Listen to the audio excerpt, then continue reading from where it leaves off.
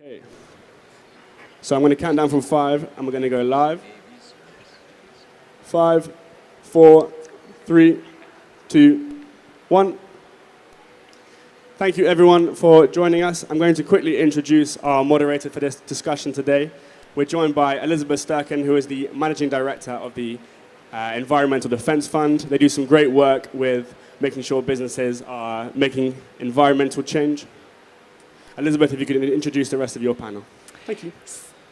Sounds good. I'm happy to be here, Elizabeth Sturken, and I run our net zero climate work with leading companies. So I'm going to introduce everybody who's here. Kevin Rabinovich from Mars, Shakti Ramkumar from Student Energy, and Dexter Galvin from CDP. Do you want to each quickly say what your organizations do? No one knows you, Kevin. Did you bring any of your products is what we really want to know. No, if I'd brought some of our products, I wouldn't have been looking for breakfast earlier. So, Kevin Rabinovich, Global Sustainability VP and Chief Climate Officer at Mars. So we're a large international food company. We have chocolate and confectionery and gum products and pet food and a number of other products as well. We're privately owned and we're operating all over the world, including with a factory here in Egypt. Shakti? Hi everyone, I'm Shakti. I'm the Director of Communications and Policy at Student Energy. We're a global youth-led organization. We work with about 50,000 young people in 120 countries to train, educate, and build capacity for youth to participate in the energy transition. Hi everyone, I'm Dexter Galvin. I lead corporate engagement activities across CDP. We're the International Environmental Disclosure Platform. And you may have seen some of the indicators that we've been asking companies to disclose on for the past 20 years become law recently in many jurisdictions. True sign of success. So I got here early because the only flight I could get in was in the middle of the night on Thursday. And over the weekend, I awoke on Sunday morning to a text from my husband with a news story that reported hundreds of elephants and zebras dead in Kenya because of the extended drought. And it was just not what I wanted to wake up to in the morning. This whole summer has it's not been kind to us, the reminders from the planet of where things are landing, with a third of Pakistan underwater. And, you know, if you have hundreds of wild animals dying in Kenya, the people who live there are impacted. The signs are all around and really visible, and we all know that. That's why we're all here. So the conversation today is really, you know, why are we even talking about this stuff, right? Why are we even having these conversations if things are not changing fast enough? And I think what we're going to try and dive into today is this messy space that we are in right now with companies, because you have a number of leading companies who've made really ambitious goals, and you have other companies who are just trying to figure out what to do. So the challenge, I think, for us is how do we get companies globally to move to action in the time frame that we need? If you think about having to reduce emissions by more than 50% in less than 10 years, the challenge is just daunting. When you also think about the fact that with the global pandemic, emissions declined 7%. And we basically need to do that every year going forward, but without shutting down the global economy. The challenge becomes really, really clear. Emissions are still increasing. We are not succeeding. So how do we also make sure we don't just kind of go, let's just give up, and instead spur more actions, more real action. I think that is what this conversation is about today. The title of the session is, what is the title of the session, guys? I don't have this written down. Have corporate climate commitments detracted from actions? That's the space we're gonna cover today. So, I think the other thing is the environment, the actual environment, changing a lot right now and reminding us to act. The other thing that seems to be really changing is the regulations and standards and requirements from both from governments and on the voluntary and regulatory side. It's rapidly changing. So diving into that a little bit, Kevin, I'd love to hear from you about your journey in setting the goal and actually moving to action. Yeah, great. Thanks, Elizabeth. And yeah, I think you make a great point, which is there's lots of discussion and debate about, or well, I guess there's still some discussion and debate about whether there's a problem, and then there's lots of discussion and enthusiasm for commitments and targets and promises and pledges and disclosure. And the reality is the, you know, in the physics of the environment, the only thing that ends up actually mattering are emissions, right? Not what you said you were going to do, not what you thought you were going to do, but did instead. But what actually happened is all that really matters, and you know that comes from actions. And clearly there's a role to play for commitments on the road to motivating people to make actions. So there's sort of that accountability, and you know, when you say you're going to do something, you know, you're more likely to do it. But at the end of the day, what really matters is emissions. And you know, you talked about how, you know, the global emissions are still rising, and I think what we need to push for and be challenging ourselves for is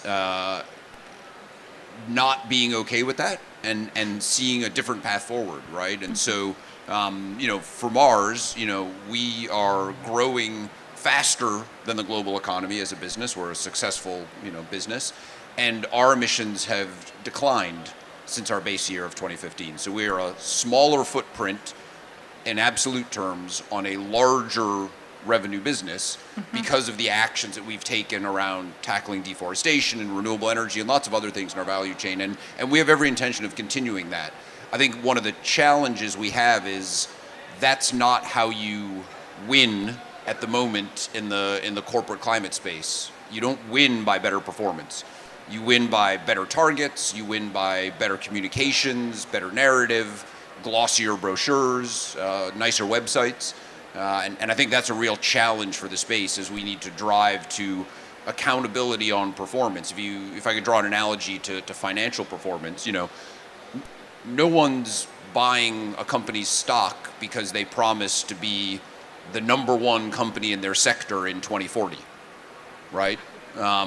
You know, they're barely even buying the stock based on what companies promise they're going to do next year, right? They're mostly doing it on either backward-looking or very current performance. You know, and if you're going to value a company, you look at their projected earnings over a number of years and you make an assessment based on that. So none of it is about promises or long-term forecasts. It's all about performance and results. And I think we need to pivot to that same mindset in driving accountability and motivation within companies, not to you know, beat up companies, but to drive and motivate the right behavior. You know, it's easier, not easy, but easier for a CEO to make a commitment about 2040 when they're not going to be the CEO anymore than it is to be held accountable for their performance in the last year, or talk about their forecast for the next year when it comes to carbon. And that's the mode we need to move into. So you are at this successful point in your journey, Kevin, at Mars, is because of tons of hard work on your part, an ambitious goal, private company that can look out over the long term. So how about for all the other public-facing, public companies? What about for companies who are just joining this journey? What about for small businesses? What do you say about this journey for them? How do you get them engaged and actually acting? So, I mean, clearly, as I said, I think there's a role to target setting, but I think there's also an important there's an educational journey you need to go on. You need to learn more about this, and I think the key is getting your senior leaders involved in this. So our CEO, our CFO are incredibly involved in this. We actually have 2 senior leaders from our business in the region here with us today, who are part of that sort of getting on board and learning more about this. So and I think the power of getting your senior leaders really engaged in this is, with all due respect to our senior leaders, most of the time they don't know how to do what the people on their teams do, right? They don't know how to build a factory. They don't know how to, design a new product, but they know how to manage clever, smart teams of people that do know how to do those things. And so setting that direction and the drive and the motivation, and the one thing I would never bet against is human creativity and ingenuity, right? And so but the trick is setting up the motivation and the incentives that people want to solve these problems. And we see this all the time, in the very early days of our work in our factories. If we would talk to the very senior leaders of our manufacturing organization and say, what can we do from an energy efficiency point of view? And they'd say, 1%, 2% a year. And then you would talk to the regional manufacturing heads and they'd go, oh, I think we know how to do 3 or 4. You talk to the plant manager, she knows how to do 5. You go talk to the guy that sits in the utility room that's been working there for 20 years. He opens up his desk drawer and thumps the project on the table that'll take 20% out of the factory's energy that he's never been able to get funded because he's the crazy guy that sits in the utility room and nobody ever talks to him. Right? Yes. And but as soon as somebody up the chain says, I want to deliver a 20% benefit, and that message trickles down the chain, at some point that guy in the utility room whips out his project and goes, aha, I've got it, right? Yep. And so I think that's what we need to unlock is the push for possibility, not sort of the constraint of what we think is possible in a space that, let's be real, we're all just really starting to work on this. That's right. The push for possibility, I like that. Shakti, do you want to jump in with the student youth perspective and global perspective on commitments versus action? Yeah, for sure. I mean, commitments too have been hard won by a lot of youth activists, by a lot of indigenous activists. They have been a long time in the making, so it is exciting to see commitments. But now we're seeing a lot of commitments, and a lot of commitments every single year. And then a year later, it's kind of hard to track what happened, were those commitments delivered upon. We see sometimes, countries, companies just slowly easing away from the commitments they made because the focus has always been on the fanfare, the attention, the flashiness of the commitments, rather than on the implementation itself. So from the youth perspective, I think, thanks so much for the commitment era, but time for implementation now. And I think we have to really have a reality check from business leaders, from countries about what these commitments mean. In COP, I've been hearing a lot of very incredible terms, net positive, carbon positive. We're not just going to reduce our emissions, we're going to go negative and contribute more. And it seems like it's escalating year on year. So we need to scale back and have a reality check about, okay, are we actually absolutely reducing emissions? Are we reducing our impact on water use, land, on sovereignty of people? And I think we're not there yet. So we've seen a lot of commitments, and yet global emissions continue going up. Land use is at a very critical stage right now. Water use continues going up. There has not been absolute decoupling of emissions and GDP growth in any countries. There may have been within country borders, but if you account for embedded emissions in trade, there has not been. So we just haven't seen reality line up with these really quite incredible commitments that have been made. So I think they had their time commitments, but now it's time to kind of be honest and deliver on these. So be honest, no net positive oil and gas company, yes, but that means an utter, complete business transformation for them. And do you want to speak to that at all in terms of not that you need to lay out the exact path for hard to abate sectors. I'm not putting you on the spot for that one, but how do we think about spurring those companies to do the hard work of literally transforming their core business? Do you have thoughts on that from your perspective? Yeah, and I think this is where young people think beyond the confines of what our current economic structures, economic priorities will allow. And so if we're given the resources, the trust, to take the lead on this, like, we can build a new system. So thoughts on this? We really have to come back to business growth and think, what are we growing for? The foundation of businesses should be helping their employees thrive, paying them well, helping people live dignified lives, providing a really valuable service or a product, and doing that consistently for their consumers, and reducing their impact on the natural world as much as possible. And that should be, in my opinion, and in a lot of young people's opinion, that's the pinnacle of success for a business. But what business growth is not, and what these, especially these hard to abate sectors, have done in the past is focused on the wrong things, in my opinion. There has been a lot of manufactured demand for things that are not just non-essential for human well-being, but actively detrimental to our health, to environmental health. And this has been manufactured by a lot of these industries. There has been a lot of secrecy, lobbying, lack of transparency, standing in the way of climate action. So while I'm excited to see the positive commitments that are being made, a lot of what needs to be done is doing less on that front, less meddling with government climate policies, less meddling to hold back climate activism, to hold back progress in that regard, and scaling back and recognizing, their sphere of influence should be within their industry and not reaching into every other part of society. And when companies do that, that's incredibly brave and forward-thinking and innovative and what business can do. So I think we need to really redefine what business growth and business success means, because it can be this beautiful, positive, low-impact thing, or it can be this nebulous, ever-growing, growth for the sake of growth path that a lot of these, especially in the energy sector, a lot of hard-to-abate sectors are currently still steamrolling ahead on. Yes, the challenge. Dexter, so CDP has, for quite a number of years now, driven so much change by asking companies to disclose their emissions. Just disclose your emissions.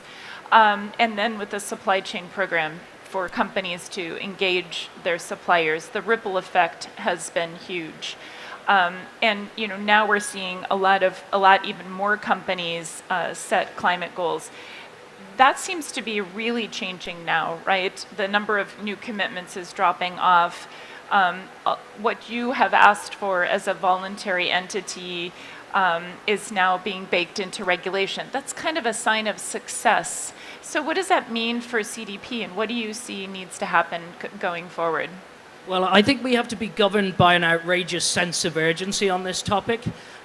When we helped to start the Science-Based Targets Initiative back coming up to the Paris COP, a big part of the motivation of that type of work and encouraging those types of commitments was really actually to support the negotiators going to Paris to be able to say, hey, look, Mr. right-wing politician, it's okay because all of these big corporations are actually making these types of commitments. So you can sign up to a really, really ambitious commitment. And so that was really the motivation to focus so much time and energy in getting companies to set targets. And then we built a great discipline around the Science-Based Targets Initiative. So companies like Mars have their targets signed off and rigorously assessed. And we've also just recently launched a net zero methodology in the Science-Based Targets Initiative.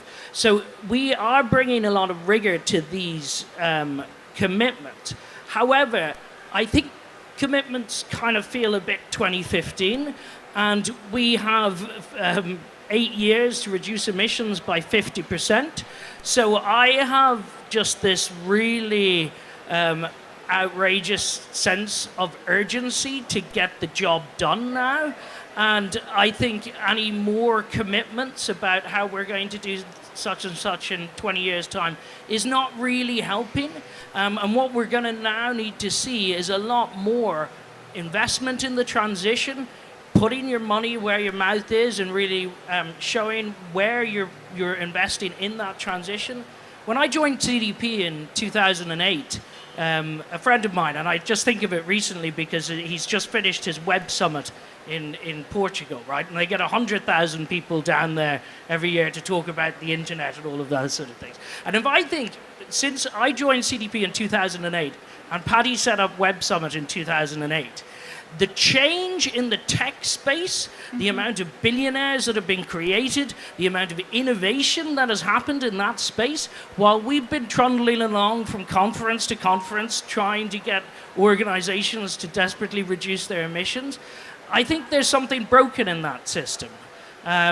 So I think we have to work out how we catalyze ambition and innovation at the lowest levels in that system. We're kind of good in the climate space at these giant institutional solutions, but actually giving companies a sense of certainty so that they can then invest in their supply chain, and so the guy in the energy room who has all the utility covered, who has all these great ideas, can get those ideas, and those ideas are then supported by technologies, and those foster new innovations, and then hopefully we create some climate billionaires in the process, and the market helps to solve the problem. But right now everything looks a bit broken, frankly. Yeah, and if I can push you a little bit here too, because I've seen just all of the positives that have been positive results that have been driven from CDP and a lot of these efforts that are voluntary. And the thing that worries me most right now is just some unintended consequences of some of the standards that are out there and protocols that are out there. I worry about that with Greenhouse Gas Protocol. I worry about that with CDP. Are you rewarding actual progress in terms of absolute emissions reduction versus goals? I'd love to have you dive in on that. And with the SBTI net zero standard, it's not intended to do this, but it is being taken as disincentivizing investments in nature and beyond the four walls and value chain of a company. There is no incentive for a company to do that right now. And so and that's problematic. When you look at this COP and you see the amount of finance, the trillion plus dollar finance gap, especially for developing nations, if we don't have these voluntary standards and regulatory standards actually driving the right results and also providing clarity, there's just a profusion of them too. That's the other challenge too. So clearly technology, there's some answer there, but I'd love to hear you talk about that a bit. Yeah, so I think this is really important. So we've got this really exciting moment in the market now where the SEC are ruling on various climate indicators that need to be reported by by all corporations acting in the US. We have EFRAG in the EU with their reporting requirements, and we have the ISSB. And we just announced yesterday that we will be aligning our disclosure platform with ISSB in 2024, and we will continue to align with all of these new standards. ISSB just recently included Scope 3, and Scope 3 has been a bit of a black spot for CDP over the years, because we started with this slightly silly thing where we rewarded companies for disclosing any category of Scope 3 in our scoring methodology. So a hell of a lot of companies disclosed fantastic business travel data, but in the category, the most difficult category, purchase goods and services, we were getting very little information. So we've evolved our scoring to capture those types of nuances, and we will continue to do that. One of the biggest focuses on the scoring right now is to look at key kind of transformation metrics, looking at where organizations are actually investing in reductions. We've focused a lot of our score in them having a good target, a good science-based target in the past, but now we're moving more onto show me the action, show me the money, so to speak. So a lot of the score will, at the moment you can't get an A in climate if you're increasing your emissions. So I mean, if there's an absolute increase in emissions, you can't get an A. But we're going to make that much more stringent in the future and look far more at those transition metrics. Yeah, we definitely need the action, right? We need companies to just jump in and the concern that I have is I'm seeing the companies we work with spending 50% of their time reporting. And, you need to measure. That enables management, right? The old trope, what gets measured gets managed. That is definitely true. But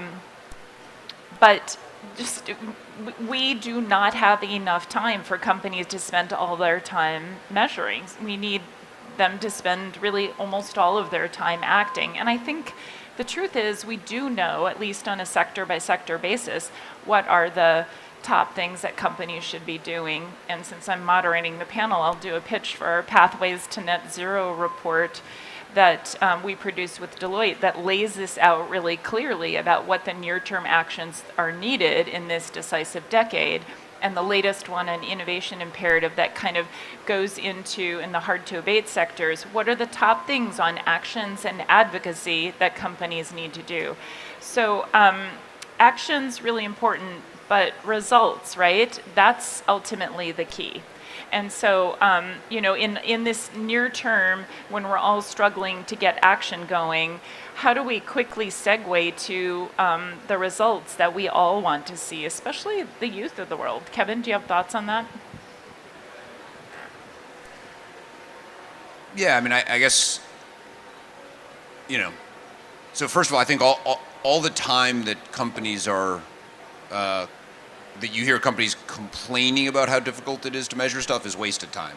So that's time that they could actually be measuring or be driving change, because that's not doing anybody any good. Right. That's just making excuses, so that doesn't help. Yep. So there's a bunch of time that can be freed up right there. I think the other thing that's worth sort of remembering is, just like apparently everything in the universe, there is a Pareto to emissions reductions, right? Engineer Kevin, economist Kevin. Yeah, there are big things that move your numbers a lot, and there's little things, and I think one of the things that, to your point about the pathways or sort of general sectoral opportunities on decarbonization, which there are, an endless number of resources available on that.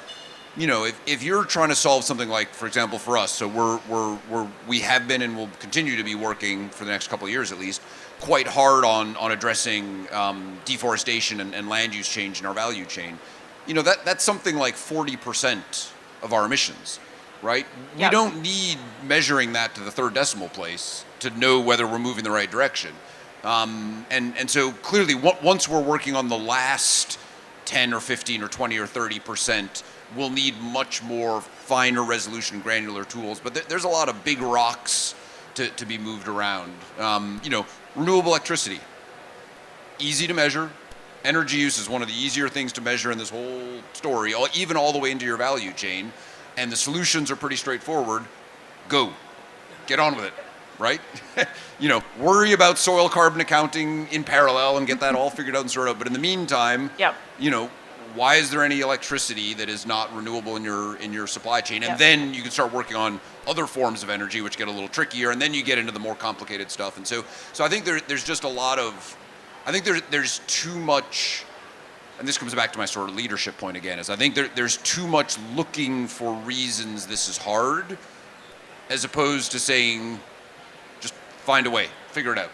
And I think that's really the opportunity is to pivot the mindset. And it's I'm thrilled to hear what you just said about the A rating, because that would be a change from how CDP has operated in the past. And I think that's exactly what we need is much more focus on performance. The climate is deaf, right? It doesn't hear anything we're saying. It doesn't hear the commitments we make. It doesn't hear the targets we set.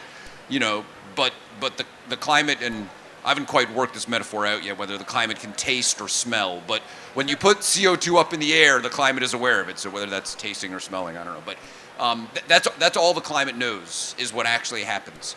And so I think we need to reflect our. I guess we already have the measurement systems because we're already disclosing. But I think we need to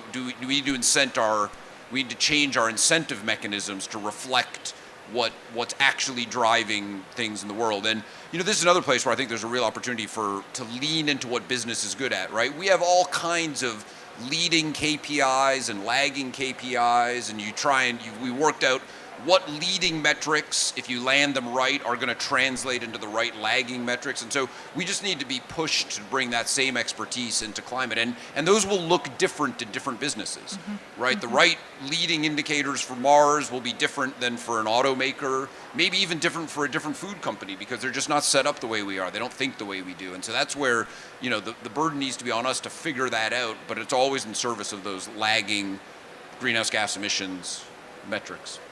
Well, and a lot of companies are, at the C-suite level are, afraid to make the commitments and do the action because they just don't think they know enough. It's complex. They don't want to project out, and the truth is we've got a lot,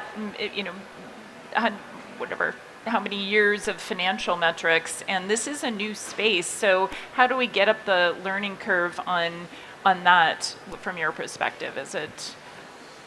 I mean, investment of time, but at the risk of sort of challenging the premise of the question a little bit, is if we knew everything we needed to know to set the targets, if we knew what the strategies, we knew what they were going to cost, we knew what it would take, that's not a senior leader decision, right? When there's no ambiguity, you don't need a senior leader, and if there's really no ambiguity, you don't even need a person. It's just an algorithm.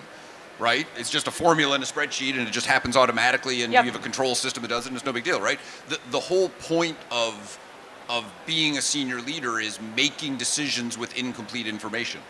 And we do this all the time on things that have nothing to do with climate or sustainability writ large, right? People decide, business leaders decide we're gonna take the business in a new direction. We're gonna expand from just selling pet food to having what we call a pet ecosystem. And now we've got a huge veterinary health business.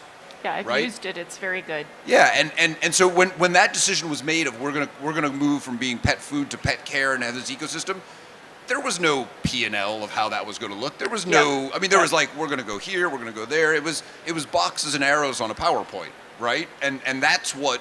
Yes. That's what drove the leadership. And then over time, people have filled in all the details and the org charts and the P&L and the investment models. And so we just need to adopt the same mindset here. Yep. So Shakti, what are you seeing in terms of the big levers to get action from your perspective? And I don't know if you want to talk about on the policy side at all, if you feel comfortable. I don't know how much you all have the students engaging in policy. I know you train them for climate negotiations. So what are the big levers at this point to get the action we need? Yeah, I think there are a few big levers. One is, of course, what are we subsidizing, what are we incentivizing, and what are we disincentivizing in policy? And for this to be a clear and transparent decision, we really need to have this be democratic and decisions made by the people and by governments. So one of the clearest levers is, the fossil fuel industry is hugely subsidized. Subsidies tend to skyrocket during moments of crisis.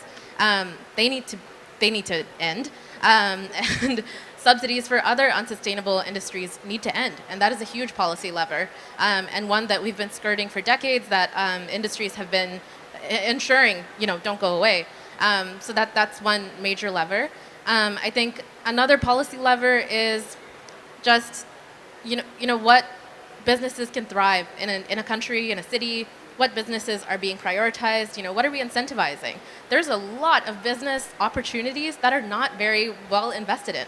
Energy efficiency can be a huge job creator, and it is consistently underinvested in the energy sector. We are seeing incredibly slow rates of growth for energy efficiency, despite it being a low-cost technological suite of solutions with numerous health, social, environmental co-benefits that tend to create exponentially more jobs than other sectors of the energy sector, and it's not being invested in. It's not being incentivized. There's very little incentive for companies to start up in this space, for young people to join as employees in this space. So that's just one example, but I think the question really is around what are we incentivizing and disincentivizing? And currently I think we have the incentives and disincentives all wrong, and we need to basically flip them.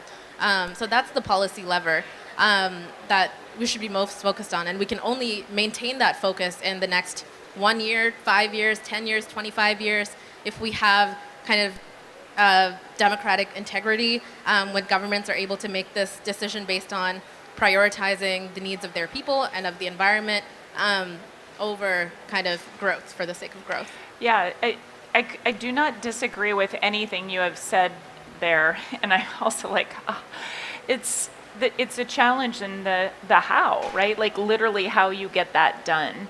I haven't really opened my phone to see what's happened in the United States, in where I am from, and we had a very important midterm election, and we had major policy victories just recently with 3 important bills getting passed.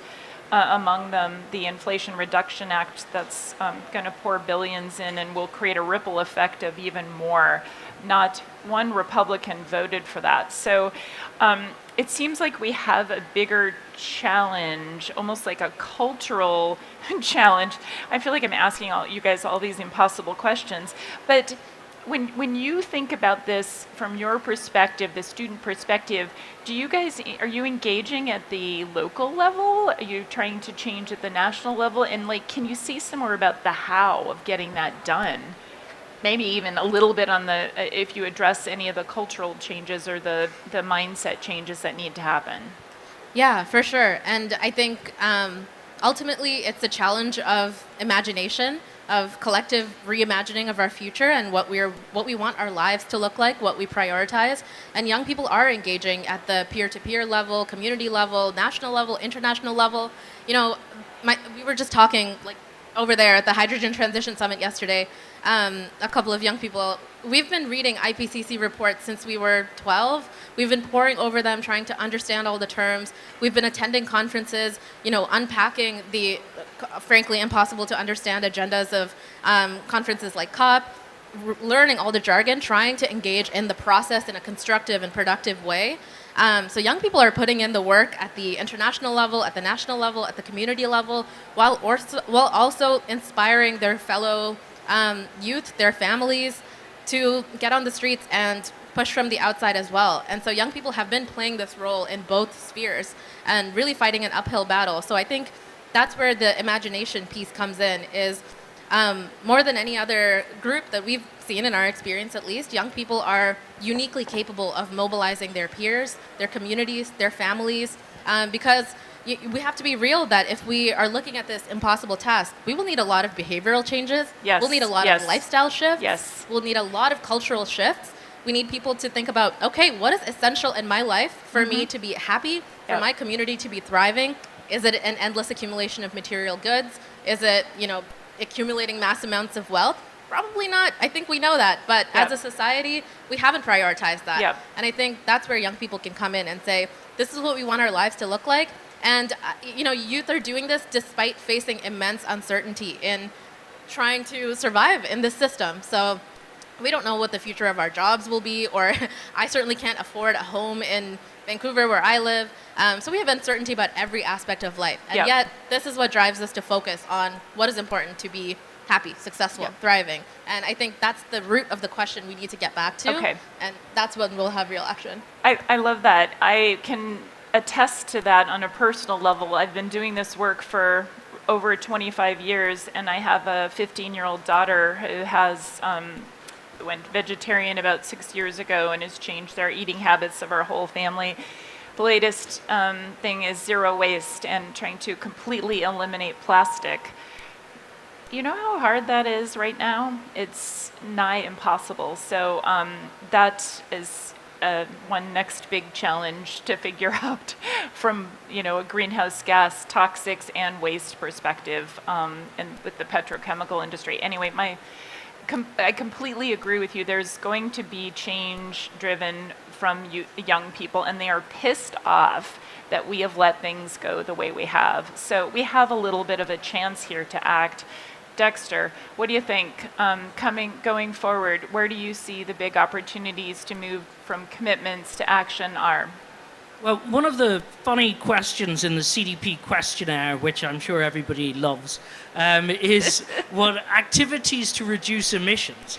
And funnily enough, we get tens of thousands of activities to reduce emissions disclosed to us every year. And one of the points that you were mentioning about energy efficiency. And in fact, I remember when I started at CDP, we were looking at this data. Almost half of the most effective emissions reductions activities were always this category called energy efficiency building fabric. And it remains the case today. It's totally unsexy, but my God, is there significant bang for buck, particularly for emerging markets, for companies starting to disclose in India and China in the supply chains of a lot of our big member companies. These guys are seeing payback periods of less than a year on energy efficiency projects. I mean, these are really simple, straightforward things. And I know there's a lot of America bashing, but we take Britain for a moment, and there's this very odd movement in Britain to attack these guys called Insulate Britain, right? And all they want to do is, insofar as I could work out, is drive insulation in homes, right? Okay, very straightforward, totally. But for some reason, it really riles people in Britain, and they get really cross about the idea of insulating Britain. And there's some kind of straightforward building fabric initiatives that companies can really just invest in right now that can make quite a significant change. And of course, the point I always make is 11.4 times the average company's emissions are actually in their supply chain. So if you've gone through all of the really heavy lifting, reducing your emissions in your own operations, you look out to your supply chain and you see massive opportunities to reduce emissions there in different parts of the world. Well, so clearly climate is the biggest business opportunity of this century, right? We have an immense challenge, and whoever figures this out, all the people who figure this out are going to do very well as businesses. So what do we do to help get more companies engaged on that and think about how to, well, that's one question, and depoliticize it, or think about communicating about it in a different way. The fact that Insulate Britain was excoriated, it'd be interesting to understand why. So what do we do to present this in terms of pure business opportunity, the vision for the future of well-being, and not let this become politicized? Do you want to try and answer that one, Kevin? I worry that most of the companies that are going to do this on a voluntary basis are already moving. Yeah. Right? So you mentioned earlier there's, starting to see decline in new companies making commitments, right? And so I worry that we've gone, obviously there's still a lot of results and performance that can come from all those companies, but in terms of getting people on the bus, so to speak, I think all the people that are going to vote themselves onto the bus, or many of them may have already gotten there. Which is not to say we shouldn't keep pushing and we shouldn't keep trying to make the business case and keep trying to tell it and sell it. But that's my worry. And I worry a couple things happen from that. One is clearly we'll fail because it doesn't work to have climate responsible business as a niche, or climate responsible countries, or climate whatever, right? This only really works if 97% of every bit of emissions, somebody's doing something about it, right? Yeah. There's always going to be a little tail of rogue stuff going on. But so I think that's the first thing I worry about. The second thing I worry about coming out of that is that it will result in people outside the business community trying to get the people that are on the bus to do even more. So go sort of beyond what would be kind of their fair share and start to do more to effectively try and subsidize the behavior of the companies or the governments or countries or whatever that aren't on the bus. And you know, ultimately, I think that's a failing strategy, because you know we'll never be able to, you know, the people that care will never be able to do enough to compensate for the people that don't care. And so I think increasingly we've got to find a way to make this regulatory, right? And move this into a compliance thing. And so I think, you know, some of the CSRD and EFRAG and SEC, and it's all heading the right direction. But I think that's what we've really got to get to. And sort of made the second thought, and then maybe moving to a slightly more hopeful tone. I think the third pivot that we need to drive, and I think this could be effective both for the private sector and for policymakers, is, you know, it's one of the sort of the great logical fallacies that if you ask, you know, people, how much has your life changed in the last 10 years, 20 years, they can tell you this incredible story, right? 20 years ago, I didn't have kids. You know, next year I have a son going to college, right? You know, 20 years ago, I was a newlywed now, right? And so, like, you know, incredible amounts of change. When you ask people, how different is your life going to be 10 years or 20 years from now? And they go, oh, it'll be about the same. Maybe I'll get promoted once. My kid will go, right? And so it's this lack of imagination that despite all this incredible evidence that things change hugely over time, we're unable to project that into the future, right? And so I think from a climate point of view, what that means is, you know, all the fossil majors presume they'll be able to keep selling everything they're selling. And we all sort of think, well, yeah, there's a storm now and then, and there was a bit of a drought, but like we sort of assume that's going to be the same going forward. And so I think the more we can actually get people to like embed that that's the wrong forward planning assumption. Yeah. Right. And you know, your planning assumption shouldn't be that you're going to keep growing 3%, 5%, 20%, whatever a year, but you know, if you can work through a scenario, well, actually, this climate factor or this carbon pricing or whatever means actually we're gonna decline 10% a year, and there's a whole bunch of stuff we need to do to even hold on to our revenues as they are right now. So it's that forward planning assumption that I think we need to change in people's head of what's already here and what will continue to be coming from a climate point of view, and then what that means to people's lives, to people's income, to people's welfare. So I think that's what is, I think, the most realistic pathway to getting the sort of more comprehensive level of adoption and change that we need if we're actually going to solve this. Cool. Alex, how much time do we have?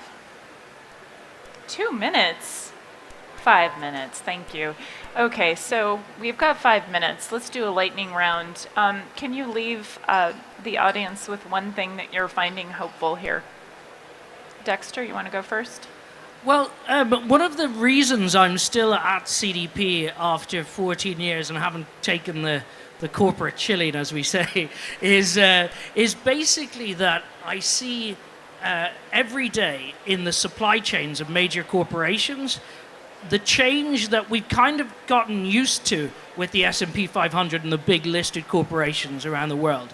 But I see the big buyer talking to their supplier, getting them started on the journey, and the supplier saying, oh, that was really interesting. I didn't know that was going to happen. I didn't realize that if I implemented that type of project, then that could, and all of that positive momentum. Yeah, and that's what's really kept me engaged at CDP for all these years, is seeing that impact of disclosure on the ground in China, in India, in countries around the world, companies really just starting on this journey, identifying areas to reduce emissions, and then getting that feedback from their big customers like Mars saying, oh, great, you know, really getting that positive feedback. So that's one of the levers I think that can change things, is that B2B lever that crosses regulatory boundaries, and you can actually have a de minimis set of standards that you can implement in your procurement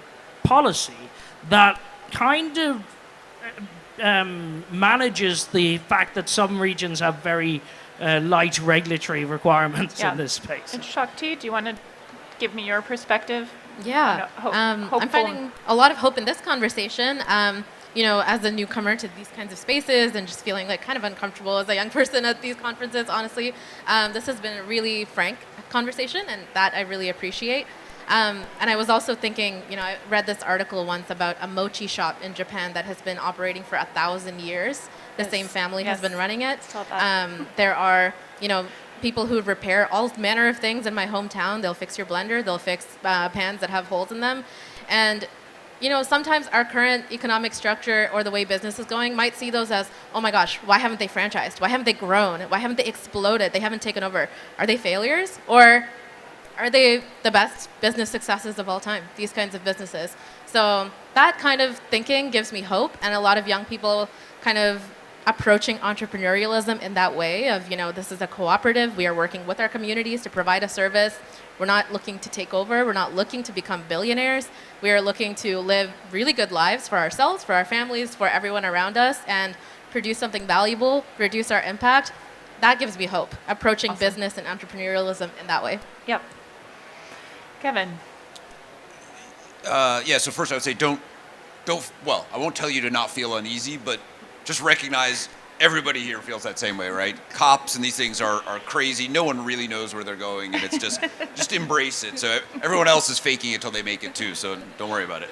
I think the thing that gives me hope is, as we continue on our journey in Mars and we push deeper and deeper into this, it's the 500 examples of my guy in the utility room with the project in his drawer, right? Yeah.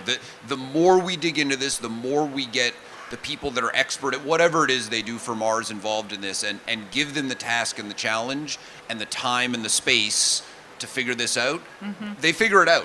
Mm-hmm. So I think we've seen it with engagement of our senior leaders. We've seen it with engagement of functional experts, and so I think I'm increasingly optimistic this can be solved. The question that remains open for me is, can we get the alignment of the incentives and motivation in place that will enable us to tap into our potential to do so? Right. And what gives me hope is, having done this work for years, I have never, to Dexter's point, I've never seen a company that set an ambitious goal and that has actually incorporated the actions necessary to accomplish that into its business, not continue to do more and more and more and step higher and higher and higher. And these are companies that I see the ripple effect through their supply chains. It's still not fast enough, but what else gives me hope is my daughter. There's just a whole new mindset and a new set of expectations that are coming, and I really value that and appreciate that. So thank you all for just a wonderful conversation.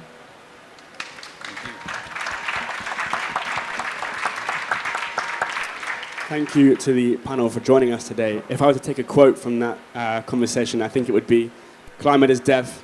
It doesn't know what is committed or is said. It only knows what happens." Please also join me in thanking Elizabeth for moderating this panel, bringing together some excellent minds and some excellent ideas. Thanks. Stay tuned. We're going to be very shortly streaming a film by Water Bear, which is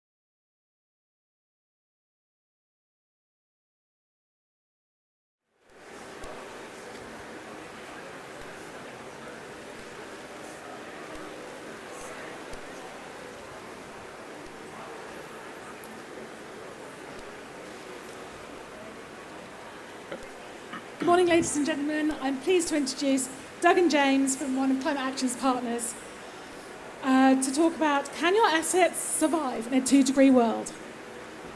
5, 4, 3, 2, 1. Great. Thank you so much for that. Good morning, everyone, and welcome to this session.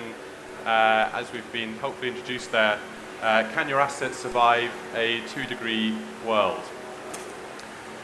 We're really pleased to be with you today.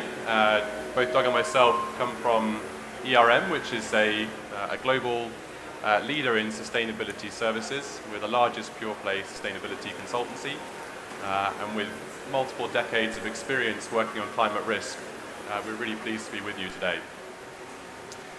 Just briefly to introduce ourselves, my name is James Hubbard. I'm based in our London office, and I'm one of our leaders on climate risk, primarily working on physical climate to analyze the impact in trends across the global economy and what they mean for our clients in terms of physical impact and also the financial impact of those trends. Great to be with you today. Doug, pass to you. Thanks, James. And I'm Doug Park. I'm, perhaps my mic's not on. Maybe it is. It's not on. Maybe we could get the mics to... There we go. No, not yet. We'll work on it. We'll work on it. It was working. We just go straight to good old-fashioned mic. That's fine. Let's just go ahead and do that. Okay, how's that? Yes? No, yes, there we go. All right. So, Doug Park, long-awaited introduction, I know. I have a PhD in climate change. I'm more on the data side. And so I'm James's counterpart, based in Washington, D.C. And so we're excited to sort of introduce this topic around what a 2-degree world looks like, and can your assets be resilient to that future change? Back over to James. Thanks, Doug. So I think, Doug, you've got the clicker. So we're gonna set the scene a bit first. So we're really talking here, I think, about climate disclosure. We're talking about the way that the world of expectations of your stakeholders have just changed hugely in the past few years. And we really see those stakeholders being grouped into the two types of stakeholder you can see on the screen here. So this ask, this request that you start to explain to the world the way that climate risk could and potentially will impact your organization is one which is really being pushed your way by investors and lenders. And you can see some of them shown on the screen here. It's a really fast-paced emerging ask coming through from those types of organizations. But in brief, what they're asking you to do is to say, if the world gets to a 2-degree outcome, how robust are your business plans in that situation? Does it present risks, for example, to the way that you run and operate your supply chain, the way that you operate your sites? How might your customers be impacted by a 2-degree outcome as well? And there's really an overall question then about company value. Does this mean that you can operate in a normal business way, or does it really imply significant changes to your resilience and your operations to ensure that you can continue to supply the product, the service that you do today in 2030 and beyond? It's also a question, though, being asked of the regulatory and standards context as well. And of course, some companies will be very aware of the way that regulatory organizations and agencies are pushing for greater insight and accountability to the way you manage these risks. Of course, the bigger picture here is the overall systemic risk to the economy of climate change. And those regulatory agencies, those central banks, the standard setting organizations increasingly working through the accounting kind of part of the economy are trying to work out whether particular companies, particular sectors, and particular regions might be primarily exposed to this risk. And what that means is actually explaining the financial impact in your financial statement. And we're very much going to focus in on that today. So I think on the next slide, we've just got an outline of how we think this process should look. And we're very proud to be here, having run this process with many companies that we work with. So I'm briefly just going to talk through the process steps that are involved, and then we're going to start to move that to how you run that process for physical climate risk for a 2C outcome. So first of all, companies need to know within their existing processes where are those gaps. So what are we doing today, which is helping us to understand this impact, possibly using risk processes, possibly using some data, and also looking at supply chains as well. But then we have to start working our way through these steps 2, 3, and 4. So we have to identify where there might be risks to the business. Maybe it's coming from this group of suppliers in this region. Maybe it's coming from some very key operational sites which you're running, which are fundamental to keeping your business continuing in a normal way. And then we work through to this step 3 scenario analysis. And that's where the 2C question really comes to life. Using scenario data, which Doug will give some greater insight to in a minute, but really using that scenario data coming from global organizations to understand whether these trends are highly material to your business, or if there is the ability to continue in a resilient way. And then this kind of punchline, number 4, financial quantification. If this happens, does it mean 0.1% of revenue, 1%, 10%, or maybe more? That's the question going back to the last slide, which really is the kind of the challenging one being put through today. To what extent can you say, if this event were to happen, a hurricane, a flood, a heat wave, your business can maintain a normal financial performance in that situation? And then finally, disclosure here. So putting that information in the public domain so the investors, the regulators, and others can see that and analyze it and have confidence in the resilience of your business. All of this relates to physical climate, what we call physical climate assessment. So the process of looking at operational sites, your customers, your suppliers, and giving insight to whether or not that really means that those different inputs and operational parts of your business really do have the resilience that you need. I think on the next slide, Doug, we're just going to say a bit about how this process runs from left to right. And this is going to lead us into a solution which we hope is one that you can make use of. So it has to start, of course, with the impact to the different parts of your overall value chain. So, physical climate risk is a phenomenon which actually directly impacts sites. There's no avoiding that. And of course, those sites might be operational sites, as we were saying, customers or suppliers. So you've got to identify where those are. Where are they operating? What are they doing at those locations? You've then got to feed it through a data platform, and we're going to unashamedly push for what's called CRISP, our solution, which Doug is going to explain in a minute. But what you really need is this a data engine, something which gives you information on risks at the particular level of these assets that we're talking about. And then finally, you've got to take this data, this analysis of risk, and as we say here, you've got to embed that across your business. You have to put it into your risk processes, you have to embed it in your disclosure, you have to use it as part of your future planning for due diligence or future sites. It's vital that the findings from this are taken and put back into the business so you can manage that and then also make sure that stakeholders know where you are against a 2C world. And with that, Doug, I think I'm going to hand to you. All right, thanks, James. So one of the things, just want to level set here around what is climate data and how we use it in order to assess what the future condition of any location on Earth will be like under different scenarios, right? So the whole point of, let's say, the IPCC's climate scientists in generating global climate models is that under different scenarios, depending on how much carbon the world will emit, the global economy will emit at a certain intensity, will dramatically impact the global warming under that scenario. So a higher emissions scenario produces warmer climate.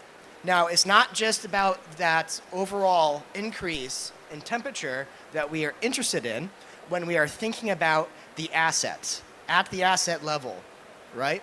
What does 1 degrees, 2 degrees, 3 degrees Celsius more warm, a warmer world mean to an asset? Not that much. But within those global climate models is the ability to generate what are called climate indicators. And indicators answer very specific questions that you pull down from those global climate models and you process. It takes a lot of time, takes a lot of expertise in order to generate this type of data. But for example, extreme heat, we have 4 indicators, but there are about 1,000 different ways you can measure extreme heats, right? What does that even mean? So if you think about maybe number of days above 40 degrees Celsius, maybe it's number of days below a certain temperature. Maybe it's the duration that matters more. So heat waves. All these things have different impacts on different types of assets. So the hard work is in running all these different indicators in order to be able to answer these very specific questions about assets and how those assets fare in the future. One of the other things that we do focus on sometimes is that if you work with an organization, a company, that has a complex system that they run. Maybe it's an oil and gas facility. Maybe it's a pipeline. Maybe it's a power station. Maybe it's transmission lines. Whatever it is, right? Data centers. There may be some very specific engineering level thresholds that those engineers need to know because their assets are designed to operate under very specific conditions. And if those conditions are exceeded, the overall ability of that asset to operate becomes diminished. Maybe it becomes less efficient. Maybe it becomes inoperable. Or maybe there is a very acute event that wipes that asset out entirely. So being able to work with these massive global climate models and generate these very specific data points to answer very specific questions is how we get to understand, will assets be viable in a 2-degree world? So, moving on. This is our platform, CRISP. There are a couple things to sort of introduce you to before we move through a bit of a demo of the tool. There are 2 key parameters in undertaking any type of physical risk assessment of future conditions, right? One is that, I'll just point, project time horizons. So the whole point of doing this is to look into the future under different climate scenarios, right? And so you can look at 2030, 2050, 2080, or other time periods. And then the important thing is that we also look at baseline. So what are the conditions today? Because one of the things, and one of the reasons why global infrastructure is at risk, why global assets all over the world are at risk to climate change, is because engineers design assets to withstand 20th century climate, not 21st century climate. So an engineer will design an asset to withstand what a 1 in 500 year flood event is today, not what a 1 in 500 year flood event will be in 2030 or in 2050. And so this is the criticality of being able to leverage this type of data to inform either existing assets so that they can be adapted or other intervention in order to safeguard the viability of those assets, or for assets yet to be constructed, to be able to use this type of data so that engineers can look into the future and make decisions, business decisions and engineering decisions. Do we build our asset to withstand the flood depth in 2030? So that's why the project time horizons are so critical. The other absolute critical thing are the project scenarios, are the climate scenarios. These are pulled down from the IPCC. SSP 1 2.6 is the 2-degree world scenario. That's what we're heading towards now. There are more pessimistic scenarios, SSP 3 7.0 or 8.5. Those are around 3 to 5 degrees increased warming by 2100. Today we're just focusing on 2.6. And we'll show you what that looks like. But the selection of that scenario gives you that future outlook based on the assumptions that the world can achieve 2 degrees.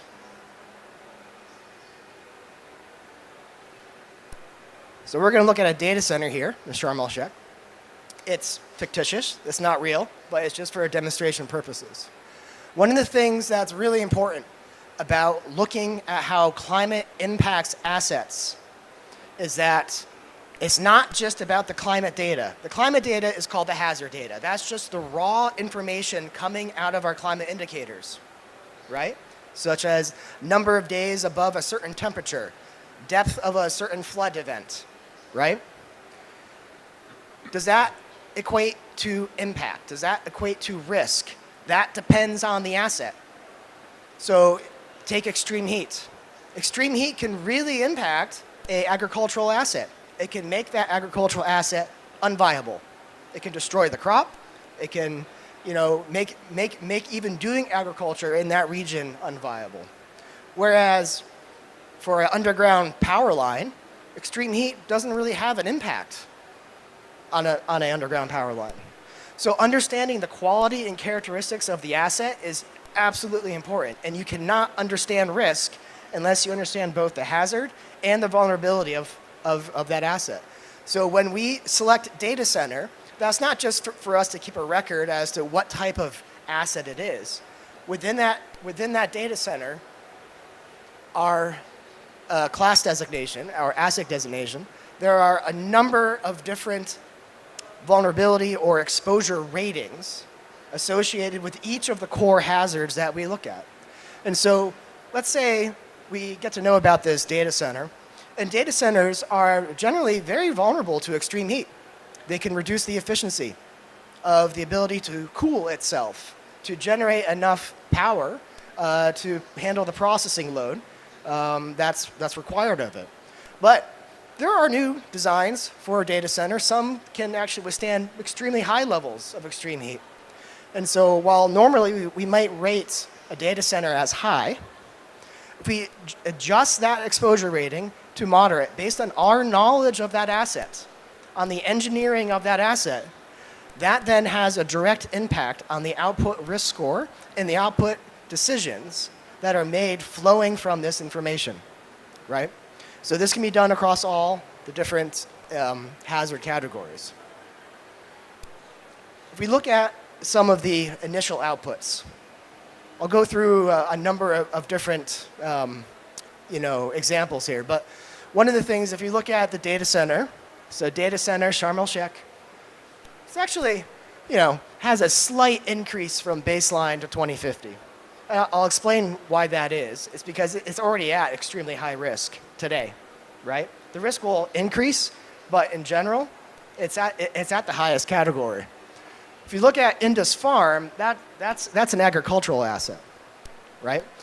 And generally, agriculture, which is why I'm actually very concerned about agriculture, is extremely vulnerable to climate change, where it may be at high risk now, but by 2030, the risk profile jumps dramatically. And we will dive into that to show you what that means, right? So let's take a look at a different way of breaking down the risk. This is the aggregate risk score by hazard for each of the assets. We can see the data center, Sharm el-Sheikh, and guess what? Water stress and drought, that's a known risk. This is the baseline. This is today. This is the risk today, right? Sharm el-Sheikh has water stress. Water stress is a function of availability versus demand. And that is modeled in order to assess, if that is a tangible risk. Obviously, extreme heat being another big risk. Generally, though, those are the two big ones.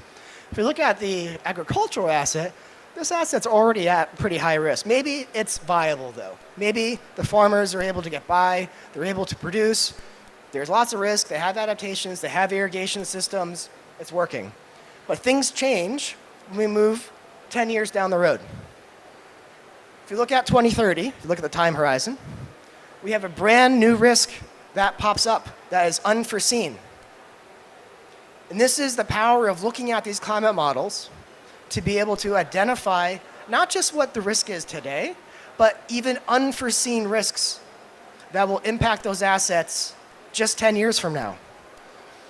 So if we go back, you can see Indus Farm is generally extreme heat, coastal flooding, river flooding, tropical cyclones. Those are wildfires. Those are the main driving hazards. But we shift to 2030. You look at the yellow bar, that's water stress. That's happening because water availability in that region is going to be greatly diminished. It's going to be raining a lot less. The aquifers will be diminished. The models take into account all those parameters.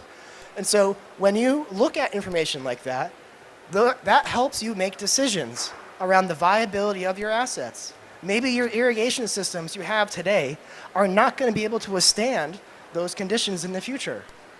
What do you do about it? What's the financial impact of that observation? To get even more specific, because we're talking about qualitative risk scores, right? If we look at the, let's just go ahead and go to Indus Farm. If we look at the Indus Farm, right? We can say, okay, it's already at high risk for extreme heat, moderate risk for extreme heat in the baseline. It's hot there. It's hot in India, right? And by 2030, though, the risk is going to increase by about 3 points out of 10, right? So it's already medium, and it's increasing even more than that. But okay, that's interesting. That's a directional bit of information. But if we look at the actual numbers coming out of the climate data, we can see, okay, extreme heat. Today, there are about 30 days a year where this asset, where this agricultural asset is experiencing 30 days a year of heat waves.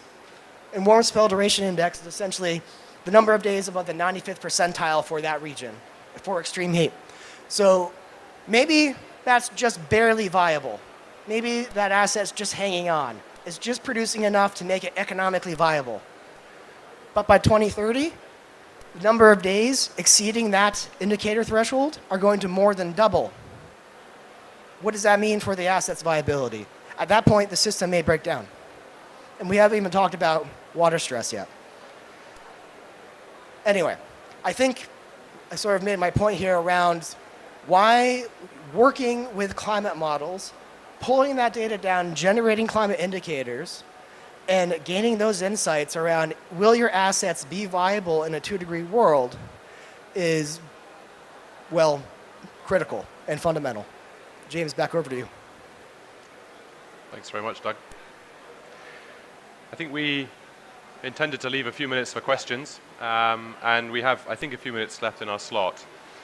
So just remains to me to say thanks so much for listening and for paying attention to our session.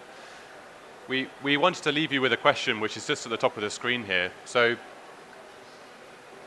we started the session by saying the world is asking you, are you able to withstand, are you able to be resilient in the 2-degree outcome, which looks like it's increasingly heading our way. And Doug's talked through a process whereby we can use the climate indicators, the data which is related to the locations of the assets which you own and operate and obviously have as part of your supply chains. So if we were to summarize what we're saying in one message, it's really that the process flow that we've talked through, whereby you identify these assets across your value chain, you put them through a tool or a platform such as the one that Doug has explained to actually show what the indicators, what the trends are at that location. And then you run that through a process of analysis to determine the materiality, so you can work out if this is a risk you can manage in a limited way or potentially puts major impacts on your business over timeframes of 2030, 2050, potentially beyond. That's the process which all companies are being asked to do now in order that you can answer the question at the top of the screen. So I think, Doug, we're gonna close there. Very happy to have any questions if anyone has them, and so thanks so much for listening.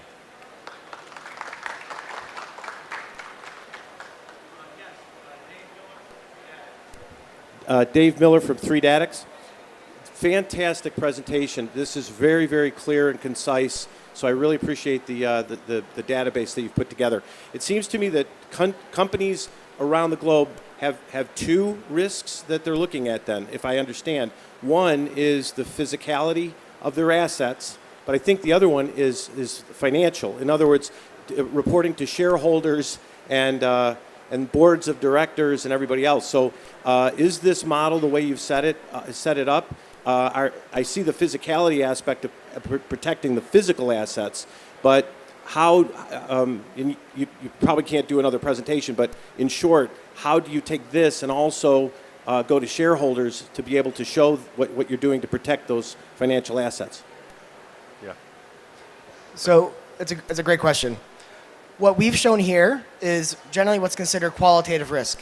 So this is where you are getting an understanding as to which assets do you need to be concerned about, right? Because in some cases, the climate won't really change that much in some locations. Or it may change, but the asset won't respond to it. It's not vulnerable to those particular hazard changes. But there are going to be some assets, like what we just showed you around the agricultural asset, where there is a significant risk. Now it's time to quantify that risk financially. And so taking that data, especially the raw absolute data, and then feeding that into a damage curve, running Monte Carlo simulations, from that process you get financial quantification, both in operational disruption as well as capital disruption, or capital cost or damages, right? Those are going to be the numbers that will flow through to regulatory outputs, like the proposed SEC ruling in the US, but in other jurisdictions as well, obviously.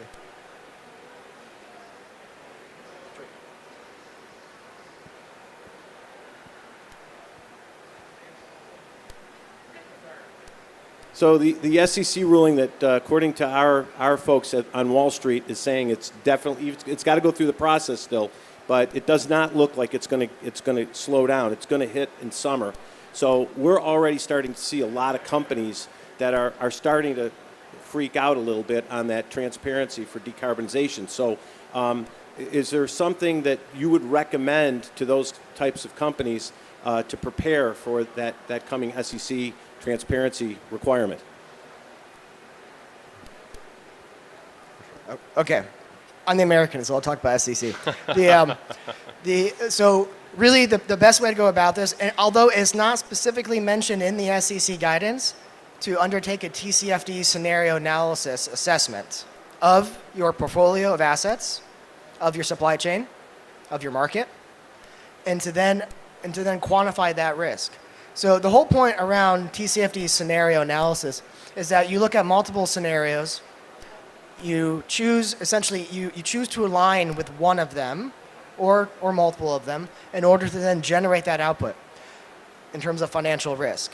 So that is the only way to really understand, because we are not working with climate predictions. These are not predictions. These are projections. We can't predict the weather more than 10 days in the future, right? That is not to say that these models are not accurate. They're very accurate under different assumptions in terms of how much carbon the world will emit, at what intensity, and for how long. Knowing that and making those assumptions, we can really accurately model what the future outcomes would be. So that's the whole point of scenario analysis, is to work under those multiple projections, which are different scenarios, and then quantify that financially. And then you can then disclose that to venues like the SEC, CDP for more voluntary outputs as well.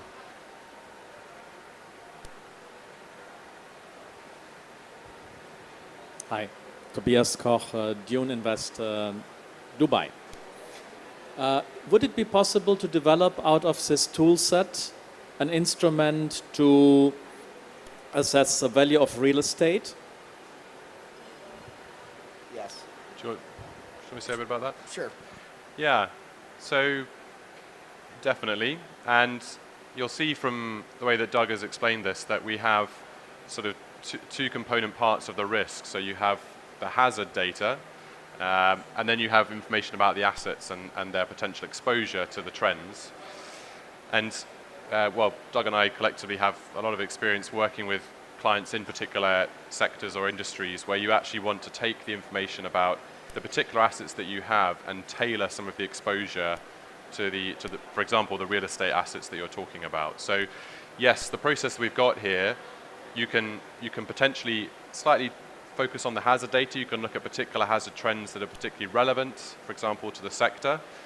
We might find that in the sector that we're working with, there are particular thresholds of temperature where the asset starts to become more impacted, for example, cooling and heating, as we talked about a bit earlier in the session. So you may want to look at tweaking some of the thresholds around that. And then on the exposure side, of course, you might have a particular group of assets in types of real estate, for example, which have different sensitivities. So taking that as an example, we find that a building which is in the basement of an apartment block obviously has a very different exposure to the one on the 30th floor. So we need to bring in some of those characteristics when we think about the exposure side as well. So I think from our experience, when you get to that more tailored level, there is an ability to both impact the hazard data and the exposure to slightly amend the results so you get a more accurate representation of the risk.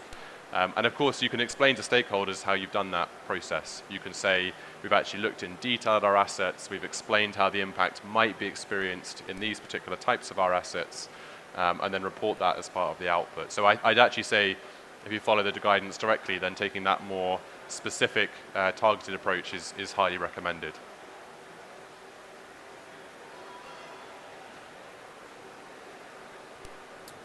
Hello, my name is Yao Achu from Burkina Faso.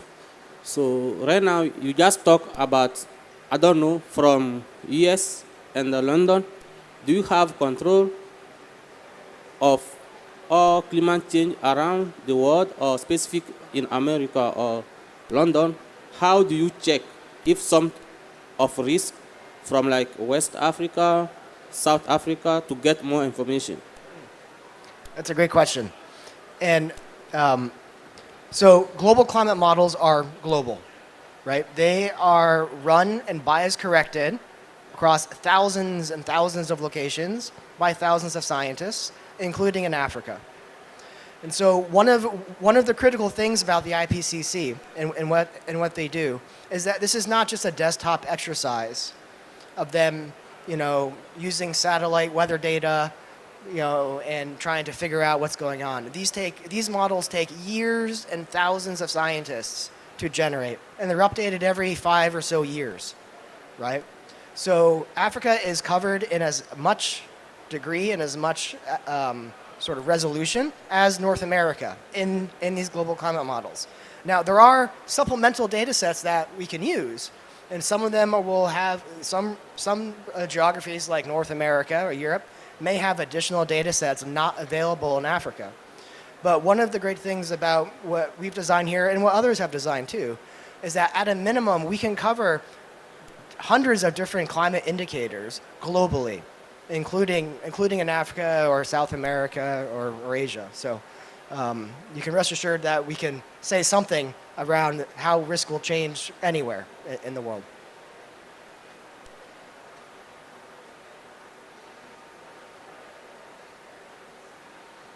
Great. I think we're pretty much at good? time. Yeah. All right.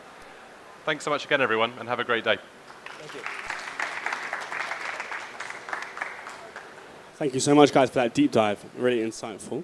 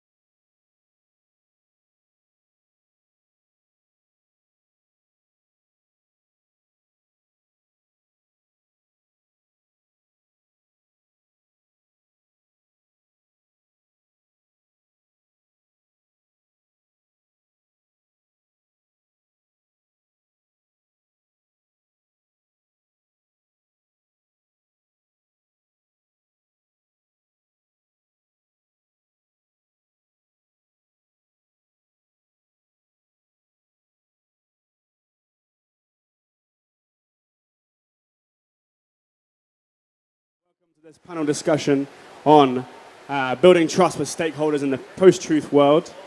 Please join me in welcoming Charles Perry, our moderator, who will welcome the rest of the panel. Charles Perry is a partner at Rise, who work with corporations to generate their sustainable practices. So thank you, Charles. Thank you very much, Josh.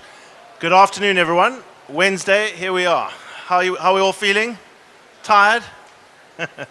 I'm very pleased to see you. Thanks for making the effort to come along to our session. And I want to involve you in the session as well. So this is going to be a participation session. We're going to do a bit of a conversation up here, following short introductions on this topic. And then we want to get you guys involved in the conversation. So we'd love you to think of your questions. And I'll probably take questions sort of 3 at a time. You just have to raise your hand when it gets to that point in the session. So yes, as Josh said, I'm Charles Perry. I'm a partner in Rise. I'm based in London. Rise's head office is in Brussels, and we advise corporations on sustainability, and that's both on the strategic side and on the embedding sustainable business practices side. And this is a very important topic that we're dealing with today, building trust in a post-truth era. So I'm going to go straight into asking each panelist just to tell us a bit about what they do and for which organization. Starting with Kamran, I know you flew in from Singapore, so can you just tell everyone who you are? Great. My name is Kamran Khan. I head ESG at the group level for Deutsche Bank in Asia. So that covers the investment bank, the corporate bank, the private bank, and so on. And we're client-facing team, and our mandate is to advise clients on appropriate, credible ESG transactions, and B, to make sure that we manage our reputation and not get caught in any kind of greenwashing and those types of allegations. Thank you very much. And just a bit more about your biography. So Kamran, I think, did you work for the Obama administration? I did. I was with the Obama administration in the second term of President Obama as the head of global investments and operations for U.S. Millennium Challenge Corporation. Thanks very much. So going straight then to Joanne. Joanne, please tell us your role and how did you get here? When did you arrive? Okay, my name is Joanne Yarwich. I'm from the National Business Initiative in South Africa, which is a membership-based business organization. We have around 100 company members, and for the last 25, 26 years, we have worked with them around what is now called ESG, what used to be called responsible business, and we support our company members in the way they approach socio-economic and environmental transformation in South Africa. Thank you, Joanne. And you flew in last night directly from Johannesburg? Yeah. Flew in yesterday morning from Joburg. Very good. And you were with the Department of Environment before that? Yeah, I worked for government for 17 years from 1994, so when the new democratic government came in. And at the point I left government, I was headed up climate change in national government. Yeah. And actually, just to go a bit further, because we all know what happened in 1994, 1995. Of course, President Nelson Mandela became the president of South Africa. I'm South African. You probably could tell from my accent.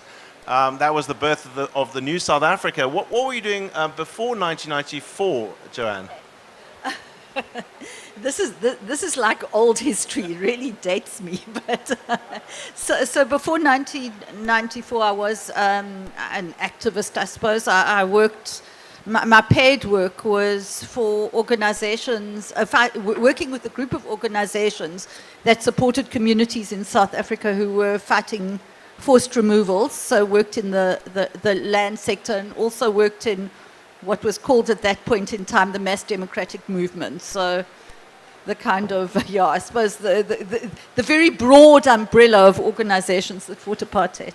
Excellent. And one last thing. You're on the President's Climate Task Force, right? Can you just tell us a bit about that? Okay. So I'm sure that some of you have seen that South Africa has launched a Just Energy Transition Investment Plan at the COP. Our president launched it together with a set of, with the US, the EU, the UK, France and Germany at the Leaders Summit. And so we've produced this investment plan, and I've spent most of the last year running the secretariat that did all of the technical and coordination work around the investment plan.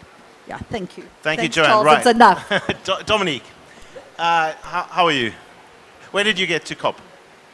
I'm good. I arrived at COP last week, but my journey here, I am a Arctic Angel with Global Choices, and I'm a youth climate justice activist, speaker, and writer based in the UK.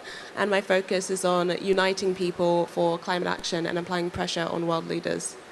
Excellent. And tell us a bit more about how you got into climate activism. I mean, when you were studying at university, were you involved in climate activism? At what point did you get active?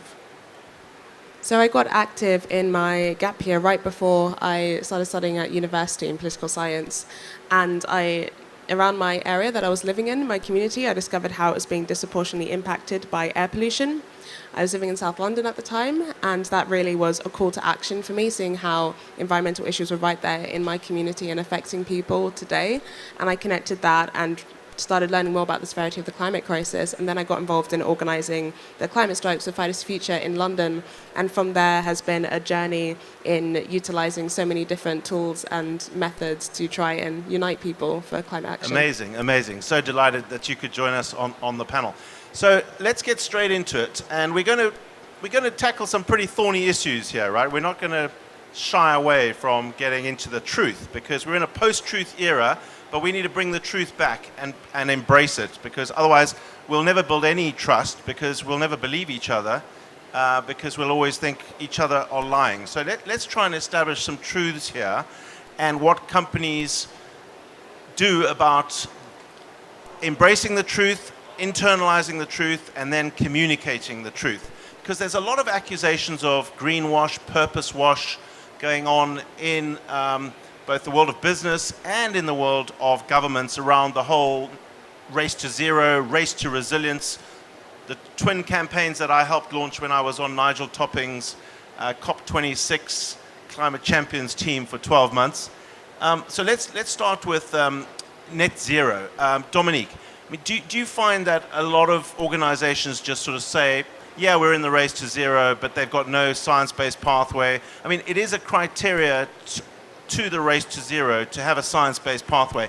How do you think companies are responding to the challenge of net zero?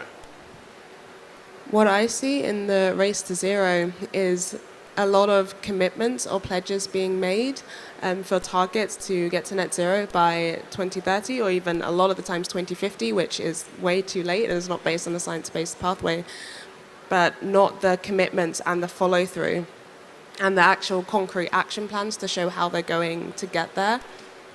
And when you look at companies, not only in the UK, but around the world, I mean, is there an example of a company that you think like really has shown credibility when it comes to the race to zero? I think that there are a lot of companies that have shown that they're committed to their environmental strategies and their targets, such as Patagonia. I think they've been I think they've been really great at that, and a company called Lush, which has actually done that as well, but has also been involved in engaging other stakeholders as like the youth, and actually been involved in initiatives and campaigns when it comes to climate action outside of just what they're doing as a business and in their business model. And I think there are a lot of examples of companies that are actually changing their business models to be in line with sustainability, rather than just announcing pledges but then not following through with it, and thinking about the long term and not just the short term profit. And I mean, you've talked about a leader. Patagonia is a wonderful example, and you bring to mind the B Corp movement. But are you brave enough to talk about a laggard? I mean, you don't even have to say why you think they're a laggard, but your perception. Just can you throw out a name that you think's a laggard that really could do a lot better?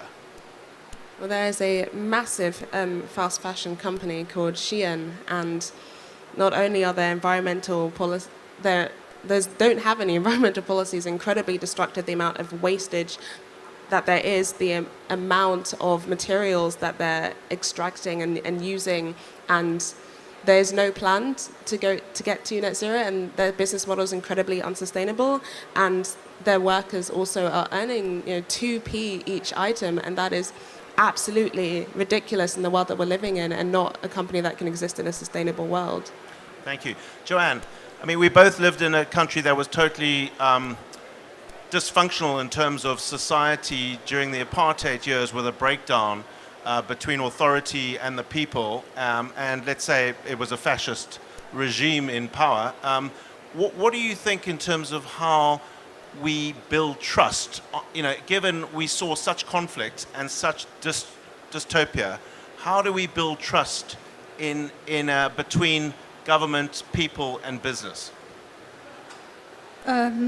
Okay, so I think the place to start is by saying that South Africa still remains the most unequal country in the world. It has high levels of poverty, high levels of unemployment, low growth, but with that, quite a developed private sector, and is also very bad at not so much at forming small and medium enterprises, but at ensuring that they are sustained and that they grow. So a huge host of societal problems that we sit with, and obviously and inevitably, when you're operating in that context, a great deal of mistrust.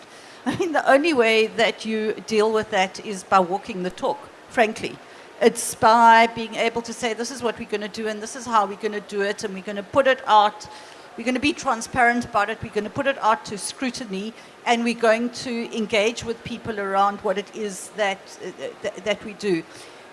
And I think the second thing has got to be done on the basis of a good set of evidence, and an open set of evidence that has to be available, and that you can engage around, because otherwise you're talking past each other in very different languages. So, sorry, that is, I think, kind of fundamental to starting to walk that journey. Excellent. So walking the talk. Kamran, I mean, you've been involved in a number of organizations, both in the public sector and the private sector. Let's start with the public sector. And in the US, in your experience, for example, when you were with the Obama administration, I mean, how do you think the Obama administration approached this whole issue of breakdown between the right and the left, and, bringing people together to try and build trust? Thank you. So perhaps I can talk to it more in the context of what we did in other emerging economies, rather than get myself tangled up in internal politics in the US. Probably not a good idea for me. There's a lot of news this morning about the midterms. There is, and that's why I'm trying to avoid that. And I'm very biased, all of you know, you can imagine. So let me answer your question. And in the context of the organization that I was assigned to by the White House, and that's the U.S. Millennium Challenge Corporation, very active in Africa and Asia, even Eastern Europe and some parts of the Middle East. And there, the model that really worked was the one which was focused on local ownership. And it's a huge departure from the standard multilateral or bilateral assistance programs. A lot of them have the talking points about, well, we have partners, local partners, but the conversation still becomes, there's a donor and there's a recipient. And we changed that by giving ownership of implementation to the local authorities, and set up a board and an operating entity which was incorporated in the country. But we filled the gaps that usually show up, and create this lack of trust, particularly on how the money is used. So to give you an example, we had the setup where the contracts were done under the procurement rules of MCC, with our money. And by the way, we invested pretty significant amounts. So the average check was about $350 million to $500 million. So the idea was put a lot of money on the table so that you can negotiate the right kind of reforms and the right kind of execution model. But what we did was the procurement was done through our rules, but it was managed by the local agency. And it's not a government agency, it's a separate entity, an SPV, that was created to execute. And the payments were made directly by the US Treasury to the contractors. So there was really no chance of anybody sort of ring fencing that and, you know, extracting value when none should be extracted. So I think big part of building trust is giving ownership. And you can't just give ownership blindly. You have to give ownership by looking at what the key risks are and plugging those risks and stay very vigilant on monitoring those issues. So that was my job. My job was to invest the capital and make sure there's a good economic rate of return on it, which is quantified. And then at the same time, on the same book of business, I had the responsibility of impact. So it's one thing to say I gave X amount of money or invested X amount of money. It's quite another to say we invested this money and we got this result.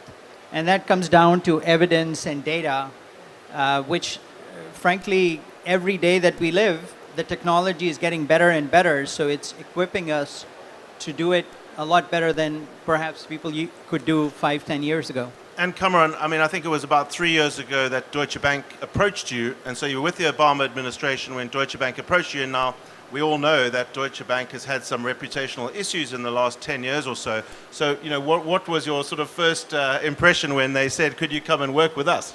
So it's a bit of a long story. It wasn't the only bank I was talking to, and I should clarify, between the Obama administration and joining Deutsche Bank, I had an impact fund which was licensed out of Singapore. So, and I've built my entire professional reputation on being a development finance guy.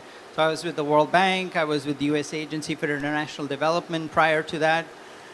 So my risk was, I'm going to go join this investment bank. Are they really serious about whatever they're saying about sustainability? And I must say, in the years that I've been there, we have doubled down. In fact, I would even say triple down on the commitments. So I've been very, very happy. We were talking about the net zero. As you all know, at COP26, there was the Banking Alliance for Net Zero that was announced. It had certain targets. The UN increased those targets. There are certain banks who are kind of, to use an American term, bailing out of that. We have stayed committed. 3 weeks ago, we issued our trajectory and targets to net zero, covering 50% of our carbon footprint in the first instance, and we'll follow up with the rest. So I think it's the important thing that I wanted to highlight is whether it's Deutsche Bank or any other corporate, private entity, the promise of ESG movement as we know it today is that it's driven by commercial interests. There is a commercial engine behind it. That's the only thing that gives me hope that it's scalable, and with the right amount of scrutiny, it would be also credible. And I understand that it's not 100% credible across the board, but it'll get there. Okay, thank you. Joanne, so in the 100 members, I think you said, of the National Business Initiative, you've got quite a lot of banks, 5 or so banks who are members of the NBI. I mean, you could probably see amongst that group leaders and laggards. Can you give us an example of a bank in South Africa that is really good at building trust with stakeholders? Okay. Look, I mean, I don't know whether it's worth talking about individual banks or the sector as a whole. But I think that what is important about the South Africa financial services sector is that it really, in a very tangible way, has put its money where its mouth is in relation to climate change. So, for example, if you look at our renewables program, over the last 10 years or so, South Africa has rolled out initially a government-led procurement process called the Renewable Energy Independent Power Producers Program. And it was really done at a stage where these kinds of programs weren't very common worldwide. And the South African banking sector came in behind that program. And it was largely domestically financed to the tune of probably around, in South African rand, probably about 300 billion rand. And so from quite an early stage, the South African banking sector has said this is a good industry to be in. We support it, we're behind it. And I think that as worldwide, and I want to talk about our Just Transition Pathways work just now, Charles, but as this Just Energy Transition Investment Plan and the processes around that have unfolded, a lot of what we did was to talk to the private sector and to the banking sector around their intentions in relation to the potential for a huge renewables rollout at many, many levels higher than what we have achieved over the past decade. And what we've established is that the banks will come in behind a very big renewables rollout in South Africa. They see it as an investment that makes sense. In the context of this other piece of work that we've done, they see it as the logical way to go. And I think the other thing that has happened in the banking sector in general is that as the investor movement has gained currency, pretty much all of the big banks in South Africa have developed policies that are really aligned to a long-term decarbonization pathway for the country in terms of their longer-term investments. Not easy in a country that is a fossil fuel-intensive economy, and where the banks have been for decades, hundreds of years, in fact, very fundamental to financing that fossil fuel economy. But the pathway is there, and their long-term investments see them moving right out of fossil fuel. So I mean, if you look at Standard Bank and its new policies, if you look at the kind of position that a company like 91 is taking in relation to climate change and starting to look at very big initiatives to mobilize capital into a decarbonization process. Nedbank has branded itself for decades as the Green Bank. And has a set of programs around everything ranging from investment in water to investment in biodiversity. So I think that there's, in a sense, we've got a strong base in the country from which to move. That's very good. Thank you very much for that answer. Dominique, I mean, in terms of the youth as a key stakeholder and engaging with different businesses like banks, do you find that youth leaders are actively involved in conversations with boards of banks or with boards of other companies? And if not, then why not? And what could we do to encourage that sort of dialogue? Yes, youth are a key stakeholder in this and in climate action and the climate crisis, as young people will be the ones left to pick up the pieces.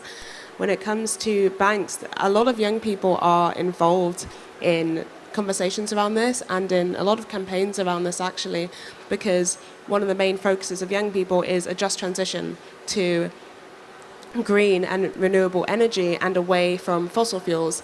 And this is something that a lot of banks have been deeply invested in for a long time. And so a lot of different young people, there have been campaigns trying to engage banks on this, and very specific banks as well, and particularly in the UK. I've been aware of many campaigns that have gone on, because the first part of that dialogue, well, they're trying to get in the room to have these dialogues because it's so important And it's so crucial to understand why this investment into these destructive practices, it has to transition, and it has to transition now if we are to secure a safe and sustainable future.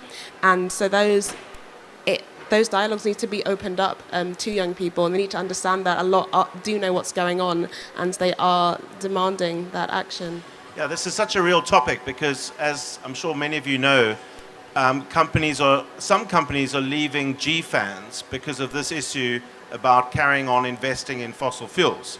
And because of the Ukraine crisis, some of these companies have rowed back, saying, well, actually, we're not going to invest in fossil fuels for longer because of the Ukraine crisis. So how do we make sure that banks start to wind down their investments in fossil fuels? I mean, what do you think about that, Kamran? I think it's a very valid point, but let's take this 2 levels up and figure out why are we here in this situation as a global civilization. We're here because we have for decades used a business model in which corporates, individuals were allowed to externalize the cost of polluting to the world, to public, and internalize all the gains from using polluting methods onto themselves. And governments across the world have played ball with that kind of framework. So one of the key things that has to happen is for that equation to change. And it's quite deep-rooted, starting with literally the way we calculate GDP. Where's the cost of pollution incorporated in the way we do accounting for what is profit and what's loss, right? If in your cost, you don't include a key cost of polluting. So let's now get back to the banks.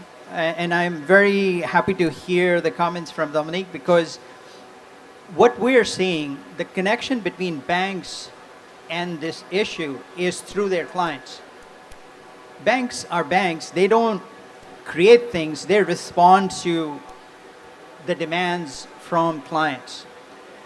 They have a responsibility, which we certainly take very seriously, but I think to get the leap forward, it has to be that connection. And what we're seeing is companies are seeing the writing on the wall that their branding as responsible businesses, as sustainable businesses, is critical to their commercial success. And if they don't take the steps necessary to get themselves there, the young people, even the 20, 30-year-olds around the world, and I live in Singapore, and I can tell you it's as relevant in Asia as it is in Europe and North America. There is no doubt where they're leaning. They are left of left on these issues. So I think the corporates that you can trust, since that's the topic, are the ones where you can see that doing the right thing is commercially beneficial to them. And that's where we need to, and there's nothing wrong with that. That's what we want, right? So we need to put in place a system and make the reforms to allow that to happen more often. And from a banking standpoint, it starts first and foremost with disclosure rules. If our clients are required to disclose what kind of pollution impact are they having, what kind of social policies they have, then they will be scrutinized by their customers, their consumers, and regulators, and civil society. They will then come to a bank like me and say, hey, we want to do this right. We want to set up our financing program now so that every new dollar that we invest is going to do good rather than create harm. And that's, I think, that's why we have these conferences. We're all, as a global civilization, trying to align ourselves into this new model where externalizing environmental costs is no longer on. And in fact, it is being directed back at the companies to say, you know what, you're polluting and you're going to pay a price for it, both in terms of cost of capital as well as commercially. And just very quickly, I mean, what would you say to the American banks that have pulled out of GFANZ on that topic? I would say I'm very disappointed as an American, but I have no idea what the dashboard looks like in terms of the politics and in terms of the commercial setup. I can tell you what we are doing. We have looked at our carbon footprint.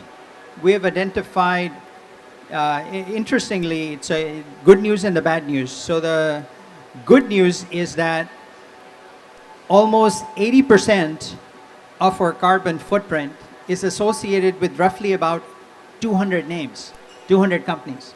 So it's not like we have to go all over the world. It's just 200 names will fix our scope 3 emission numbers. So we are now focusing on those 200 names. I'm carrying out the process in Asia to say we will remain your bank. We will advise you on what options exist for you. We'll also highlight why you cannot afford to stay the way you are. This is not about Deutsche Bank policy. It's what's good for you. And I think that's the process that banks really have to follow across the board. Okay, Joanne, so just going to, Dominique mentioned Just Transition, and I was really pleased to see that there's a Just Transition Pavilion as well in the Blue Zone. So, and I think most of us know about the Just Energy Transition Partnership. If you don't know, can you tell us what is the JETP and what is your role in that as on the task force? Okay, and maybe I'm going to go a little bit forward. So, in the run-up to the Glasgow COP last year, South Africa embarked on a process of consultation across society in relation to its NDC commitment. And in the process of that, a very wide public consultation was run by a body called the Presidential Climate Commission, which is an advisory body to government, and it's got representatives from business, government, labor, faith-based organizations, civil society, youth organizations, business, you name it. There's a kind of the breadth of societal stakeholders in South Africa are represented on that body. And it went out in quite a wide public consultation on what made sense in terms of the NDC commitments. And what came out of it was the government at that point had put a proposal on the table. And as a result of this consultation, what was adopted was a much higher level of ambition. So South Africa's NDC commitment has a range. Starts at the top, 420 megatons equivalent, which is equivalent to a 2-degree future, and then it goes down to 350 megatons of carbon equivalent, and that really is linked to a 1.5-degree future. And government adopted that range, but it adopted it conditional, and I mean, I think in the context of the COP negotiation and the agenda items that are key, central to this COP, in the context of saying, this is how far we can get, but we need support from the international community in order to push downwards and in order to, A, get a faster pace of decarbonization, and B, to meet that NDC target, the bottom end of the range faster than we otherwise could have. And that really is the origins of the Glasgow Partnership, where then a group of developed countries came to the table and said, okay, in order to support you in your ambitions to push your target downwards to achieve a higher level of ambition, we'll put an initial $8.5 billion on the table to support you. Conditional, I mean, it's seen as a 3 to 5 year rolling partnership, and it's seen as conditional on on tabling an investment plan. And what then happened is that the government appointed Daniel Minele, who was a former governor of our Reserve Bank, to run a presidential climate finance task team that oversaw the work from the side of government. We had the IPG partners, where the UK chairs it, and then a secretariat was appointed to do the work which I've been working on. So can I just interrupt? So that was really good news from Glasgow. I mean, that's an amazing thing for South Africa to basically wean off coal. Okay. But it's stuck because of community groups not being engaged enough, I hear? No, I wouldn't agree with that. So maybe another piece, I think, from South Africa in terms of this sort of trust-building issue is that the Presidential Climate Commission's mandate really is a just transition mandate.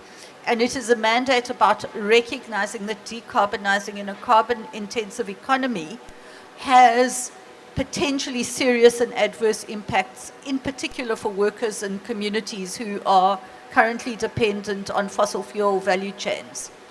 And the PCC went out also last year in a very widespread public consultation, including right around the country with communities who are potentially, whose livelihoods are potentially affected by decarbonization. So workers in the coal value chain, in the automotive value chain, in liquid fuels, in the mining sector, right, in different parts of the country, ran a very, very broad-based grassroots consultation, and out of that developed something called a Just Transition Framework, which in a South African context, and taking from the environmental right in our constitution, is based on an understanding about what would constitute justice for people in the context of a decarbonization process. Yeah.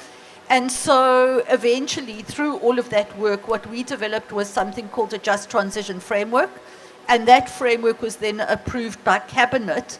And really, and an important part of this investment plan is it looks at investments into these into the fossil fuel economies in order to support the transition. I think there's a long way to go, but I think that we have tried quite hard to address those issues. Thank you. I think that really helps explain it. So we're going to go to the audience. I'd love 3 questions in a minute if you can think of what those are and just put your hands up. But Dominique, how do you respond to this whole issue of transitioning people whose livelihoods come from fossil fuels to the post-fossil fuel era? This just transition, I think, is absolutely crucial, and not leaving anyone behind is part of a just transition, and that includes workers, and that includes people, like actual people whose lives are also going to be changed by this, and making sure that that just transition includes green jobs, and that the future that we are building is actually doesn't leave people behind, and so that leaders can still do that while still treating the climate crisis like a crisis and still following the pathway to 1.5, because this transition needs to happen a lot quicker. It needs to be urgent, and what I'm not seeing is that urgency being reflected at the heart of policies and a lot of commitment and to a just transition or to 2030 targets, but very little action. I mean, out of this COP, our Prime Minister left and struck a gas deal, and we still have one of the biggest new oil fields called Rosebank in the UK, which is set to be approved by the UK government, which would release more emissions than 26 of the lowest income countries combined.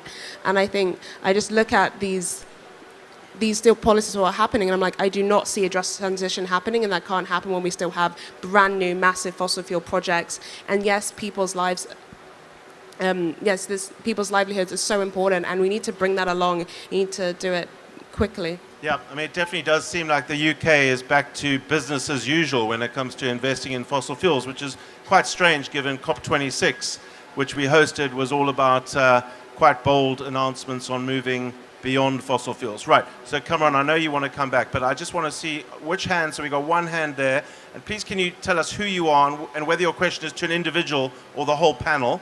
One here, one up there, and one over there. So 2 people up there and 1 here. We're going to start with this gentleman. We'll come back to your point, Kamran. Okay, thank you very much. Sorry. Can you just make sure the microphone's on?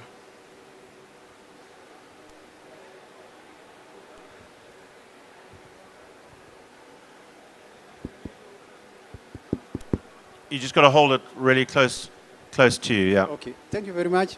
My name is Tumal Orto. I'm from Kenya, the northern part. I'm a livestock keeper, I'm a pastoralist in the heart of the northern part of Kenya. My question goes to, it's a kind of, I want a comment, not even a question, to Mr. Khan. because Mustakan from his background, he has really talked about the banking sector and so forth. Now we are facing the pastoral communities, the crop farmers, either from South Africa, the agro-pastoralists, are all suffering from the impact of the climate change. And the loss and damages is very high. And they are suffering for the problem that they have not, let me put it correctly, they are suffering for the problem that they have not caused. Because we are talking about adaptive and resilient. These people are adaptive, resilient from the time of immemorial. So even anybody who's trying to teach is just building on that. So going to the straight, you as a banker, you are not the causal agent, but the companies, the oil explorations and all this, they are given money, and it is that money which is directly or indirectly causing a problem in Africa. What do you comment about that? Thank you. Thank you. And then we'll go to those two, but Cameron can come in. Fantastic. Thank you for this question. And in fact, when I was telling Charles I want to make a comment, I wanted to make a comment precisely about the question you have asked. When just transition came up as an issue, it was generally spoken in terms of impact of precipitous change on the environment side, on the social side. So how is it going to affect people? It is rightfully, I think, becoming a political economy issue between countries that have developed over the last several decades with the old model of polluting and externalizing cost, and now asking emerging economies to change their ways, not use the same model. So most of my conversations with the media and other panels at COP27 have been around that. Where's the justice in that? How, if we expect a Kenya or a Pakistan to adopt different policies and not grow as fast as they would have otherwise, who is going to compensate for them and how? So I think that's the hope for this COP27, that there will be some clarity on what that structure would look like. How will that transfer happen? Now, of course, because of the inflationary environment, the macroeconomic problems and so on, everybody is showing up with a very, very squeezed purse. But I think the value proposition of being able to provide that equity and that justice across developed and developing countries is going to be the next big frontier for this movement. Thank you. Right, up there, please, the two people that I can see at the back. Just your names first. Hi, everyone. My name is Islam. I'm a nutritionist based in London, and have a few questions with regards to the lack of transparency. Just one question, yeah? One big question about the lack of transparency and the lack of commitment that some of the banks are showing, but they're also losing in opportunities in terms of profit. Let's say we are stuck with a mentality that is used to find the bad guys. So the bad guy was the plastic, the bad guy was the sugar, the bad guy is the carbon now. So it's easy to find a temporary bad guy, while we are still stuck with an old mentality. We are not changing. We are still talking about incineration. We are still talking about carbon. We are not going further, but I think it would be useful, and I would love to hear from you, to show to the banks that they are actually losing in profit. They are dissipating, they are wasting a number of resources. They are wasting a number of energy. In incineration, you are burning materials that are rich, so you're wasting the materials. You are using a lot of energy. You are not even using properly the energy because it's ending up being dissipated. All right. Couldn't that be a nice road to get the support, if that makes sense? Thank you. And the questioner next to you, thank you. Hi, I'm Runa Ray. I'm a fashion designer by profession and I work in sustainability. I have a very general question basically, because there was a poll that was conducted and it said that there were not too many people who wanted to attend COP27 and they were pessimistic about it. So this is for all of you. Do you think we are actually moving ahead, or are we going to take the same discussions onward to COP28? Right, okay. Let's take, so the first questioner is, again, just for you, Kamran, if you could just answer that, and then we'll have a discussion about the second question. Are you happy to do the second question first? Fine. So on the second question, optimism, let's start with you, Dominique. Yeah, it's a very good question. This is the 28th COP and I'm already next year. This is the 27th COP, and this COP we're still having a lot of the same discussions that we had at the last one. And as a young person coming to these spaces and speaking, I'm still having exactly the same conversations I did last time. And coming back to this topic of trust, if leaders want to build trust with civil society and with people that they are going to take that climate action, then they have to actually walk the talk. They have to treat the crisis like a crisis. And what we're seeing is still fossil fuels still seeming like the elephant in the room in so many conversations. And we have to get past that to actually move on. And we have to address loss and damages, as was spoken about earlier, as people's lives are being affected right now. This isn't an issue this isn't just a problem for the future. This is literally affecting people's lives every single day right now. And I'm still not seeing that urgency. And so I think it really depends on the outcomes of this COP, but also the conversations going forward, because as we all know, climate action and policies and negotiations doesn't stop with COP. A lot of it doesn't even happen in this space. And so over the next year, I really, really want to see that commitment to the 1.5 pathway, because I don't know if people have seen the recent report, but from UNEP, that there is no current pathway in place to 1.5 from commitments that leaders have given, and only 22 countries actually pledged new commitments for this COP. That is just insanity to another level, and I really just need to see that urgency. We're saying the exact same things, but it's important to realize that there is hope, and we do still have a chance, and that a lot of the people who are here, the incredible people who are pushing for action, aren't going to back down on that. And Dominique, I mean, you've come here for very good reason, but also you're an Arctic Angel. So just tell us, what are the Arctic Angels trying to do? So the Arctic Angels are young women who are ambassadors for global choices, and they're raising awareness and focusing on what is happening in the Arctic and the amount of ice that's being lost and how this is connected so much to the climate crisis and rising sea levels, and how this is then impacting people today. And it's a call to action to see what is happening in the Arctic right now, and also for that to be implemented into policies. So a sort of moratorium on any activity, man-made activity in the Arctic for 10 years, I understand. Is that right? That moratorium, yeah. Okay, so Joanne, that questioner, the second questioner, optimism and why are we bothering to come to another COP? I mean, that's not quite what you said, but how do you respond?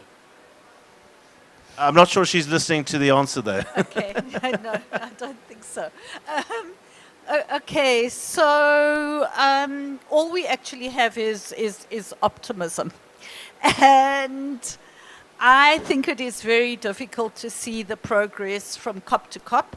And I think that this COP is taking place in a particularly difficult international environment, where I think in particular the kind of impact of the Ukraine war and the way countries have responded really raises very serious questions about countries' commitments to different things. So from the global south, I think we've watched in alarm as a seemingly infinite amount of billions of dollars are going into arms at a point when you can't get that similar, the money appears with war that appears not to be there when we're fighting the climate war. So I think that's a kind of global south perspective of some of what is happening. And similarly, watching with alarm the way that the developed world, in the context of hopefully what is a temporary crisis, has said, okay, well, we're now reliant on fossil fuels,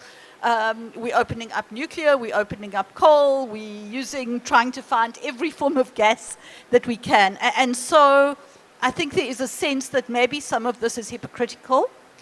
But at the same time, I do think I've been involved in these negotiations since 2002, which kind of dates me terribly. But I think that there has been slow but inexorable progress in this process. At the point that I came into this negotiations, it was a meeting of 3,000 people, and you didn't have civil society. You didn't have business. You didn't have the labor movement.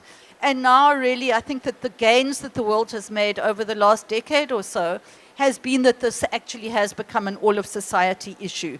And that if you are wanting to have any voice at all in relation to anything, you've got to engage with the issues of sustainability and ESG and climate change. So from my perspective, I suppose as almost an elder in this process, I think that the progress from year to year looks slow. But over the long term, I think that there actually is significant progress. And having worked in the business community, and particularly the business community in my country, which has been so embedded in fossil fuels, we did a lot of work over the last 2 years to build evidence-based pathways that looked at whether there are net zero 2050 pathways for different sectors of the South African economy. And on the basis of doing an evidence-based piece of work, we've moved the business community in South Africa behind a net zero 2050 that is based on a set of very practical pathways and a vision and a plan. So I think that I would never say that there isn't any hope, but I think all you can do is walk step by step by step forward. Yeah, absolutely. Now, I'm going to give you just a quick chance to actually respond to the first questioner. Okay. And then I'm going to need to close. So if you wouldn't mind. Yeah, first, I just want to say that I say no to clients on a regular basis, and I'm not alone. I can assure you almost all, certainly all the global banks, even regional banks are now doing that. And we know there's a cost to it when you say no to a client. I can tell you we don't do coal financing anymore. It's even difficult to do financing for non-coal business of companies that have a significant coal business. We don't do fracking. We're now starting to look at oil and gas. So I think that, and this connects with the other question about what is the purpose of the COP meetings, which I think is what you're asking. Look, every movement, there's no such thing as neutral. Either you're going up or you're going down. So I think the momentum is absolutely crucial. And these types of meetings are not like, a meeting of 10 people. You say, okay, here's a logical answer to this problem, and then let's agree on a solution and done. It's starting to set the agenda, which then people take away and do side meetings. People like me, this is what I do here. Like, I meet with clients, I meet with partners to figure out how do we do things better? How do we manage our risk in a more appropriate way? And then how do we influence the policymakers? That's the biggest issue right now. I think if you just focus on what the governments agreed or didn't agree, you lose sight of at least some significant portion of the purpose of the COP meetings. Brilliant. I'm just going to sort of close by bringing in a couple of phrases that I like. So one is radical collaboration, which we used a lot on the COP26 team with Nigel Topping. And for radical collaboration, that implies, but we need to be more explicit about it, that we use active listening. Because the only way to radically collaborate is if we're actively listening to each other, right? So I think, what RISE tries to do is to facilitate between stakeholders active listening in different formats, and that's also bringing in public sector with private sector, roundtables, one-on-ones, focus groups, lots of different formats. And it's all part of what we call, specifically with regards to sustainability, of what we call materiality. So we'll come back to that another time. But just have to just end with Nelson Mandela again. We've got two South Africans on the panel here. And we've been talking about this journey and how difficult this journey is, and where we draw inspiration from to keep going with this journey. And then we think about Nelson Mandela's journey and how tough that was. And what did he say? He said, it always seems impossible until it's done. So I think just all of us being here, listening to each other, radically collaborating, we can get there eventually, but it is painful and it's way too slow. But thank you for coming. It's been a wonderful session, really appreciate it. Can you please show your appreciation of this wonderful panel? On behalf of KITE and Climate Action, I just want to say thank you for providing this opportunity for us. Please, everybody, also join me in thanking Charles for chairing such an excellent, wide discussion. Thank you, Charles. We're going to have a short break now. Join us at 1:30 for a discussion on accelerating the net zero breakthrough in the retail industry.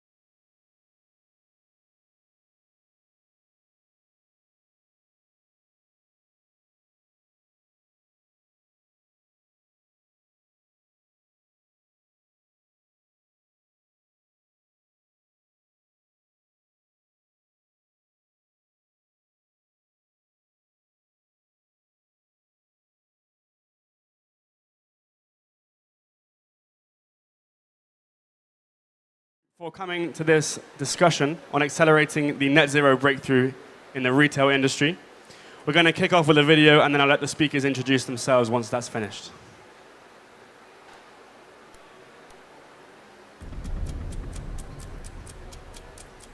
Climate change remains one of the greatest and most complex challenges of our time. Climate change requires urgent action. Together, we know we can make a difference. It'll take all of us to make a breakthrough. We are founding members of the Race to Zero Breakthroughs retail campaign. To us, it is clear that the way we produce and consume has to change.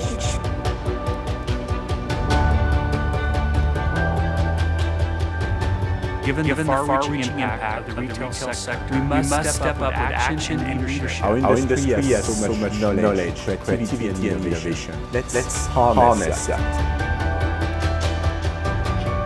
By working together with trade association partners, this engagement seeks to push our sector to a tipping point. The time to act is now. Our customers and our employees expect it. The planet demands it, and it is the right thing to do. We need to move away from the linear production models we have today, which are extractive, towards more resilient and circular ones. For sure, there are some decisions that need to be taken, some timing of investments, some support and collaboration with governments and supply chains. We aim to meaningfully reduce our impact on the environment and help our customers do the same. We want to work with our fellow retailers to ensure our industry helps lead the transition to a net zero future. We are determined to be part of the solution, but to achieve a systemic change, industry-wide collaboration will be key. Let's do this together and act with speed, focusing on what makes real impact. The Race to Zero initiative needs everyone in. I encourage others to join us on this journey. The time is now to protect and restore the planet that sustains us all. We make decisions with the future in mind as we work to strengthen our business, improve people's lives, and save our planet for future generations.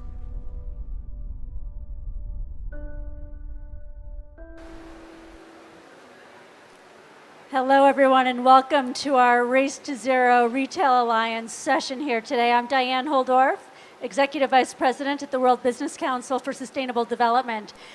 WBCSD is a global platform of more than 230 leading companies who are, like these retailers, driving the action and the accountability that we need to address the climate emergency, along with nature loss and equitable solutions for all. And I'm so pleased to be here today with Leila Atour, who's the head of sustainability for H&M, one of the founding members of the Retail Alliance for the Race to Zero. We are part of the formal Race to Zero suite of campaigns. And it's amazing to have the retail sector involved with us on this journey, because retail accounts for at least 40% of global emissions, and that's before we bring in the food portions of retail. So we know that being that face to the consumer is an often challenging place to be, with such a breadth of products procured. How to take action becomes really challenging. It can really only be done collectively, and that's why we have the Race to Zero retail campaign.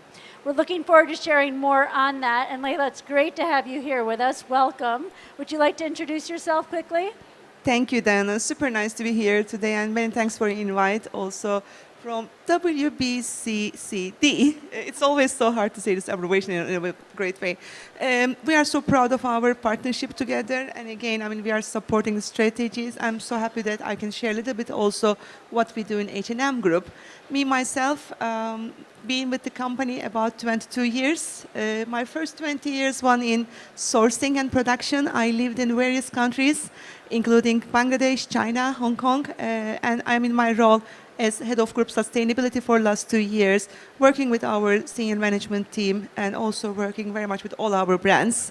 So super nice to share today what we are doing. I think it's so important that a role like yours, Leila, comes out of sourcing, because that is how we operationalize the solutions that are needed. And H&M has a pretty interesting ambition to get to net zero. Talk to us just a little bit about how you got there to set that kind of ambition.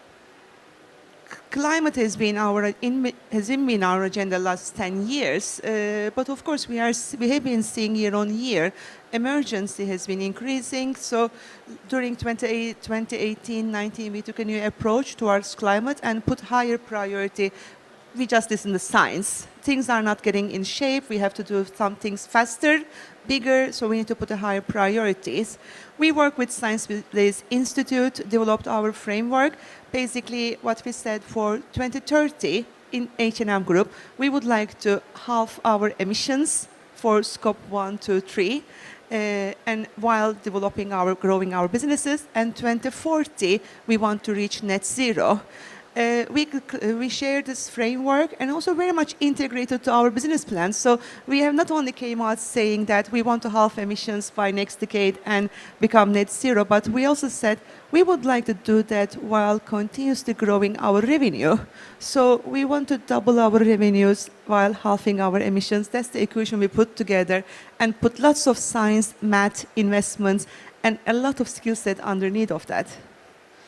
It's impressive making those kinds of commitments under a growth plan, which most businesses have, of course, puts a whole different challenge into this. So it's great to hear how you built that into the strategy and how you're operationalizing it. You know, people often do think about the procurement aspect of retail, but you have big box buildings, you've got a lot of stuff going on that actually are energy users as well. And I think H&M has a pretty interesting renewable energy strategy in place in support of your net zero strategy. Tell us about that one. Sure. What we said for the first decade till 2030, we want to reduce our emissions. This is our first step we want to do. And if you look at where the emission comes, it mainly comes from production. I mean, scope 1 and 2 is mainly our own emissions, which I think is quite a minor part, very much easy to be under control, how you drive your store operations or your offices. The challenge comes in scope 3, your network, your production, how they are affecting that. So we had lots of discussions. How could we take ownership, and also how can we create a momentum industry working with our business partners? When we look at that, the biggest part of the emissions comes from materials and material production, where we have lots of coal boilers as a traditional processing method and also traditional energy grids. So we come up with a couple of ideas here, a lot connected to our circularity. What type of materials we want to use? Because we know that material production itself consumes a lot of energy, creates lots of emissions. So we set our goals for materials saying that by 2025, we want to have 30% of our product produced by recycled materials. By 2030, we want to see all our product basket coming from either sustainable source materials or recycle. That gives us our step number 1. Step number 2 was to look into processes. What processes creating emissions? It's about dyeing, it's about spinning. So we went through one by one. Where do we have the impact? We trusted our suppliers there, and we created a framework where we could invest together with them to create changes. In 2020, we have sold 500 million euros sustainability-linked bond, so you can invest in our company. Basically, the return of investment will be our sustainability achievements, and we created a fund with this bond to funding our suppliers, either a loan or very low interest funding to make sure that they are transitioning their processes. What could be an example for that? Changing coal boilers to solar and thermal, so changing whole machinery equipment, changing their energy grids, working with energy efficiencies. We have employed energy efficiencies, our experts ourselves in the regions we are operating. So working together with our suppliers, how could we make them use less energy? And also how could we change the way they have the energy?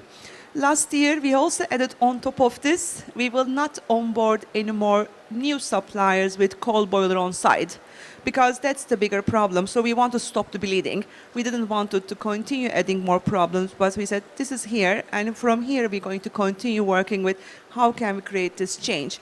Green Fund Investment Initiative, during this year, like we have been actively 7-8 months working.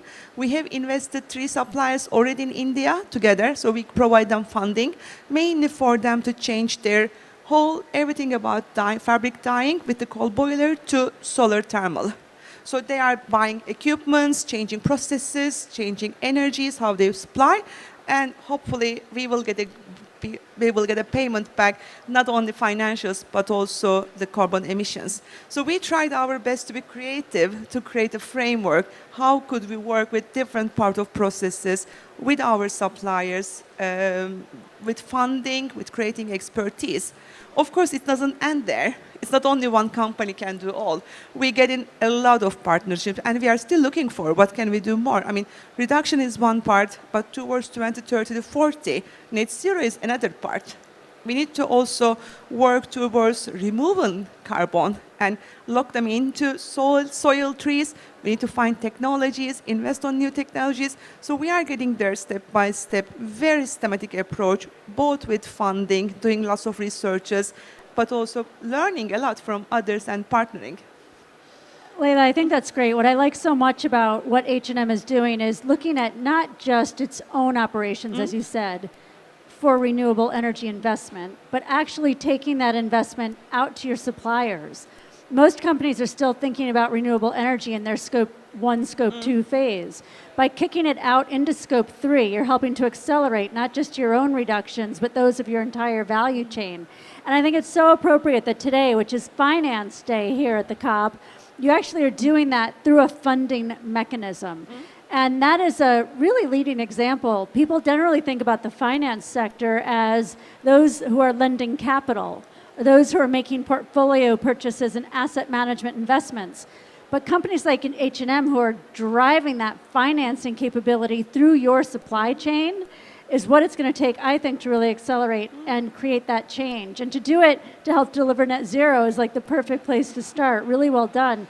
You know, in what you were just sharing there, you did reveal a couple of the challenges and a couple of the gaps, but tell us more, because where do you need to still grow further and break down some of those barriers to really get to net zero? Sure.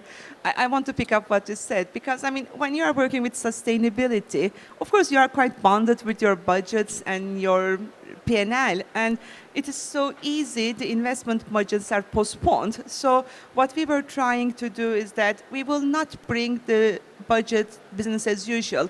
We created a separate funding to make sure that we also put ourselves committed to our investors. So it's not only we want to do, but we have to make sure that we are able to report it, we are able to hopefully improve the link bonds itself. So we put lots of commitments to ourselves for the funding that we have being used in best way. So we created all this mechanism all around the world with our own teams. How can you finance that?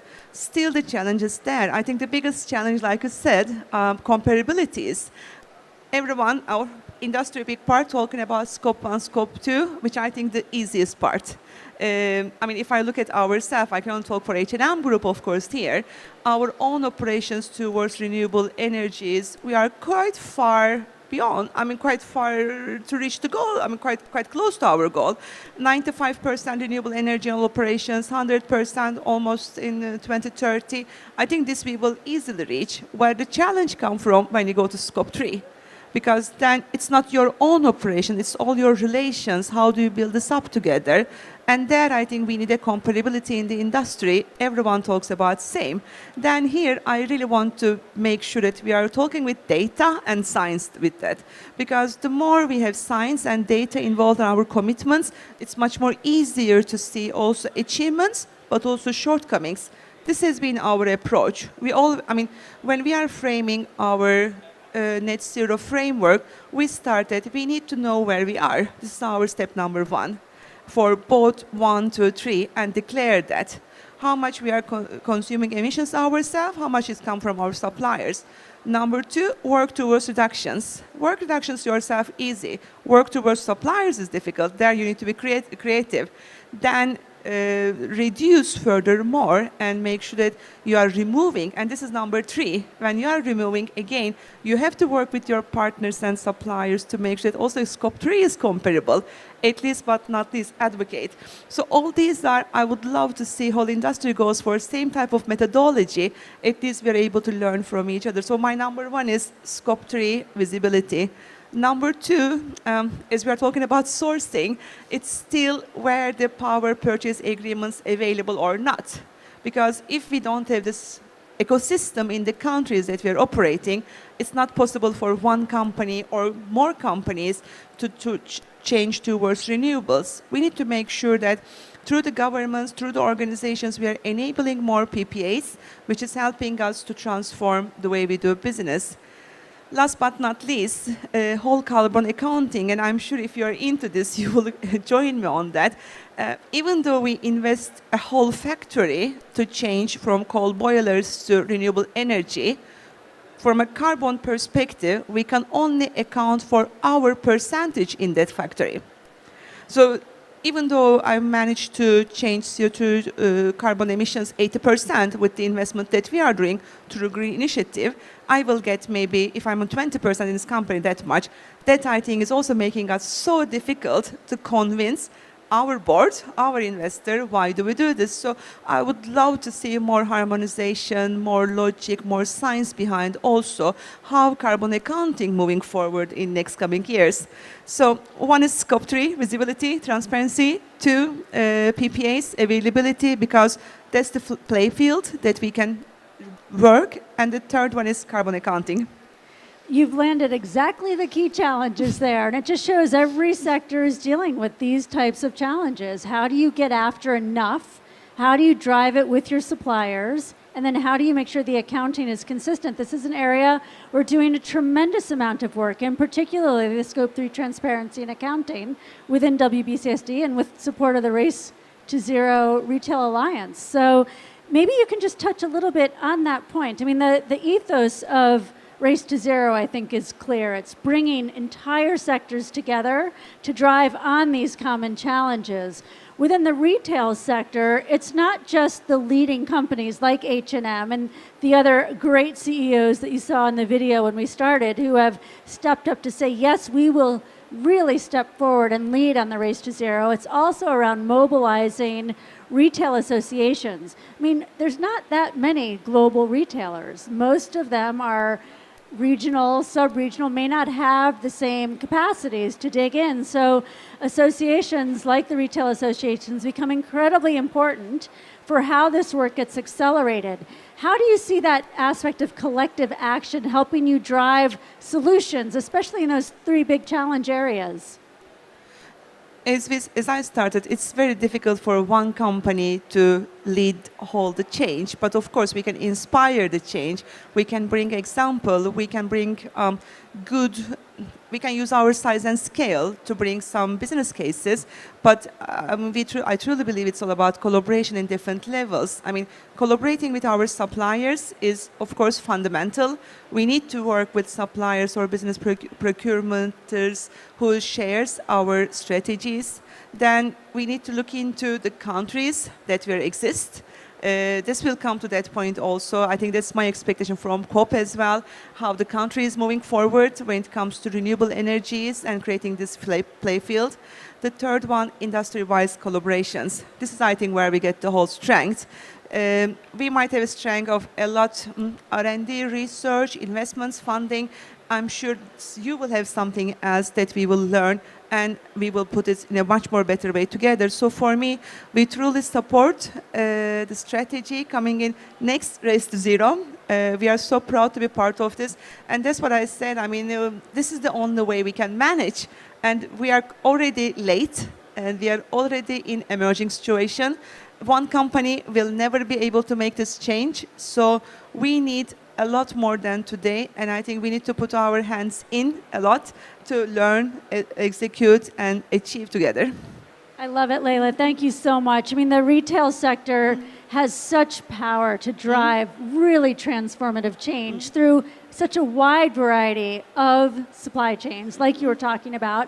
And again, that face to the consumer becomes so important as well, because it's often the first place where people who are coming in to buy are maybe looking for information or maybe finding that information. So I'd really like to give a huge shout of recognition and thanks to H&M for your leadership in this space and the willingness that H&M has shown to step forward with other partners like Walmart, Best Buy, Kingfisher, IKEA, to say, yeah, we want to do this and we can only do it together, and taking that leadership step. So Leila, thank you so much for being with us here today. Thank you for stepping forward to help lead the Race to Zero Retail Alliance and for sharing the really great examples that H&M is doing to take action on the ground against these challenges. Thank you so much. Thank you, Diana. And my last word is, Race to Zero is such a challenging race. But our race with not our competitors here, because here really is something somewhere we need to collaborate together with all great brands that you are mentioned just now. Our race towards what's happening in our world. So bigger partnerships, stronger strategies, I think just will enable us to reach what we want to be. Thank you very much for inviting, and thanks for today. Great, Leila. Thank you. Thank you so much, everyone, for being part of this today.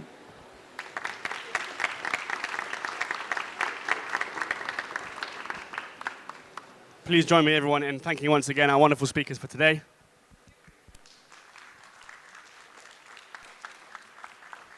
Apologies for the technical difficulties at the start with the video.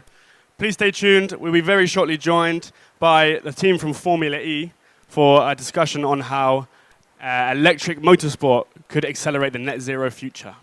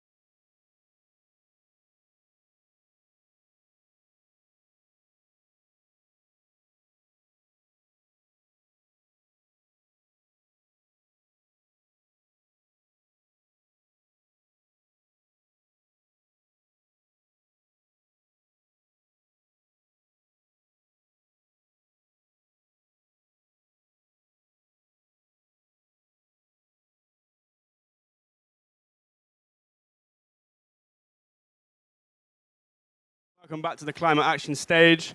I'm very pleased to introduce Julia Pallet, Sustainable Director at Formula E, who's going to take us through how the electric motorsport industry could be the future for our net zero future. Thank you, Julia.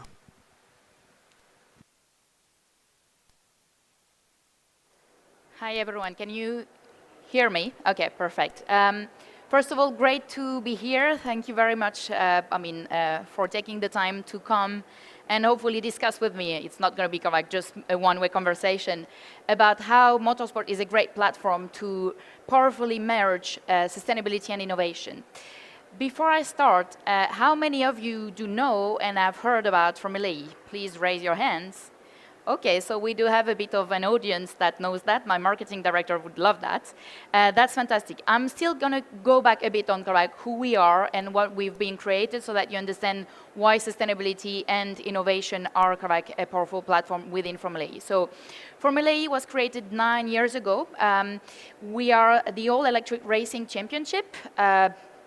I'm not technically allowed to say that, but there's another very famous single-seater series that is not racing electric. So the cars look very similar. However, we race in the heart of cities, and that's for a very important reason. Because we decided to create the championship, not because we needed another racing series. There's plenty of racing series in the world that are all amazing, but what we needed 10 years ago was a racing series that would advance electrification on our streets. Now it seems something so common. Everyone is seeing adverts for electric cars. Everyone sees those cool electric cars that you can purchase, lease, wherever in the shops. However, if you look back 10 years ago, the choice, the range of electric vehicles was just not there. So one way to push further R&D and innovation is through racing. Because if you take a step back and try and understand how motorsport is set up in terms literally of the reason of the business model behind motorsport, there's two reasons and there's two main platforms. Motorsport is a platform for technological innovation. We gather the most relevant manufacturers, car manufacturers in the world, and they get to develop in the garages the technology that they're going to transfer into the cars that you and I are driving. That's why they invest into a championship like ours. And we gather some of the most famous car manufacturers in the world, starting from Porsche, Jaguar, Maserati joining this year, McLaren, DS Automobile, and so on and so forth. The other reason why we needed to have a racing series to advance electrification is the fact that it's also a powerful marketing or awareness platform. Indeed, it's much easier to use sport as a way to touch the heart, the mind, and the soul of people because they are captivated by the excitement and the fun of the sport. But through the sport, you really get them to think about their lifestyle, and you offer them a very concrete solution to live a more sustainable lifestyle through mobility, but then obviously the championship goes much more beyond, and I'll deep dive on that. So if we take a step back and why do we race? Well, that's because we needed this platform to advance electrification 10 years ago. And why in cities? Because cities are really the heart of what is going wrong at the moment. We are crowding cities, that's where air pollution is going on, and that's where traffic is just too much. So we really needed to look at 360, how we create a smart city, and at the heart of smart city, that's new electric vehicles that can be shared and used by different users. Again, transportation globally represents in between 25 and 33% of global emissions. So if we all switch to electric vehicle, you see that we're in a much better place in terms of trying to hit the 1.5 target that we've all trying here to achieve. Now going to the racing, from the racing to the sustainability strategy, I'm sure you've understood how central and important the sustainability is within the racing element for Formula E. So that's, in a nutshell, our sustainability strategy and the way it is structured. I'm not going to deep dive too much. The point here for you is to understand that this goes beyond the championship, what we are trying to achieve, and that's where sustainability and innovation trickle down everything, through everything that we do. So there's what we do to deliver on our events or like races as such, but we also work with our teams, our partners, and our suppliers. We work also a lot with United Nations. That's why I'm here today. And that's very important because innovation is a 360 component. It's not just a championship. It's not just a car manufacturer that can really push forward innovation. It needs to be a collaborative and holistic approach. And hopefully that's what you see here. Next, yes, it's coming. Next important thing is that we've decided to approach like innovation and sustainability through a common framework. It's like trying to defeat the myth of the Babel Tower, but focusing on sustainability and innovation, and that's through the SDGs. I'm sure everyone is very familiar with SDGs here. And what is important for us is that Formula directly impacts on 9 out of the 17 SDGs. However, what is powerful is that with our ecosystem, all the racing team, all the sponsors of the championship, we can impact all of them. And that's why it's important. Now, our strategy, and again, our strategy is important because you see that we have a pillar dedicated to innovation. So environmental excellence, obviously you would expect any like racing series to make sure that they reduce their carbon footprint. That's fine. Social progress, obviously Formula E was probably the first sport created with that purpose, with a purpose related to climate change and trying to advance electrification. So social progress is at the heart of what we do. Our vision and mission as a championship is to accelerate sustainable human progress. So we want to give back to our local communities. We want to give back to next generations. That's why we have a partnership with UNICEF, notably. Now, leadership and innovation, the heart of what we do. So in the sporting area, innovation is really like the end game. The teams, or what we call the team principals, which are the CEOs of the different racing teams, normally introduce themselves when they are second in the championship as, I'm the first of the losers, just to give you the mindset. It's all about the race for innovation, the race for winning. So it's ultra competitive. And that's the same when it comes to our own sustainability strategy, because we need to be at the forefront, not to showcase we are the best. We need to be at the forefront to showcase that this can be done. And if a championship that is 9 years old, not even 10 years old, is able to do it, that's possible. To give you some examples, we were the first sport in the world, to achieve net zero carbon status by 2020, 10 years before what United Nations is recommended. And then the following year, the first sport in the world to align onto science-based targets. That's innovative in itself. And that's showcasing to the other racing teams, to the other manufacturers, to the other championships, that this can be done. And then creating value through value is basically how, as I've mentioned, we work all the time with our racing teams, with our partners, our sponsors, and our suppliers to make sure that we put forward the most sustainable products and services within the championship. So now, giving a couple of examples, I've mentioned net zero carbon and science-based target into the environmental side. I mentioned UNICEF on the social side. Let's focus on leadership and innovation and creating value through value. Probably correct, the pinnacle of where sustainability innovation I've met within the championship is the latest generation of our car called Gen 3. Gen 3 is really setting a benchmark in performance, technology, and sustainability. I'll come back to the details on that, but that's very important to us because that's where, for the first time ever in history, a motorsport has put sustainability at the top of the criteria to create their new race cars. Then innovation is also the presence that we have today at COP and the previous COPs. I think I've done probably all the COPs since the Paris COP. Which means, again, there's a strong commitment of the championship. There's a role to play from the championship perspective to be present at these key events and showcase that there are solutions and there's a way forward from the mobility perspective. But also being leaders in the way we approach things. We are the only motorsport in the world to be certified as a sustainable event against the international standard, ISO 23201.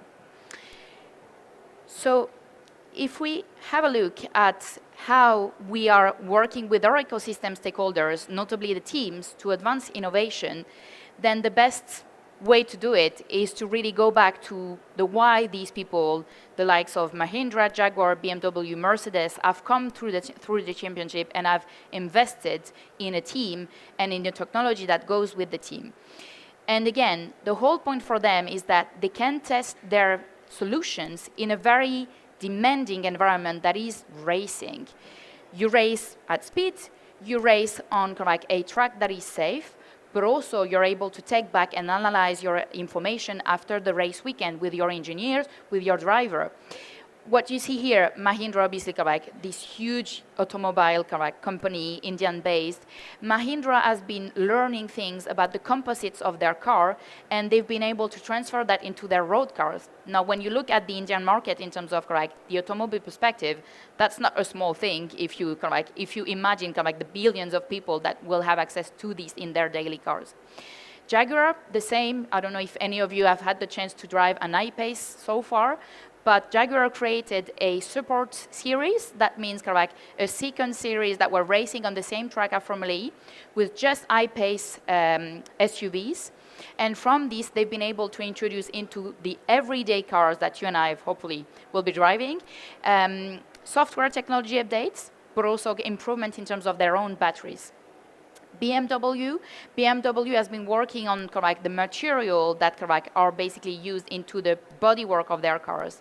So more sustainable textiles, but also composites for the bodies, for the bodyworks. And last but not least, Mercedes EQ. Mercedes has been winning the last 2 championship seasons, and Mercedes has directly used the technology that they developed within the Formula E garage to develop this project that was called the EQXX. And the EQXX is one car running over 1,000 kilometers in between Stuttgart, where they are headquartered, Mercedes, and Silverstone, where Mercedes Racing is headquartered, on one charge, 1,000 kilometers. Now, when you talk about battery range anxiety, we can discuss this topic, because that's not so much about range anxiety anymore. What is also important and interesting to note is that within the championship, there's, let's say, open component technology parts. What we call open component technology parts is what the teams can play with in terms of innovation. That's the software and the powertrain. There are also some technology components that are closed in terms of research, because we've all agreed with the racing teams that it's better for industry if we all basically work in the same direction, in a common pot for this innovation. That's about the battery, that's about the tires, and that's about the bodywork. I'll come back to that because we've done a lot of work on these 3 components specifically for Gen 3. I think it's time for the fun part. There's a video about Gen 3. So hopefully backstage the video can be played. I'm just going to click one more time, hopefully. And this is what all the fuss is about. This is the world's first net zero carbon race car and is Formula E's most powerful one yet. With a maximum output of 350 kilowatts, equivalent to 470 brake horsepower, with a top speed of 200 miles per hour. It's smaller and lighter, shedding 60 kilograms compared to Gen 2, and the first ever Formula car with front and rear powertrains to generate 40% of the energy it requires during the race. It's an assertive, bold design. It's a confident projection of what we believe is going to be an electric future. And I think what you're going to see is a fantastic race car next year on the track. This car is marking a step change in terms of performance, sustainability, efficiency. We have really pushed the limit to make this car much better than what we have today in Generation 2. Really a good step from Gen 2 to Gen 3, the biggest one, so bigger than Gen 1 to Gen 2. It's a lot faster, the power is impressive. I'm just looking forward to drive it for the first time. It's smaller, it's more compact, so definitely a big step forward for us to race and to be able to race in the tracks. Cool. So it's the last slide with me without the video. So just wanted to get back a bit on the specificities of this car. also, just a side note, as you might have seen, it's a woman that has overseen the integration of this car, which is correct, not a small thing either in this industry. Anyways, going back to Gen 3 as such. So Gen 3 is really setting a benchmark in the world of motorsport for a sustainable racing car. As I mentioned, it's the first time ever that our international federation, FIA, has put some sustainability KPIs in the tender and then turned these KPIs as mandatorily contractual obligations into the contracts of the suppliers that are manufacturing the tires, the bodywork, and the batteries.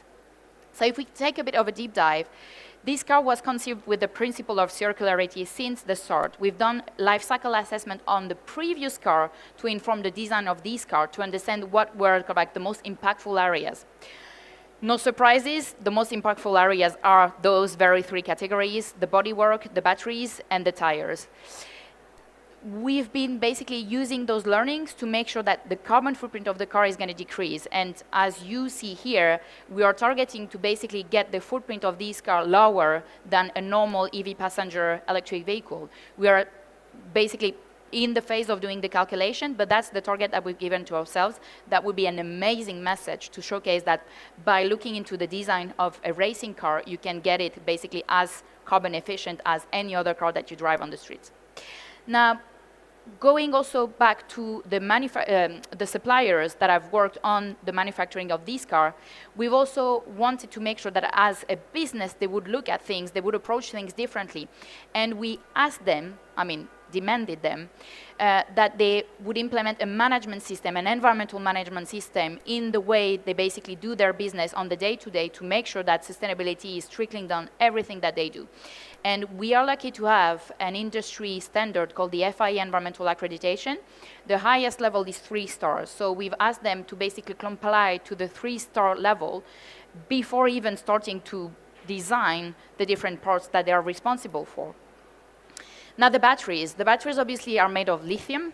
This is a sensitive mineral in the sense that lithium is from a media perspective, something that is seen as not easy to mine, but also not easy to recycle.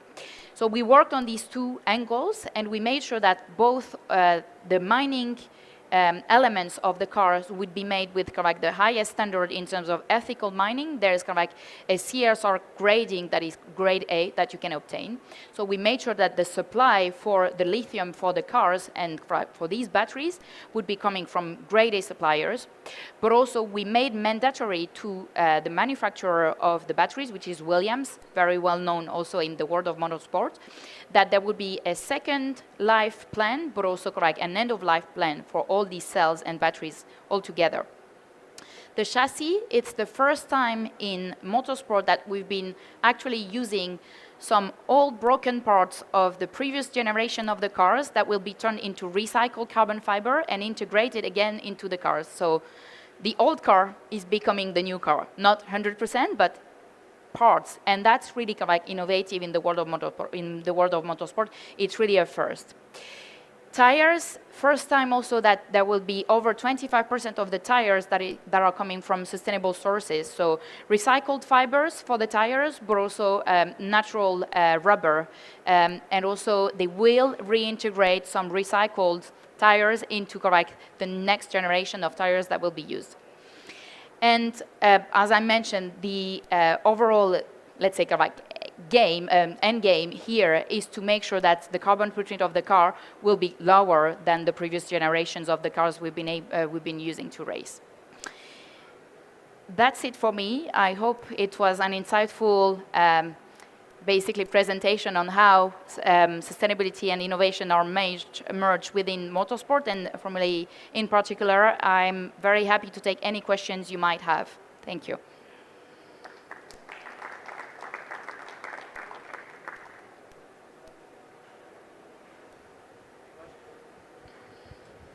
Hi, Greg Yakovlev, an investor in the energy transition space, and we invest in lots of battery technologies, Second Life, recycling, the whole space, as well as battery management software. So I'm just sort of setting the scene there. Rings a bell. I have an understanding of what you're trying to do.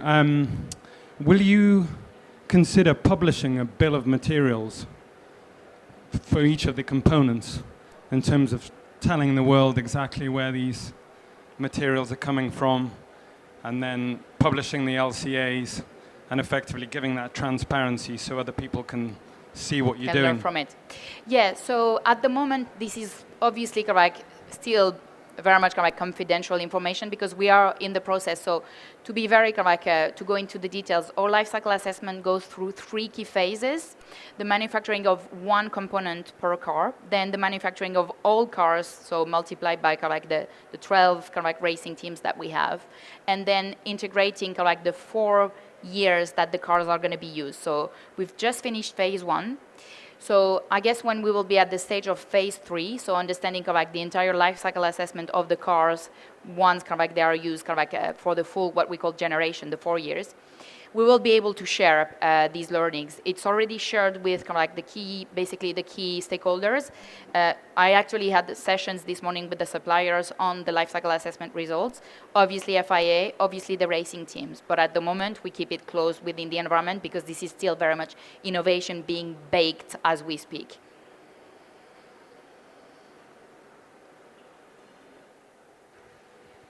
With regard to this 26% of the sustainable materials, we feel that this all the urban cities is exhibited with the higher concentration of the PM 2.5, PM1 from the without the radial resistance, and even you have the radial resistance in the tires.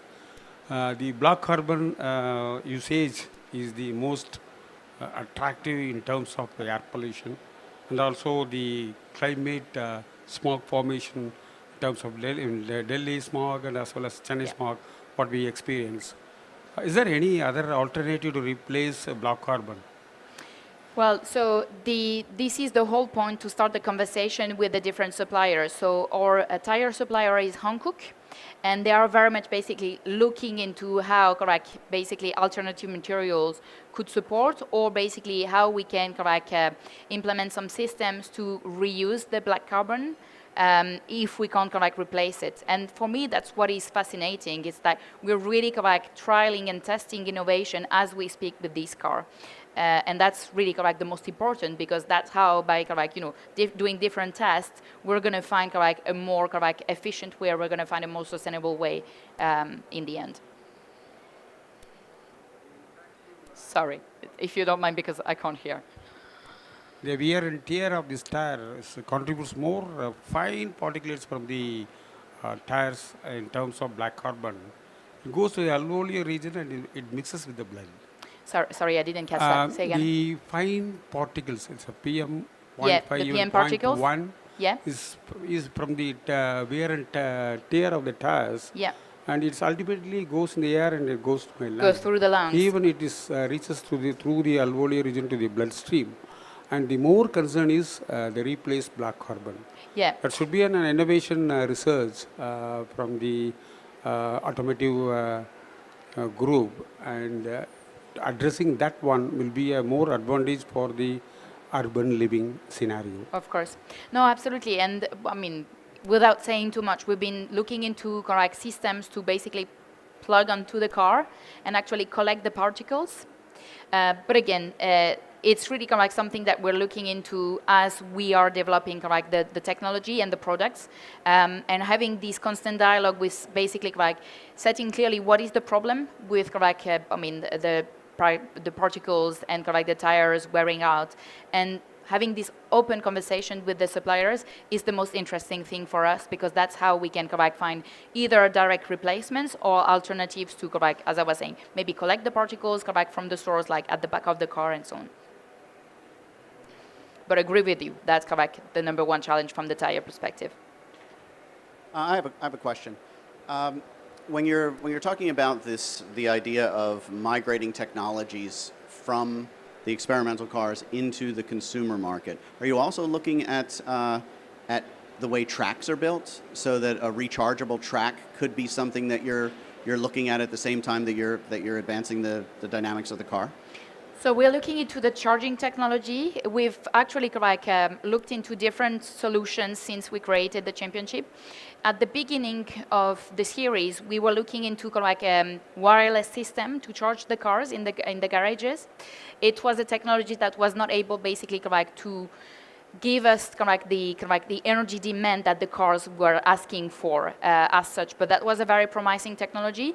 Now what we're looking for is actually a super fast charging system. So the problem when you drive your electric car is that you still find chargers where you need to stop for 6, 7, 8 hours so that you have the full charge. And I mean, this is a big a barrier to mass scale adoption from electric vehicle point of view.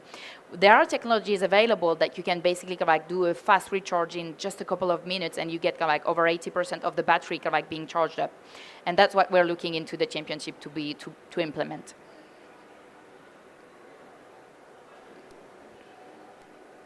Any more?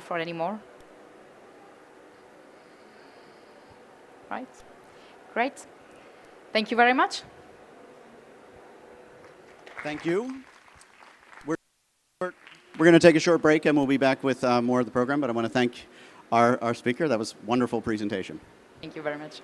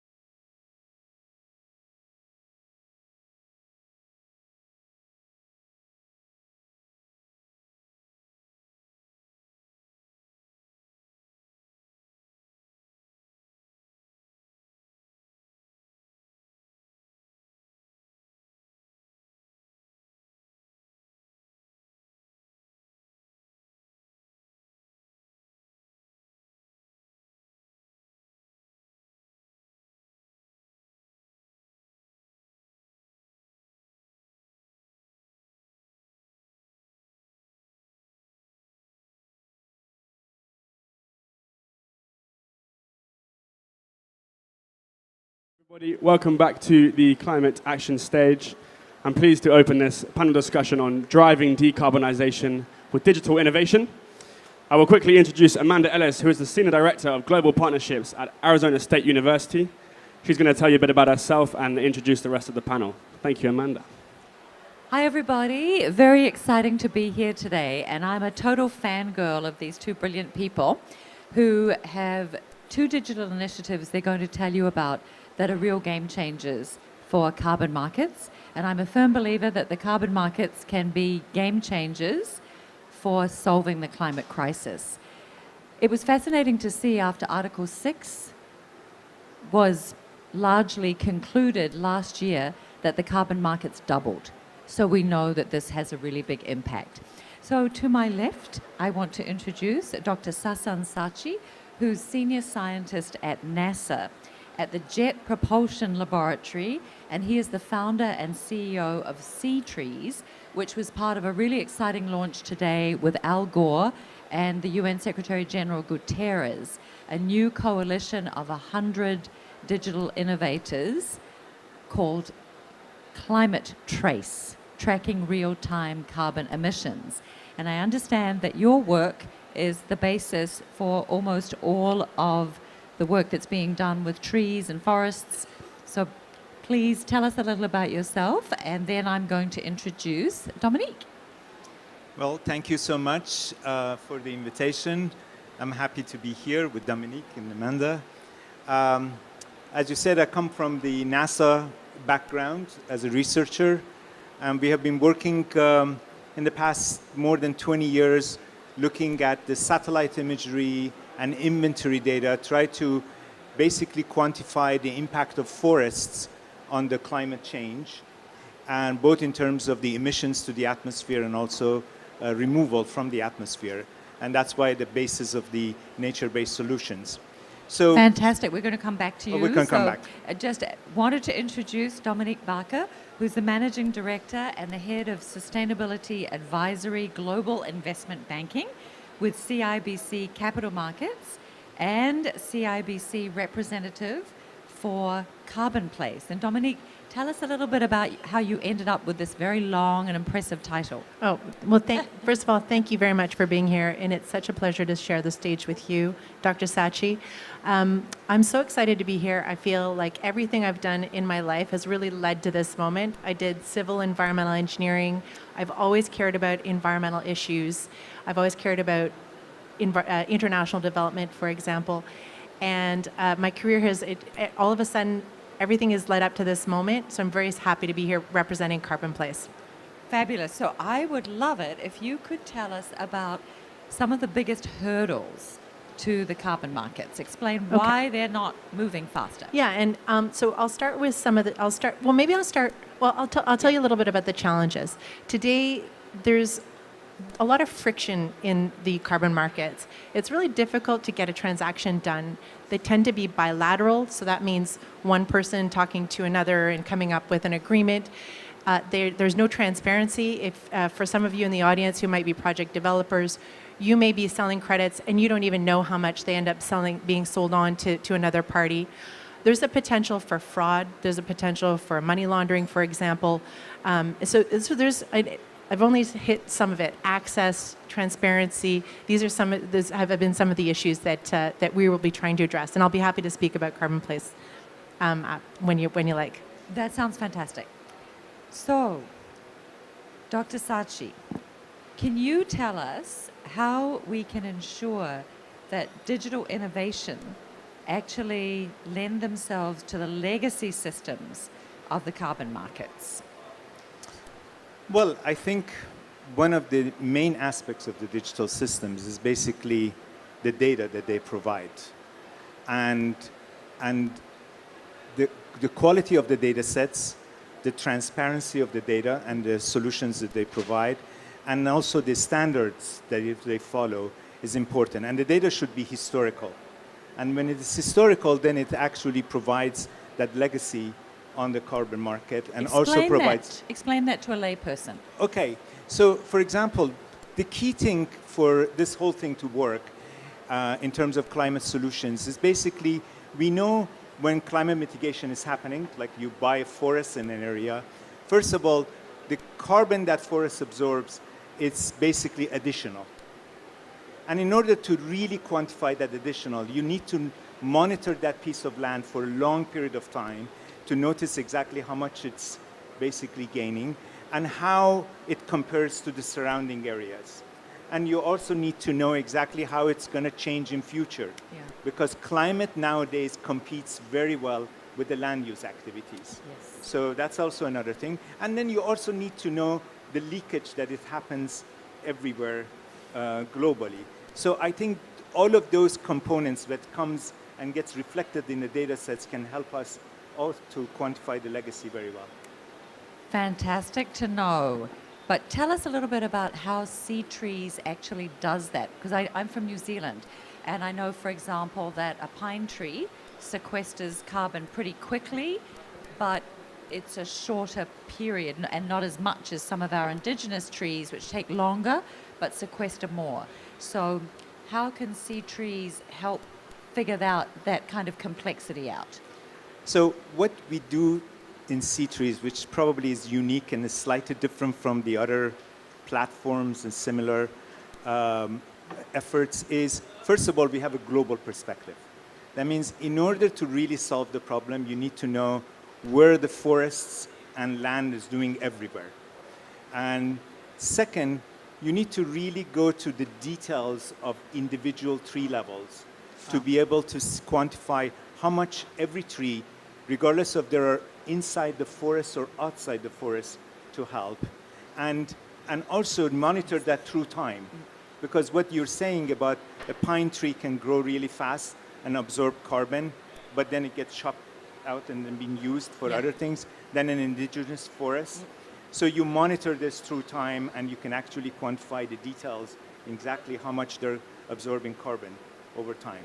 So our platform, which is launched today, actually gives you those numbers at the jurisdictional level. Fantastic. And then, but in the next generation, it's going to produce data for every hectare of land and everywhere in the globe and annually renew itself. So you can help both the small farmers and the projects and the jurisdictions to really monitor their carbon footprints. Wow, and that brings me back to you, Dominique, because that will make it much easier then for you as an investor and manager, sustainability lead, to then figure out where you actually invest. Because I understand at the moment there are different standards, and it can be difficult for somebody like me who might want to buy carbon offsets for air travel, for example, to know exactly what that comprises. Yeah, so maybe I should start with what Carbon Place is in the first place. So Carbon Place is a transaction network that is really helping people sell credits and people buy credits. And if you think about it, 90% of current nature-based solutions are currently found in the global south, and 90% of the demand for carbon credits are found in the global north. So Carbon Place was founded by 4 banks, so CIBC, NatWest, National Australia Bank, and Itaú in Brazil.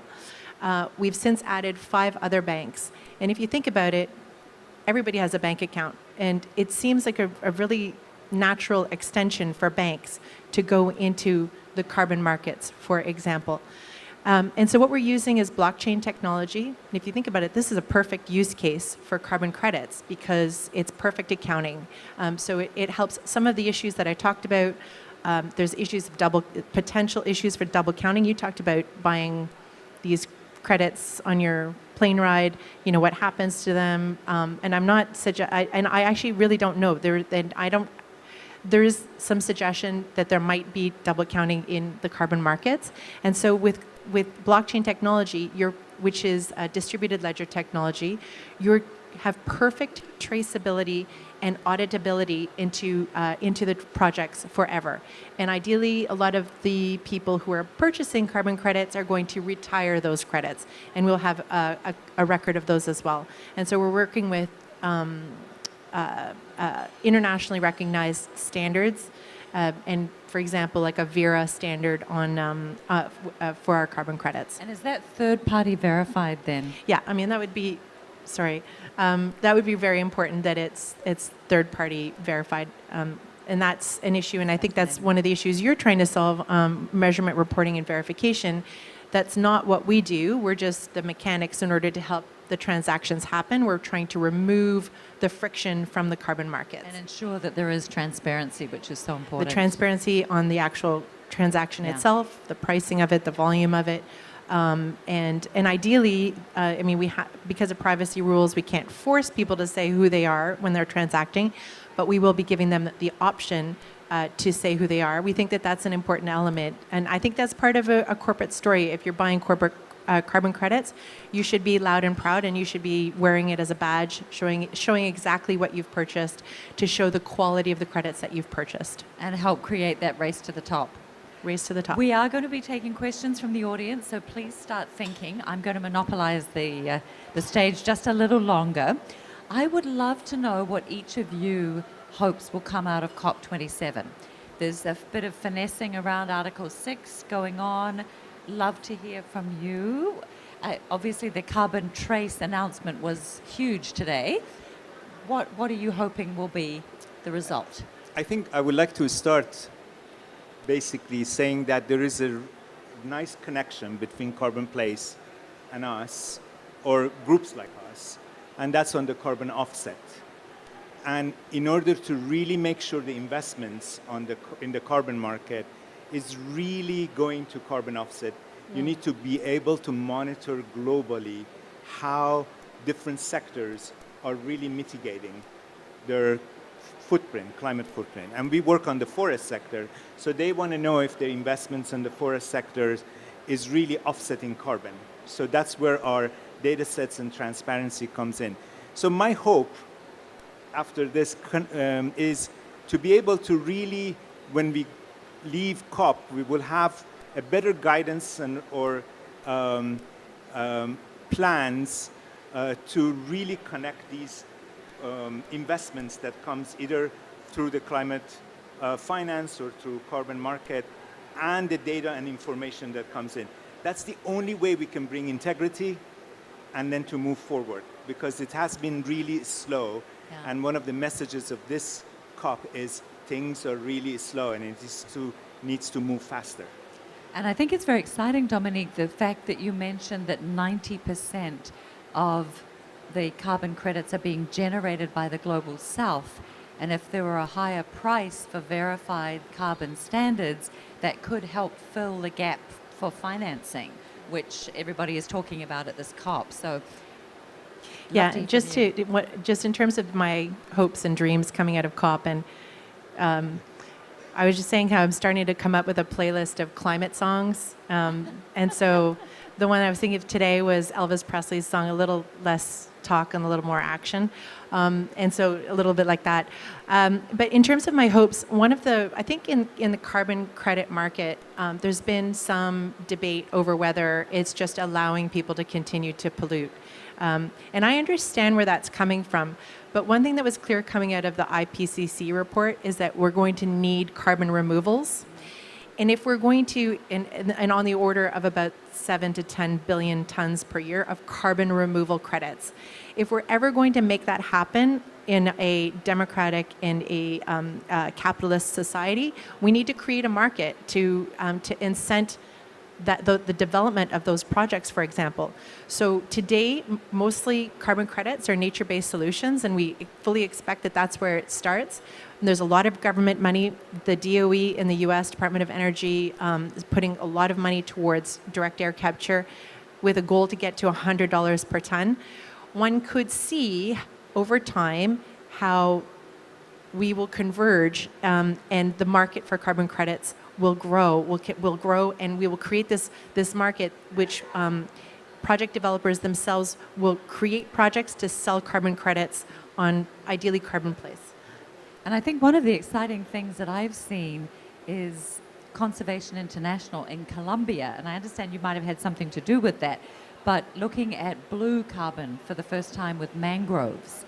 I'd love it if you could just talk a little bit about that, because that seems to me to have huge potential in the Global South, where mangroves play such an important role as a buffer in terms of sea level rise, but could also help keep local communities in place and give them an income. Yes, blue carbon is important and is mainly the coastal regions of all the tropics. It's safe, helps them for climate adaptation as well through a lot of hurricanes and other climate effects. C-Trees also maps and quantifies the carbon in the mangroves and coastal vegetation. So in that sense, it can actually provide data sets. And in Colombia, we did one of the first RED projects along the Pacific coast of Colombia that included mangroves, the highest level of mangrove in that region.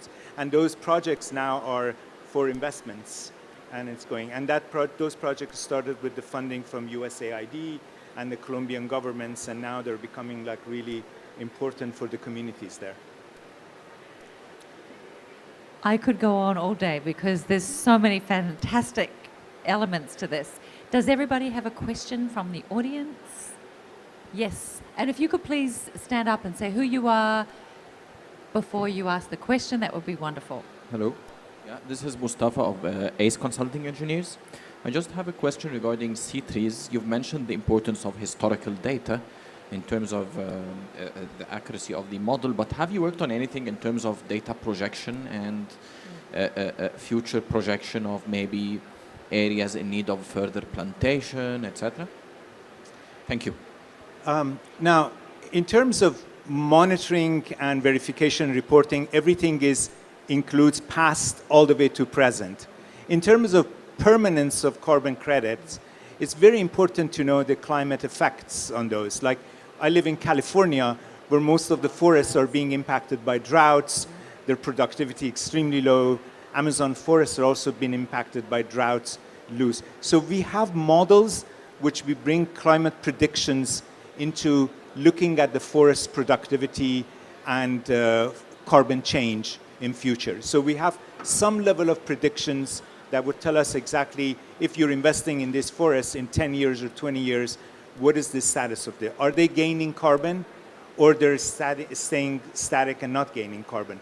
In California, they may actually burn completely. So yes, that's part of the elements of C-Trees, and we're hoping to actually launch those in near future as part of our data products.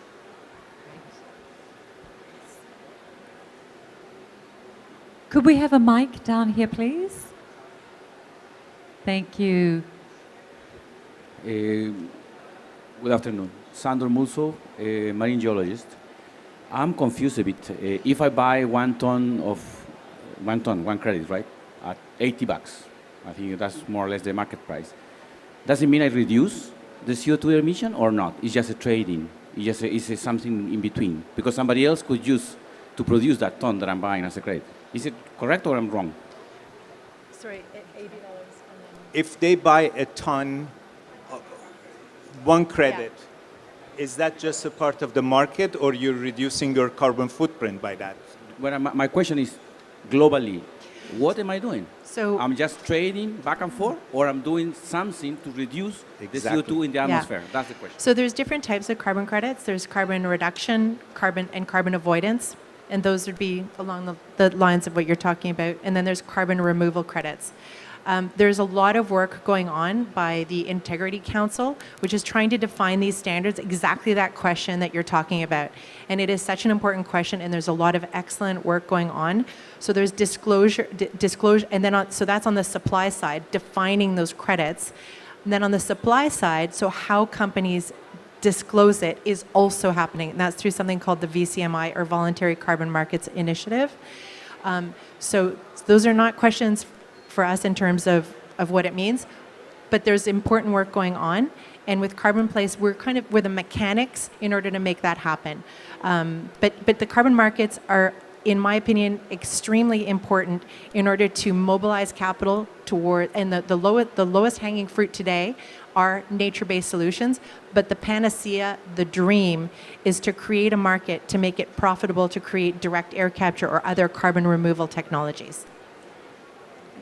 I was just in Iceland, and they're using carbon capture at the geothermal plant and sequestering it with a company called CarbFix, putting it underground and there's also a company called Climeworks, which is using the geothermal energy to take it out of the atmosphere. So it's quite exciting to see that these nascent technologies actually could really make a difference if they could be scaled up. I wanted to answer your question about what happens when you have nature-based solutions, you've invested in a forest and the forest burns. We know 19 million hectares burned last year around the globe. What happens to the carbon credits that we purchased when that happens? They just go to zero? Do we have insurance on them? How do we? There is no real protocols now. There is no real protocols now how to deal with those. And that's where I think the carbon market and the ICVCM, the Integrity Council framework has to decide. Otherwise, that dollar you spend on the carbon, it's not really clear that that has been mitigated carbon from the atmosphere. That's the ultimate truth. The real frontier is that. So I think this framework is being developed now, and all these elements are going into it. So making distinctions. Is it avoided deforestation if you're doing carbon offset? And is that dollar that you're spending reducing the carbon from the atmosphere or not? Because that's the ultimate goal. Questions? Sorry. Okay. So I'm Rodrigo Fernandes from Bentley Systems. So I'm Director of Sustainability Strategy in the company. So I'm mixed feelings with this talk because I do believe a lot in disruptive technologies as well as quick wins. The low-hanging fruits that we see. And for me, innovation is both sides of the coin. Disruptive technology and carbon capture, usage and storage. So as a matter of fact, so my company works in both sides of the coin, but I do believe that quick wins are what we need now, so efficiency. So one point that I would like to ask to you is, how do you see, the technology and the innovation on digital technologies around carbon and energy efficiency reduction, not just in storage or reforestation on that, just reducing and circular economy rather than just thinking on, putting trees almost in Mars just to offset our carbon. That's one point. So the second point is if you also think on certificates or, footprint from water or from waste, not just from the carbon perspective. Carbon is just one part of the problem, but then you have also water footprint. Then you have a nexus between carbon and water and energy and all that. So just thoughts that you could comment on that. Thanks. Well, I would just make one comment. I've got a stat that 20%, we can reduce carbon emissions by 20% using technology, using AI and machine learning, for example, by 2030. And so there's certainly a lot of hope, and I 100% agree with you. I'm all for quick wins myself. Back to the Elvis song, a little less conversation, a little more action. Like let's, or Van Halen, Right Here, Right Now. That's my number 2. That's the second song. I'm taking requests, but there's a lot that can be done in using technology in order to increase efficiency and to get some of those quick wins. But imagine if you have a carbon market where it's clear and you can start to benchmark with your own company. You said you worked at Bentley, that you could start to look at a market price and make internal decisions based on a transparent price on carbon. I think that can be really powerful. I think one of the reasons that nature-based solutions have become really attractive is because we know how to deal with it and we know how to quantify it. Now, on the technology part, for the fossil fuel, there are some solutions, but the implementation has been really slow because, companies do not right away change their technology for a much more renewable energy and stuff. Apple, for example, wants to buy forests to bring their carbon footprint lower because it's take longer time to really turn off the air conditions or change the whole infrastructure. So I think that is catching up. As today I heard that steel factories are coming up with better solutions in terms of mitigating their emissions. So technology is catching up. And eventually, I think they're going to be the rapid growth compared to nature-based solution. As Dominique was saying, the north is basically now on the demand side, the south is in the supply because the south is providing nature-based solutions. But the north eventually, when the technology develops, all the carbon footprints of the factories and fossil fuel has to come down much faster and rapidly. Just to add to that too, I think that the focus on Scope 1 and Scope 2 emissions really takes into account these various footprints. And you're right, the complexities and the interrelationships are important to think about. We were just chatting before the session, and my question was around biodiversity. So when I started looking into the carbon markets, I thought, wow, that's so good because it's giving us incentives to do the right thing. And then somebody pointed out to me, well, actually, it's much easier to measure pine or palm oil, which is a monocrop, but doesn't have the added value of biodiversity, than it is to measure a complex indigenous ecosystem. And that's where I think the advantages in the kind of digital technologies that we're seeing develop can help make that much more transparent. So the kinds of trade-offs that you reference can then be really examined and the complexities factored in. So thank you for such a great question. Any other comments or questions? I know the clock is running down. Yes. Please, Mike. It's off. You hold it. Hello. Okay. So my question is around the fact that, a lot of the issues from the carbon markets are resulting from the fact that the markets are so fragmented. There's so many different entities in the carbon markets, project developers, registries. So, my question for both of you is, we have these two great digital tools.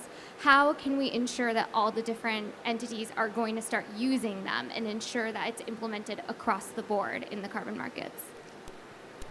Well, what I would say, so I'm really proud of our initiative because we're 9 banks. So I mentioned the CIBC, Itaú, NatWest, and NAB, but also SMBC out of Japan, BBVA, Spain, BNP Paribas, French, Standard Chartered, and so it's a coalition. UBS. It's a UBS. coalition, Yeah, but and so that cooperation and being banks and using this distributed ledger technology, which is going to really future-proof a lot of the work that we're doing, is going to be really important.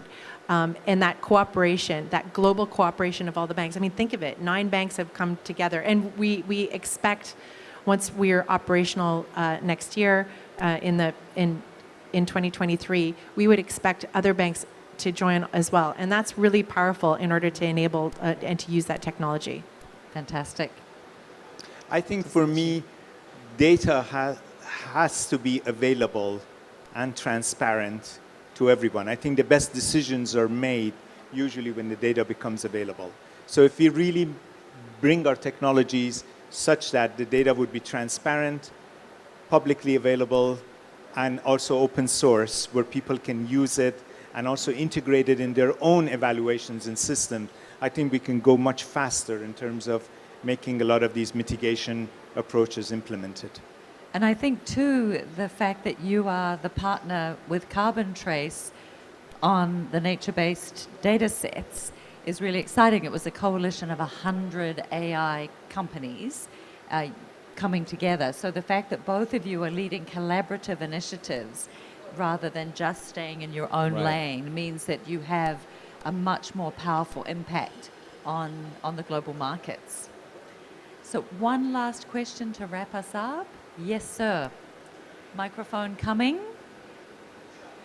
My question is to Sassan Saab, Doctor. The trees are able to capture the climate pollutant, one of the climate pollutants, CO2. But there are biogenic emissions from the tree. Terpenes and another isoprenes and terpenes. Or the significant pollutants comes out from the trees as biogenic emissions.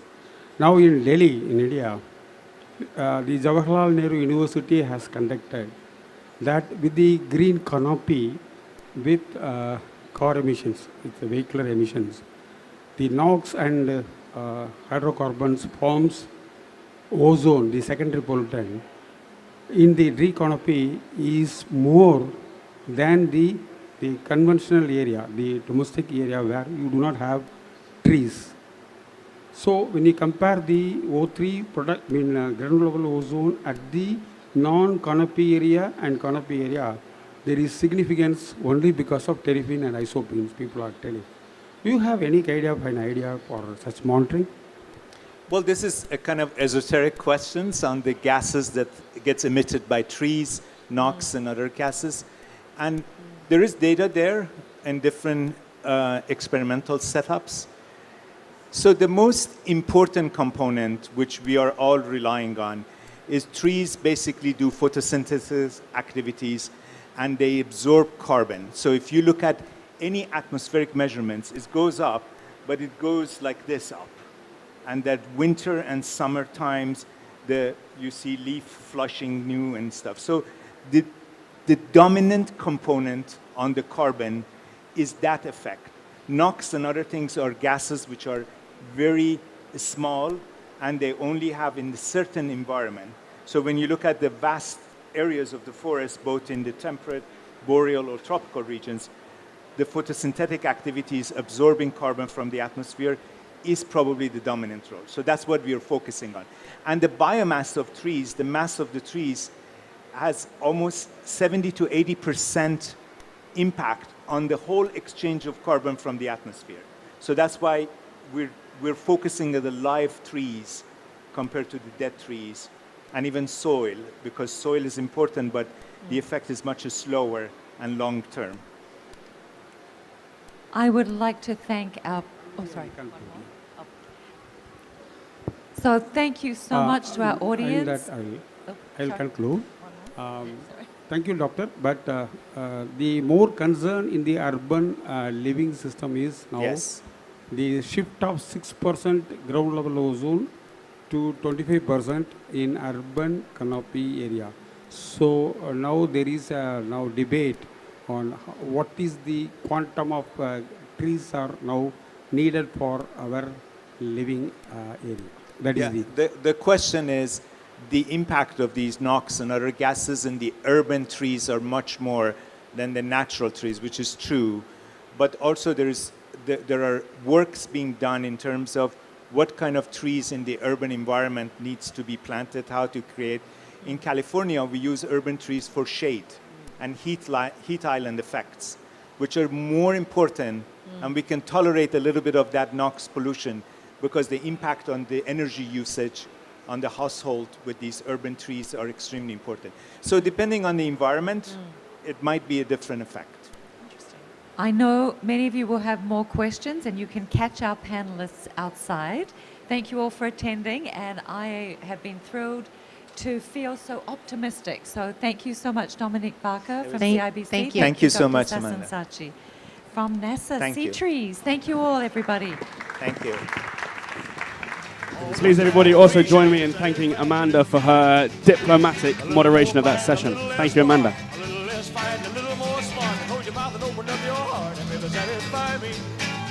Satisfy me, baby. Baby, close your eyes and listen to the music and dig to the summer breeze. It's a groovy night and I can show you how to use Stay tuned. We're going to be very shortly streaming the Water Bear film.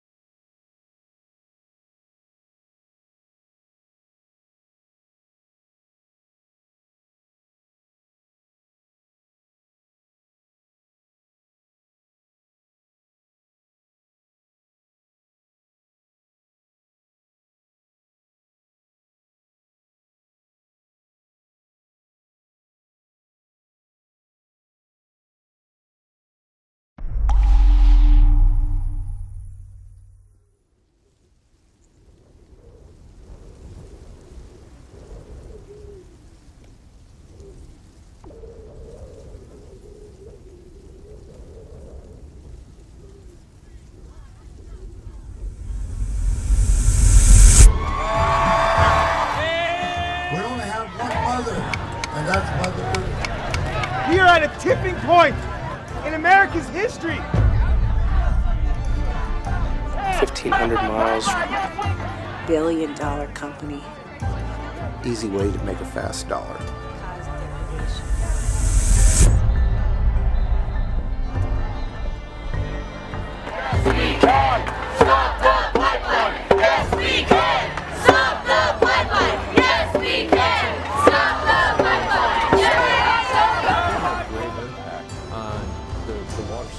$2 billion in investment in the pockets of the American public. The Keystone XL oil pipeline. Keystone XL. Keystone XL. Keystone XL. Keystone XL pipeline. Stand here right now because we are at our lunch counter moment for the 21st century.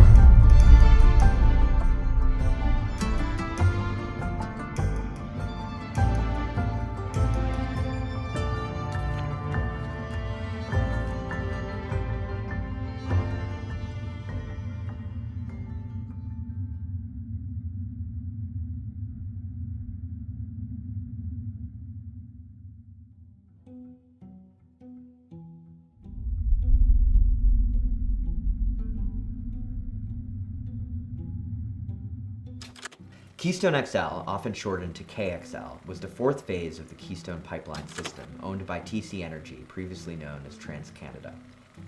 The cross-border system pumps tar sands crude oil, the dirtiest kind of oil and most toxic fossil fuel, from east central Canada to the Texas Gulf Coast in the southern United States. First proposed in 2008, it would have connected the hubs in Hardisty, Alberta, and Steel City, Nebraska, by a shorter route with a bigger pipe. All told, the $8 billion pipeline would have been nearly 1,900 kilometers, roughly 1,200 miles, and carried 830,000 barrels of oil each day, on top of the roughly 600,000 barrels sent on the existing pipeline. But the proposed KXL route raised a number of environmental, cultural, and socio-political red flags with the construction and upkeep of the pipeline. I had one person, actually one of my family members, I won't say who it was, but they said, why don't you just give up? I was reading about the company that you're fighting against. That's a multi-billion-dollar company. What makes you think you're going to stop that? If I were you, I would just give up. And I said, thanks for the faith. And we just kept going. I did feel it was like that David and Goliath situation. I also felt like it was something much larger and part of this historical fight that has been taking place for hundreds of years. It felt like kind of like an undying project for a long time. It just continued on. It was like continually being reapproved, even though we would like hope that there was a final stake in the ground. It just kept kind of coming back. So we always have to think it's a zombie pipeline. It really is, and we just have to be ready for it, and we have to be one step ahead of the other side.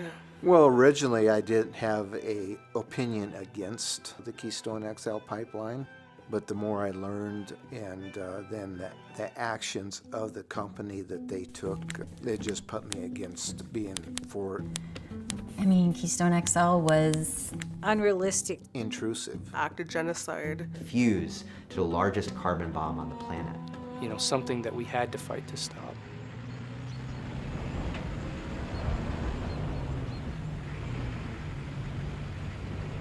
I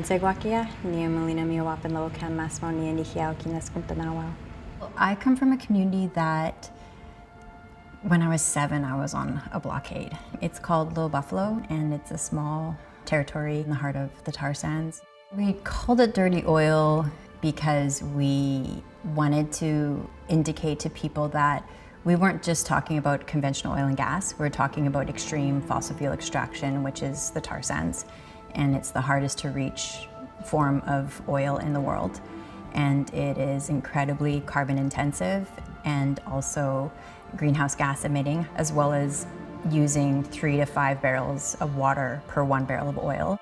Also, the byproduct is incredibly dirty. It has, cyanide, mercury, polyaromatic hydrocarbons. So that's what's being either buried into are underground surrounding our communities, contaminating the aquifers, or left to sit in hundreds of square miles of just toxic sludge pools.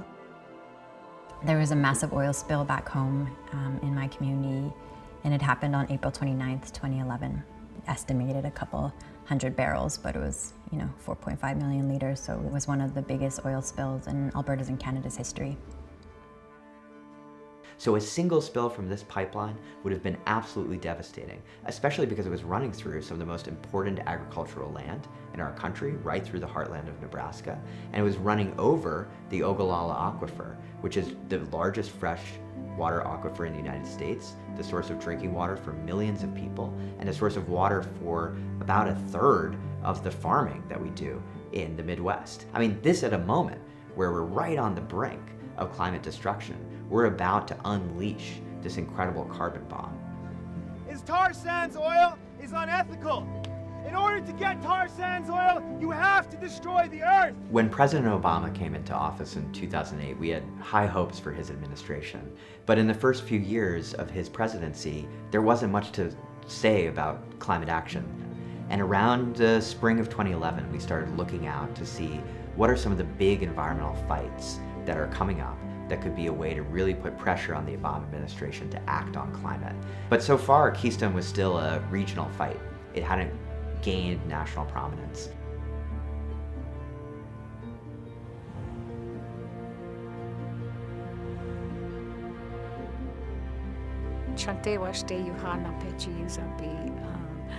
I want to shake your hand with warm heart.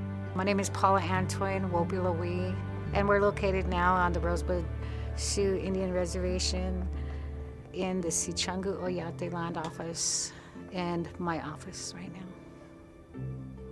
I was actually sitting at my desk here. Russell Eaglebear is the one who called me, and he said that there was going to be a 1,000-mile pipeline going through the entire United States near the Ogallala Aquifer. So I was shocked.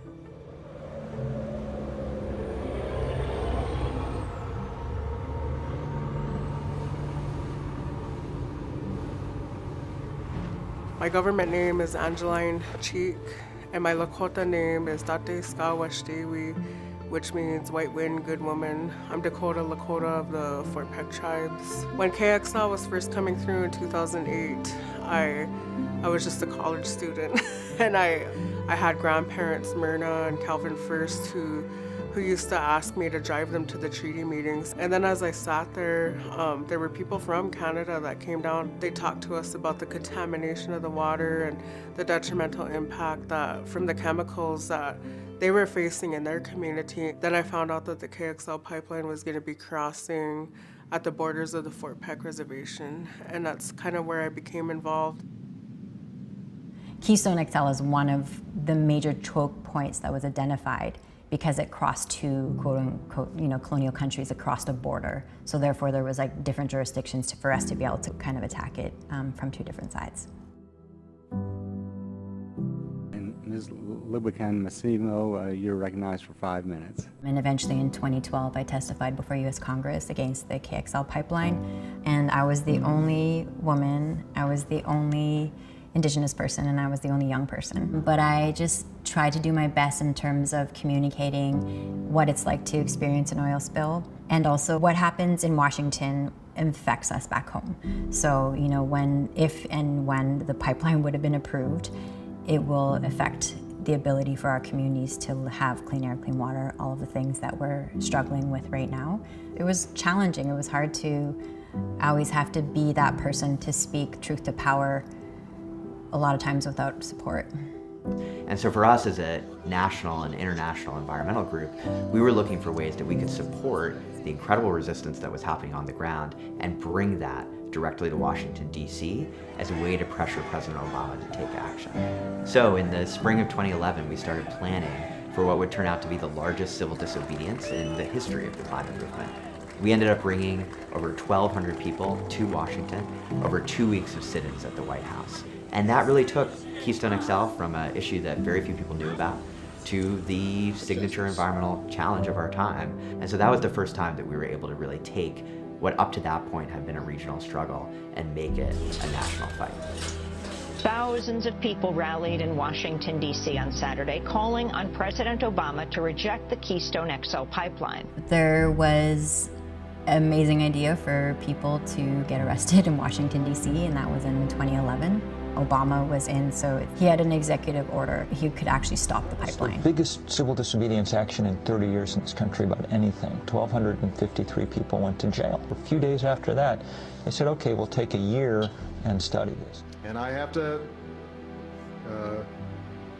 constantly push back against this idea that somehow the Keystone Pipeline is either this massive jobs bill for the United States or is somehow lowering gas prices. Understand what this project is. It is providing the ability of Canada to pump their oil, send it through our land down to the Gulf where it will be sold everywhere else.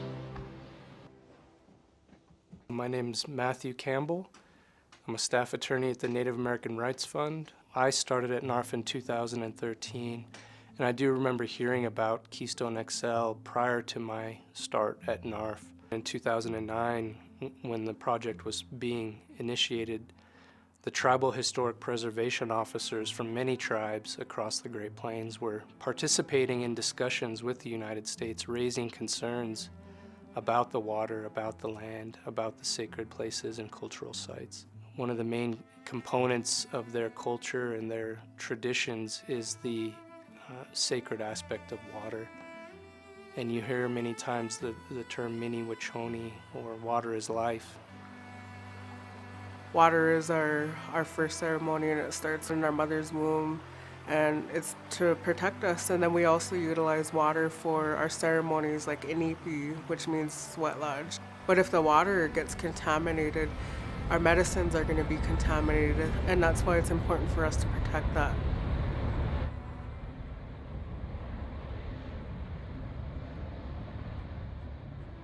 We were trying to decide how many different ways we could oppose this through different actions. You know, we had the tribal government that was addressing it through legislation. We had grassroots people who were willing to protest and oppose, you know. We decided that we were going to have a camp, and that idea came from Russell. With Lakota people, every time we do something, we start with prayer first.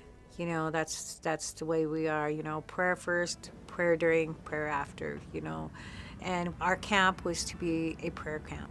John Harder, I farm and ranch in the Winter, South Dakota area. Well, got a letter in the mail that told us that I was going to be potentially crossed by the Keystone XL, and they give you the impression that you were potentially to be crossed, but the route was pretty much decided, probably 99%, that if you were on the map, you were most likely going to be crossed by it.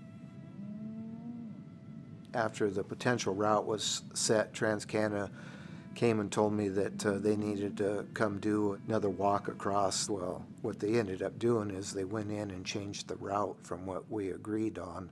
Well, the courts granted TransCanada eminent domain, so they had access to my property. Anger's part of a word that you could use for it, but it was intrusive. I didn't give them an easy time to get in agreement with me.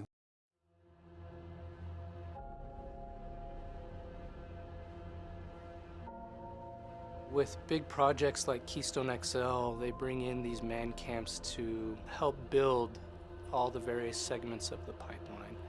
And what we have seen over the years is that there's a direct correlation between the creation of the man camps and an increase in crime, drug use, and then impacts to Native women and children being assaulted, sexually trafficked, and things of that nature.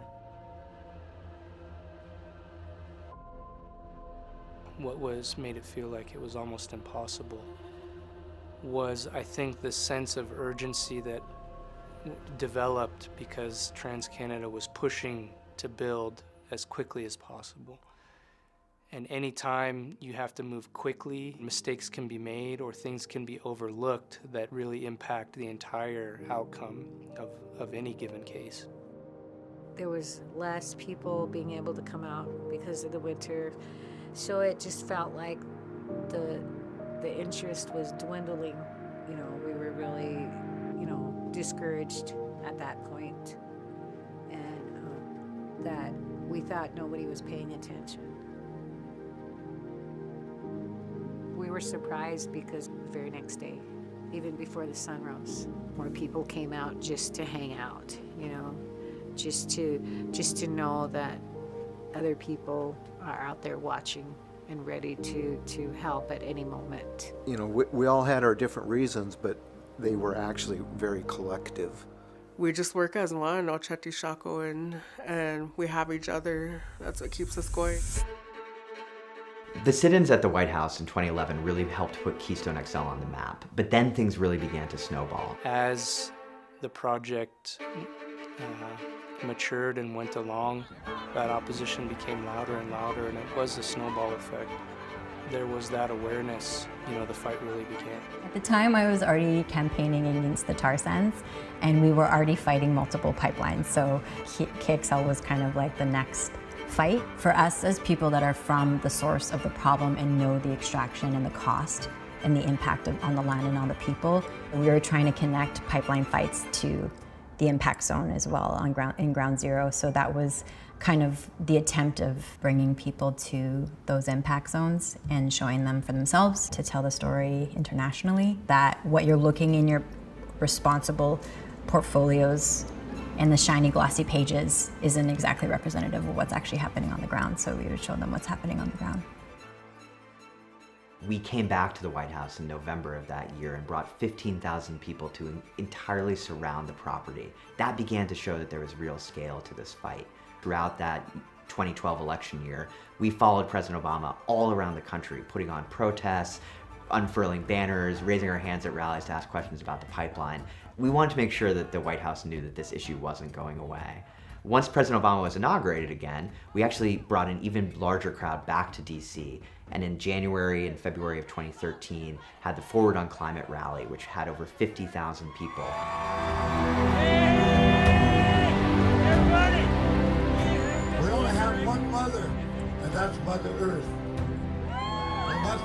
We, the American people, should not have to sacrifice our land and water to meet TransCanada's bottom line. We need to bring the movement demanding economic justice and the movement demanding climate justice together so that they're one strong movement. We stand here right now because we are at our lunch counter moment for the 21st century. President Obama, do the right thing.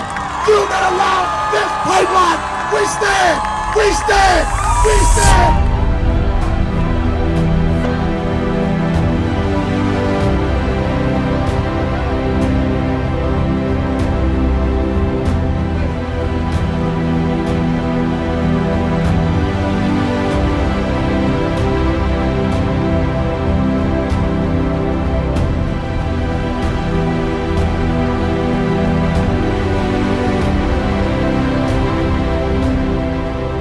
This has been about from the very beginning. This is the definition of a grassroots movement. Thank you all so much for being here. Travel safe back home. And damn it, we are going to win this thing if we do it right. Thank you so much. And that fall, in November, just a few weeks before Obama was off to Paris, he stood up and finally made the announcement that we've been waiting for years. Good morning, everybody.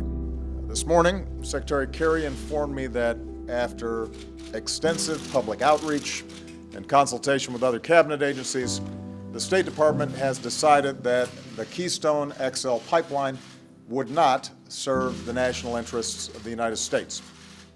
I agree with that decision. And so there was a real sense of victory there, and jubilation and happiness that the project was denied in 2015. But when President Trump took office in 2017, calling for TransCanada to resubmit its application for Keystone XL was one of the first things that he did in office. And so we refer to Keystone XL as the zombie pipeline because it has come back from the dead several times now. Thank you very much for being here this morning. Today I'm pleased to announce the official approval of the presidential permit for the Keystone XL pipeline. TransCanada will finally be allowed to complete this long overdue project with efficiency and with speed. There were a number of ways that we had to fight Keystone XL during the Trump years, and let's start with the lawsuits. There were lawsuits on every possible piece of this project. So people would file lawsuits saying that the project hadn't had a proper environmental impact statement, that the Trump administration was trying to rush through a new permit without actually studying the impact that would have on land, water, our climate. Then there were particular lawsuits along the pipeline route. We've got this Ford Corporation coming in and stealing our land. We know it's not over. We're going to fight them to the end. With any complex litigation, there's always many different aspects that you think about. But I don't think there was ever a moment that I felt like we would give up. It was always something we knew we had to forge ahead. How I felt was I felt like I was being challenged, but I always like to face the storms and walk through the storms. You know, we were ready to maintain our opposition and anything that we learned in the previous years.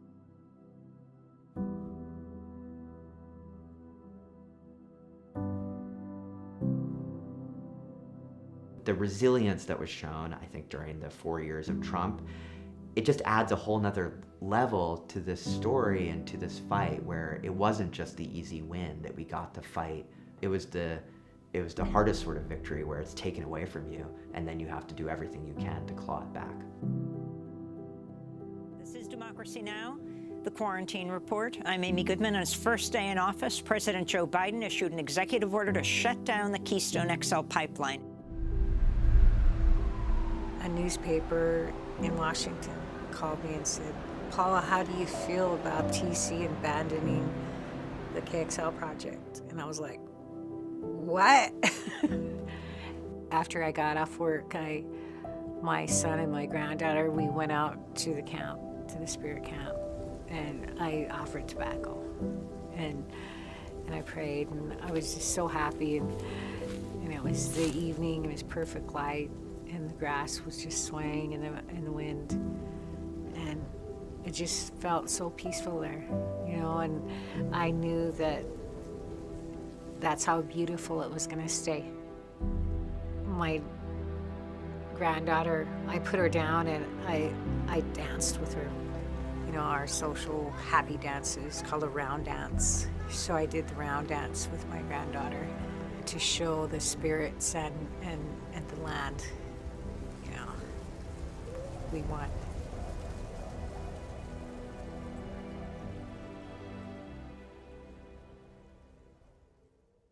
Like, it felt like a victory, but then again, like, it worries you. It was a relief for maybe 3 minutes.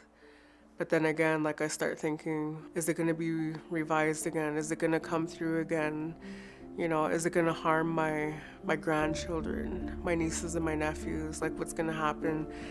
Native people think much farther ahead. We think 7 generations ahead. That's why those treaties were entered into, to try and protect not just the immediate generation, but generations ahead. And so I think knowing the history, knowing that these are the places where we have to live forever is something that is worth fighting for and that will continue to be fought for sure. I mean, I feel like ultimately we did move the dial. We have started a conversation, but it's just like enough talk. You know, I don't want to hear people talk anymore about it. I want action. I want people to not be sacrificed. I want our communities to not be sacrificed. I wish we could be living, you know, in clean landscapes and with clean water and not destroying and extracting.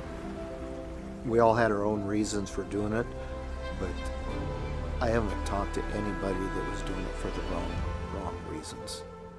And that doesn't matter what your nationality is, what your skin color is, or anything, male, female.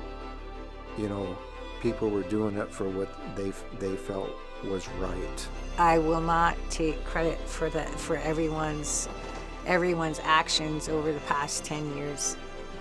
You know, that was a combined effort of so many people along 1,000 miles of pipeline that contributed to that abandonment. It's been a long journey. It's been a long road fighting this. Our ancestors fought hard for us to be here, so we're gonna be the new ancestors. Someday we'll be, you know, the future generations will be talking about us. You know, this was the battleground in which this incredible alliance was formed between farmers, ranchers, indigenous people, young people, environmentalists, and many more, who could really begin to find that common ground necessary to build the type of coalitions we need to stop fossil fuel projects and create the type of solutions that this crisis is going to require. People power is what changes public policy. People power is what changes public perception. People power is an effective tool, and so it's so integral to working together in truth and in justice and respect. It can move mountains.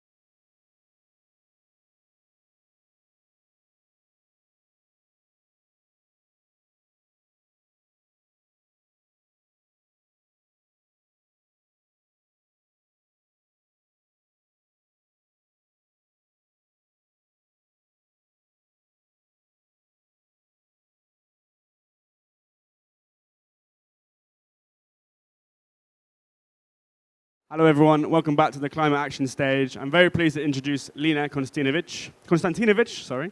She's going to introduce herself and tell you all a little bit about herself. But first, I think a few questions. Hi, everyone. Thanks for joining us this afternoon. I'd like to start with 3 questions. How many of you in the audience think that plastics are one of the greatest materials ever invented, very useful for so many things, and we should keep making as much of it as possible? Right? Show of hands. 1. I think ironic. How many of you think plastics are useful, however, they may have their challenges, and we should, over time, phase them out or come up with better solutions? Okay, about half. How many of you think plastics are one of the greatest threats to humanity and should be phased out as soon as possible? Okay, more of the same hands. Trick question. First bit is similar, then the second bit not so similar. So I'd like to keep the session very interactive, much like we've started here, and make sure that your questions and curiosities about plastics are answered first and foremost. And I'll set the stage with some general facts, statistics about plastics that can hopefully get a very interesting, interactive, and useful conversation going. Is that okay with everyone? Yep, great, wonderful. So here's some of what I refer to as the scary fun facts about plastics that you may or may not be familiar with. So we'll just even out the playing field and make sure everyone's aware of some of these facts. We'll start with fertility, the impact of endocrine disrupting chemicals on fertility. What are endocrine disrupting chemicals? Some of you may wonder. They are the plasticizers. One category of endocrine disrupting chemicals, I should say, are plasticizers. They are the chemicals that are added to the petroleum base for plastics to give plastics its properties. And some of them you may be familiar with because they've been in the news for a few years. BPA is one of them. You may have heard it was taken out of baby bottles because of its harmful effects. Another one is triclosan that you may have heard of, and there are others. So these particular chemicals are in the class of chemicals known as endocrine disruptors, meaning they literally rewrite your genetic code, they interfere with your endocrine system, and not only are you personally affected by them, the person who was exposed to them, but 3 generations after you. So these chemicals affect 4 generations. So this is one of the reasons why they've caught the attention of those paying attention to the impacts on human health of toxins, and why they have been put on what's known as the dirty dozen list. You may have heard that expression. These are literally the 12 of the most egregious chemicals to human health that we know of, or that we've produced as humans. So to go back to fertility, between 1970 and today, there's been significant loss to male fertility. Who wants to guess by how much? What's the reduced fertility from 1970 to today, so roughly just over 50 years? Any guesses? 15%? 1-5? Okay. 17%? 70%. Okay. So very different answers there. Any other answers? Yes? 25%? Okay, that sounds reasonable, plausible, right? It's 50%, over 50%, 50.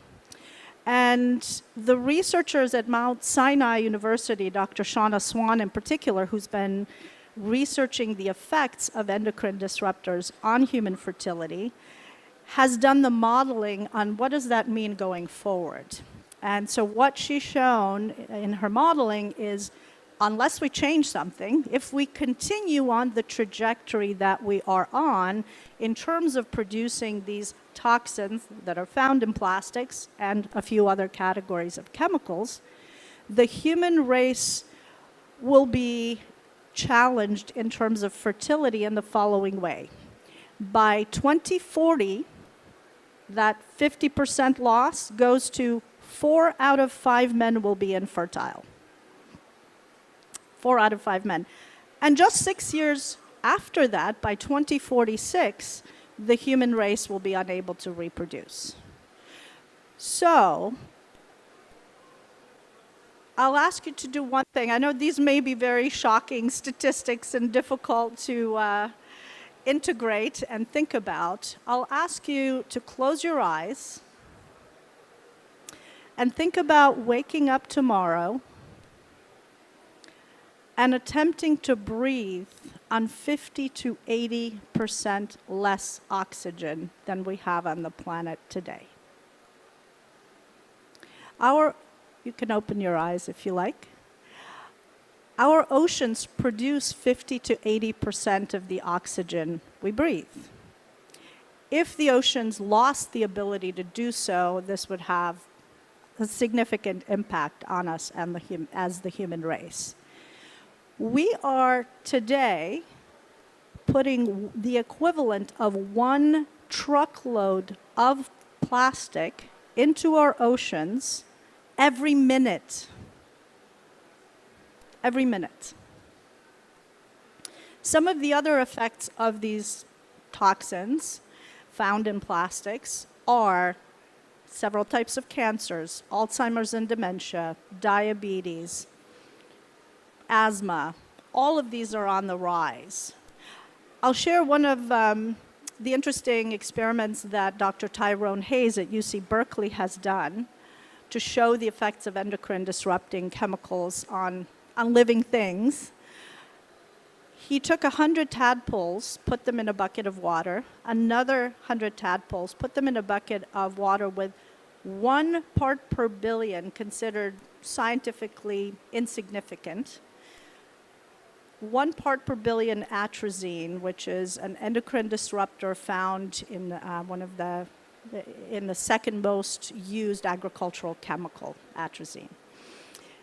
He put 1 part per billion, and what happened in that second bucket of tadpoles, 10% of the genetically male tadpoles grew up to be females that could lay eggs and reproduce.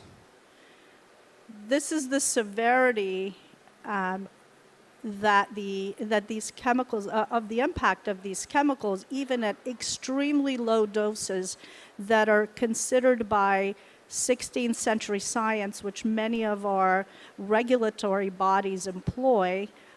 It's called poison, the dose makes the poison, meaning if you test something at a certain level and it's safe, anything below that level must also be safe.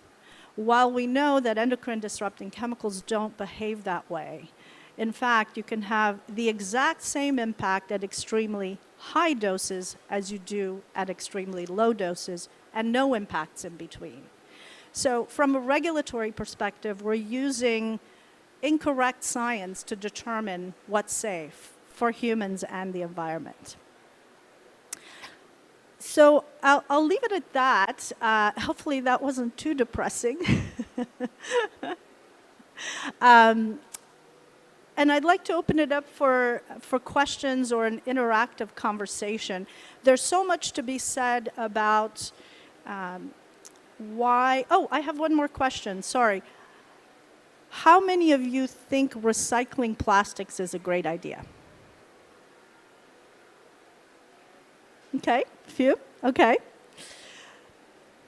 So, hopefully with the background we've just talked about, all of this will make a little bit more sense.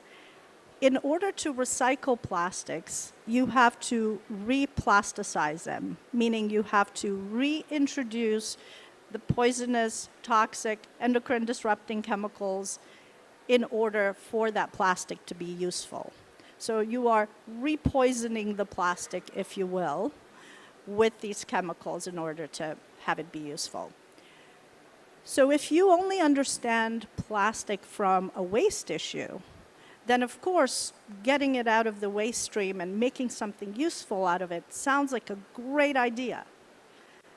However, the toxicity aspects of plastic make it a much more negatively impactful activity than the benefit you get from producing something. You might have seen examples, bracelets made from ocean plastic, or in some parts of the world, homes made from ocean plastic or from waste plastic in general. It's a wonderful thing to be able to provide housing for someone who's underhoused. On the other hand, if you have the evidence that that means they're very likely to get cancer, Alzheimer's and dementia, etc., is that a worthy trade-off? And those are the kinds of questions that we don't often talk about when we look at potential solutions, because we often don't have all the experts who have the relevant expertise in the room to inform the decision and to ensure that we don't have unintended consequences that might be far worse than what we're trying to solve for. So this is why I talk about these issues, because they're not well understood, even amongst those who work in the field, in the environmental field, in the waste management field, or even physicians are not aware of these issues. Yes, we have a question. Please go ahead.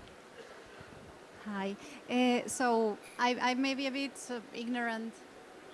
Can you hear me now? Now yes. we can, yes. Yes, with regards to the plastics. So is it, because there are different types of plastics, I understand, right? Mm-hmm. So is it okay to generalize about all plastics? Or because, for example, my brother, he works, if he does any construction, he works with recycled plastic, but in a way that the plastic is squashed together.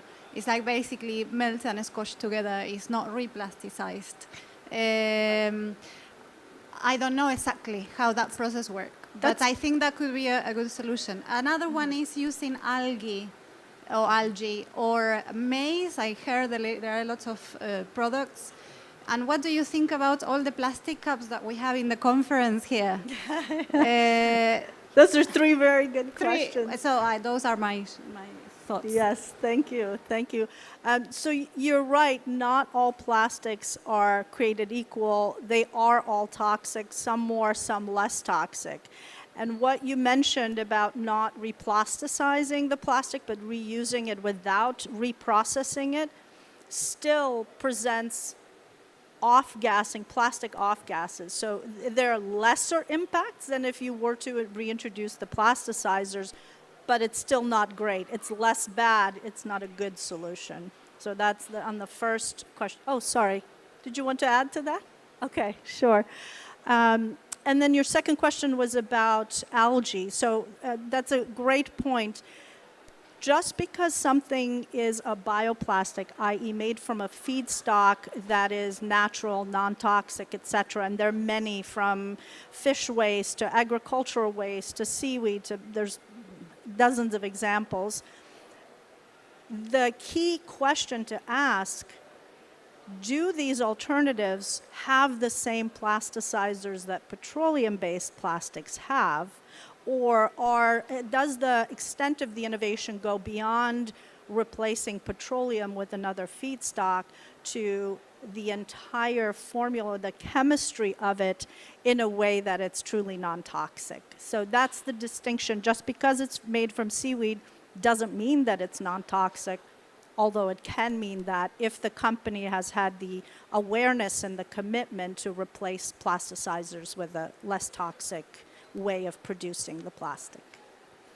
And then the third question was, what do I think of all the plastic? Morel and I were having that conversation on the way here. I think it's a very visceral reminder for all of us of what water insecurity means. And when you have regions where drinking water is unsafe to drink and you have to drink water out of plastic bottles, you are increasing the chances of that population. I mean, we're here for 2 weeks, but those who live here and drink out of plastic bottles on a daily basis, you're introducing more microplastics and more toxicity into your system.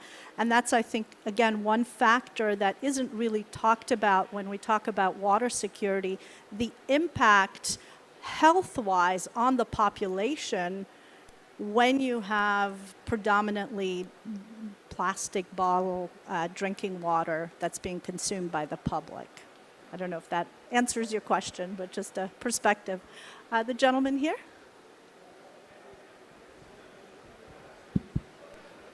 I missed the beginning of your presentation, so you may already have addressed the question I'm going to ask, but I understand that the horizon is quite gloomy in terms of plastic. And which solution are we left with if we cannot reuse the plastic that already exists here? What are we going to do with all this plastic around? And there are so many types of plastic as well. Does the technology exist already to solve this trouble? Thank you. If I had planted the question, you couldn't have done better.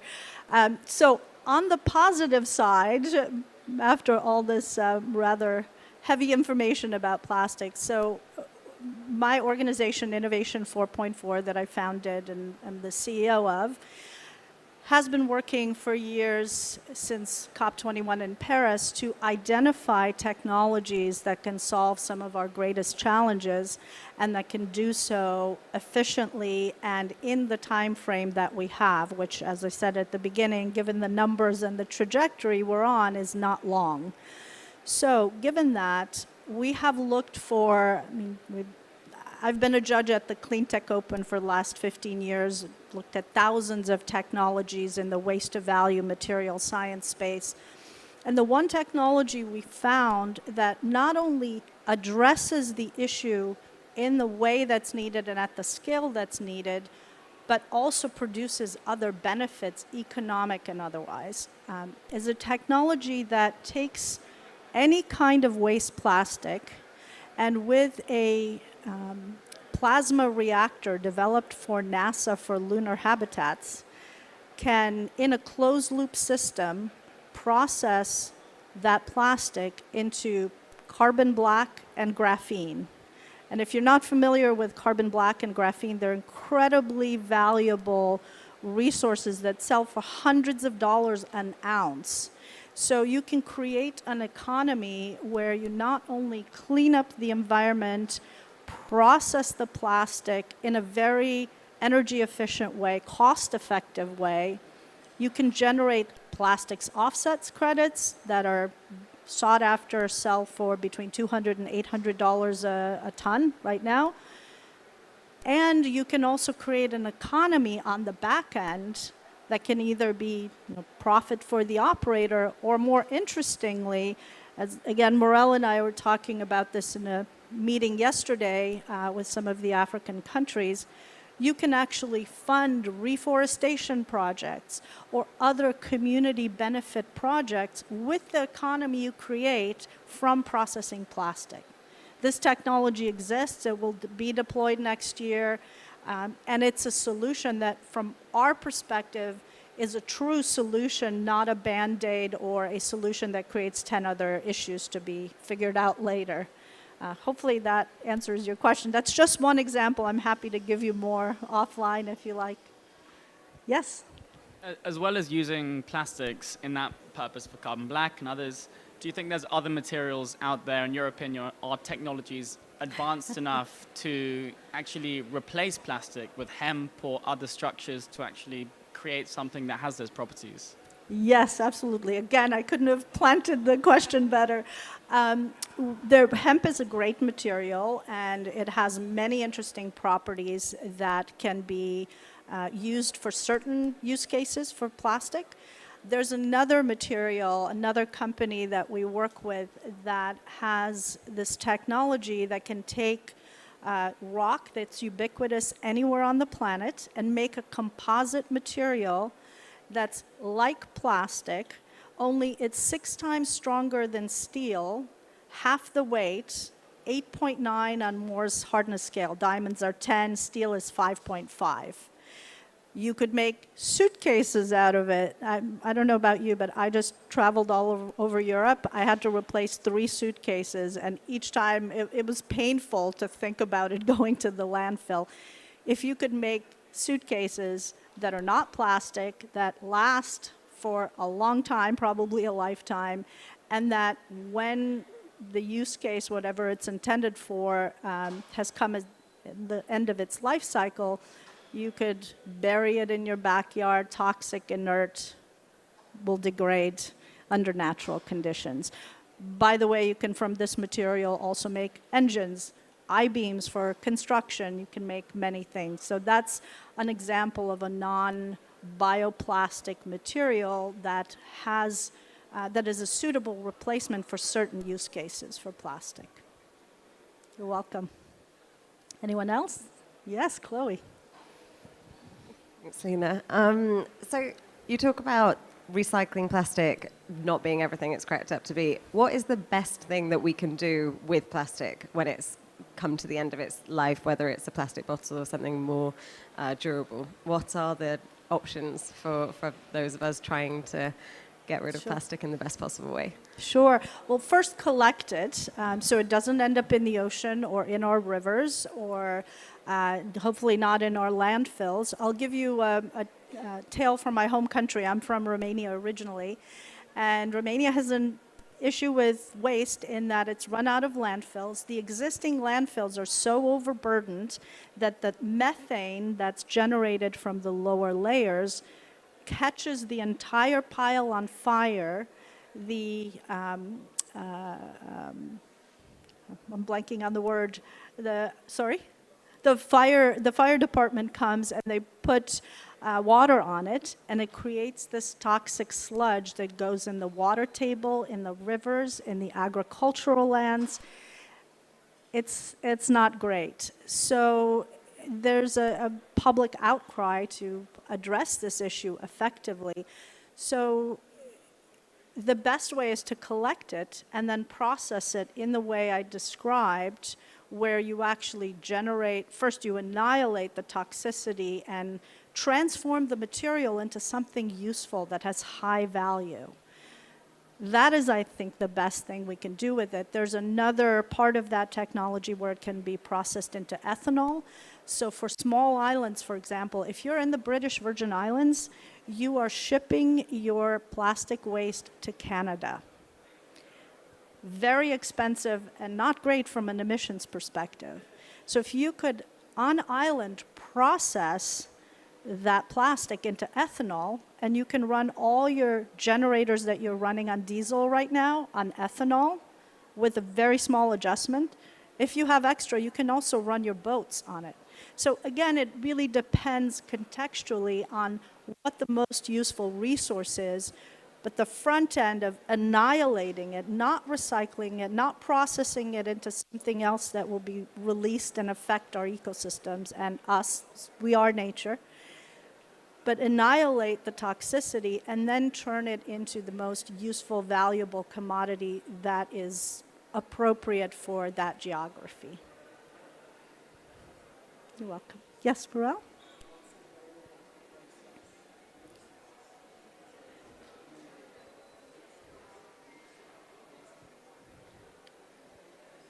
So the question is about mixed waste. How can mixed waste be processed? So this particular technology, the plasma reactor I mentioned, can annihilate anything on the periodic table. So you can calibrate it for mixed waste as well. And there are other solutions for mixed waste. It's a little bit, if plastic isn't part of it, it's a little bit easier to find good solutions that are viable than for plastic, again, because of the toxicity component. If you're talking about paper, cardboard, food waste, and so on, that's, again, you can, with food waste, agricultural waste, you can turn it directly into alcohol. You don't need the plasma reactor. So it depends on what your waste mix is and how you can optimize a system that really serves a particular region.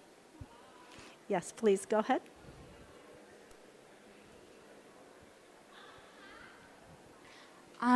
You mentioned relating to the bioplasticizer, and somebody else asked about the bioplastic, and that was something that I wanted to ask about, but to follow up on what you responded to them relating to the fact that it still might have that toxic element even if it's a bio-based plastic. Mm-hmm. Are there are there bio-based plastics that don't use it, bioplasticizer? And is there, the one that I'm familiar is like BPA free is something that you sometimes see with plastic. Is there a certification for plastic that's either bioplasticizer free or reducing? I mean, I completely understand why you say that it's always toxic, but reducing its toxic impact. One good resource, if you want to really do a deep dive on this, is Environmental Working Group's website, ewg.org. And it's a US-based nonprofit, and they do a lot of reporting on products. So if you want to know what the best, lipstick is that doesn't have any toxicity in it and so on, or the best carpet for your home or whatever it may be, they have a lot of great information on that. There isn't a standard. We have a prize, our nonprofit runs a prize called the Ocean Plastics Innovation Prize. And our aim with the prize is to make innovations like some of the ones I mentioned visible and help fast track them to adoption and global commercialization. So we look for technologies or alternatives to plastics that our criteria is they have to be non-petroleum based, biodegradable under natural conditions, not industrial conditions, which you may be familiar as to why that's important. And then the third is no toxicity, no endocrine disrupting chemicals that are part of it. So that's what we consider a viable, real alternative that isn't perpetuating some of the issues of plastics. And then the second and third have to do with what do we do with the plastic that's already there in our oceans, in our rivers, in landfills, etc. And that's about one, collection, so effective technologies and ways to collect as much plastic as possible. And then the third is what do we do with that plastic once we've collected it, so the processing that's not recycling into more of the same. So that's what we look for, is those three categories of criteria that a viable solution has to meet from our perspective. Does that answer your question? Yeah, great. Any other questions? Yes, please. So just on the criteria, I can understand the need for biodegradability, but where does the aspect of whether it can fit into the recycling chain also come in, or does it come in? Because some materials obviously biodegrade, but they completely mess up recycling. So just want to know how you prioritize those two very important criteria when you look at new plastics, new bioplastics. Sure. I think you joined us a little bit late, is that right? Sorry, yes. No, I'm not chastising you. I'm saying I started the whole talk by saying recycling is not a viable option from our perspective, and I explained why. So that's why I didn't talk about recyclability, because recycling plastic from our perspective means reintroducing the plasticizers, the toxic poisons into the plastic chain, which affect ecosystem health, our health. Everything that's alive on the planet is affected by it. And there's some urgency around solving that or reducing those toxins, because we are on track to not be able to reproduce by 2046. So we don't consider recyclability an important criteria. We consider it a non-option if we're going to really address this issue. I'm sorry you missed the full context. Sure. Hopefully that makes some sense, and I'm happy to talk more offline if you like. Or if you had a follow-up question, please. Well, just with that, and again, I apologize if this has been gone over. So can given that we've got a fairly limited timeline to be able to make urgent change. 2046, yes. Right. And the plastics industry is so embedded and recycling is so prevalent.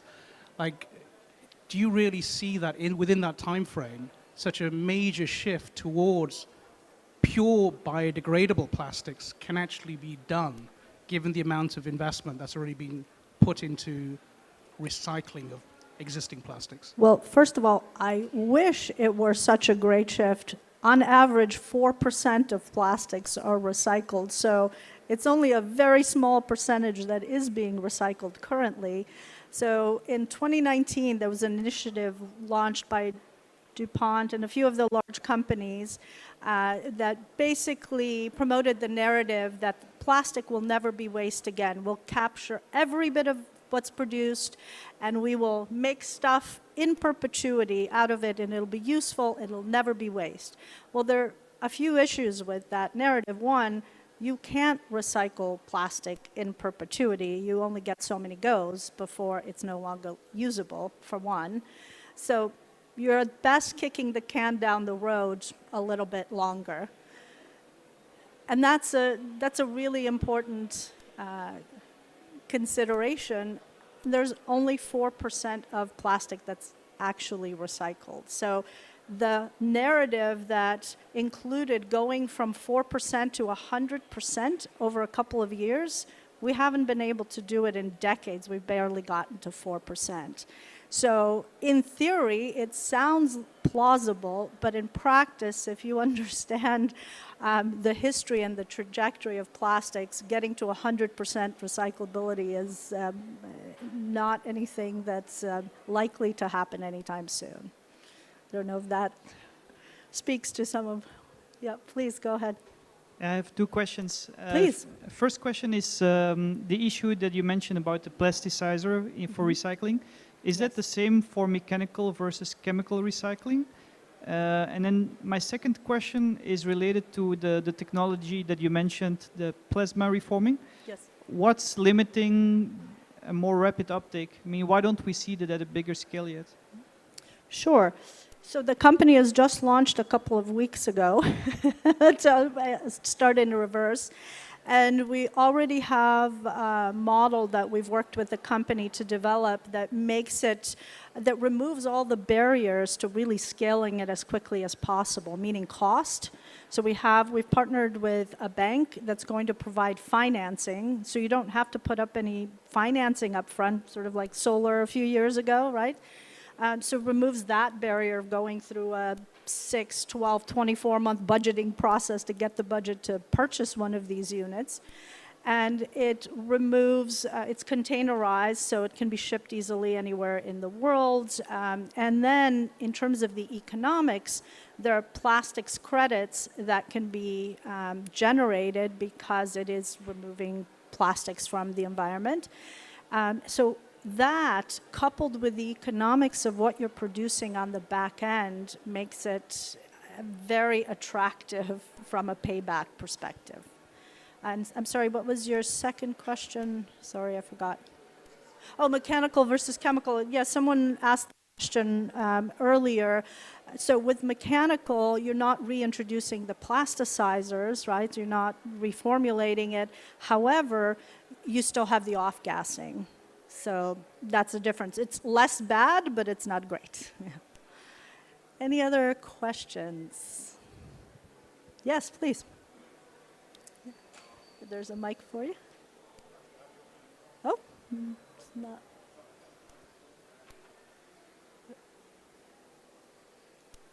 Well, actually, I have two opinions and one question. Sure. The first opinion about plastic reuse, we can use it like, I think maybe in construction or furniture stuff. So that's maybe an idea to reuse plastic. The other opinion about the material you mentioned before, that's already, I think you said 1.5 harder than steel.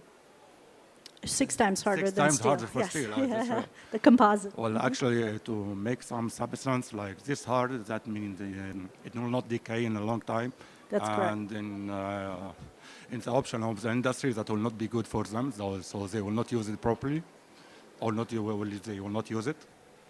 The industry will not use something, will not decay soon because they want to reuse consumption. Oh, yes, planned obsolescence, I understand. And the real obstacle, and my question here is the real obstacles that we will face, that how to how to convince the money flow or the industry to move to another thing. Anyway, the human beings are consumption, so they will see consumption or whatever they have. But how to redirect the industry? That's the real question. Sure. Will you remind me of your first point that you made quickly? Sorry. My first point about you reusing plastic in construction or in construction. That was it. Reusing plastic, right? So that's a great point, and we've looked at, is there a safe use case for existing plastic? And the only way that plastic in the home would be safe is if industry or someone came up with a way to encase the plastic in an inert material that would not allow the plastic to off-gas. Because the off-gassing, even if you're putting paint or other barriers in between, that off-gassing can create what's referred to as a sick building or a sick home, where you have health impacts on the inhabitants of the home or office or whatever structure you're building from it, unless you're encasing it and not allowing the harmful effects of that plastic that are being integrated into the building.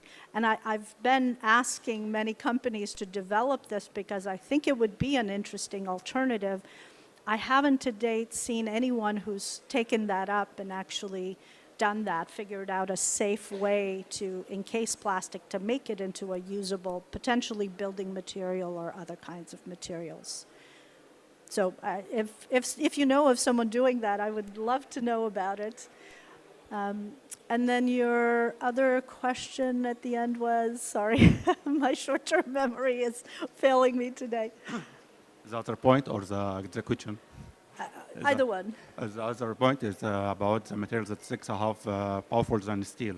Oh, the planned obsolescence, yes. Well, I think there are some dynamics that are counterbalancing the planned obsolescence practices of many industries, and that's increased consumer awareness and consumer-driven changes to certain practices. And then there's the regulatory side, right? For example, in Europe, the REACH legislation that governs toxicity in products regulates about 1,200 different toxic substances. In the US, it's 11. Not 1,100, 11. So there are vast differences in regulatory environments and what that means for the accountability that industry feels in producing products that are more or less healthy and sustainable. So, and sorry, your third question? Is how to convince the money flows, the industry ministers, how do you convince them to use other materials? How to convince money flows to use other materials. So money flows is a very general term. I'll break it down and nuance it a little bit if that's okay. So there are many wealth holders, let's just use that term, that have agency over what company, how companies are financed, which companies are financed, and what agendas or priorities they have, to simply put it that way. Family offices are one group of funders that we do a lot of work with because we see the potential to have funding for the right kinds of solutions that have the potential to have the impact that we're looking for, and have a different timeline for their investments. Family offices, does everybody know what a family office is? No? No one knows. Okay, well, one or two people know. So a family office, when you are a family of wealth with over 100 million in wealth or more, then it financially makes sense to set up your own investment entity. So rather than having your wealth managed at Morgan Stanley or Deutsche Bank or whichever bank, you hire your own team essentially to manage your wealth. So when I say family offices, I mean families that have over 100 million in wealth. So family offices, by definition, are not looking for quarterly returns, 5 to 7 year returns. Family offices think in terms of legacy. They think generationally. And so we see a great potential for family offices to play a significant role in funding some of the solutions that the world needs and in really providing both philanthropic capital and investment capital to get us to the outcomes that we're working towards. And there's another element that I want to call out, which is generational shift. If you talk to anybody under 30 in most parts of the world, they understand environmental issues. They know what's happening with our oceans. They not only understand them, but they make it a priority when they express that when they're at the grocery store, at the department store, where they vacation, how they vote. So there's a significant shift that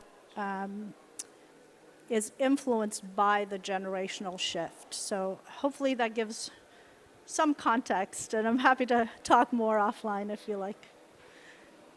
Anyone else? How are we doing on time? Are we there? In the end. We're reaching the end. One more question, please. Gentleman over here. So I'm curious, what kind of feedstocks for making these bioplastics do you see the most promise in? Sure. I'm in the venture industry, and seaweed is obviously one thing that a lot of activity is going around. But I'd just like to know which ones you see around and which ones you think should be given the kind of the most priority because they hold the most promise from the list of criteria that you mentioned. Sure, great question. I don't know if you were here when I mentioned our prize. We actually had 110 entries from around the world, literally around the world, from Kenya, Somalia, India, Estonia, US, Europe, etc.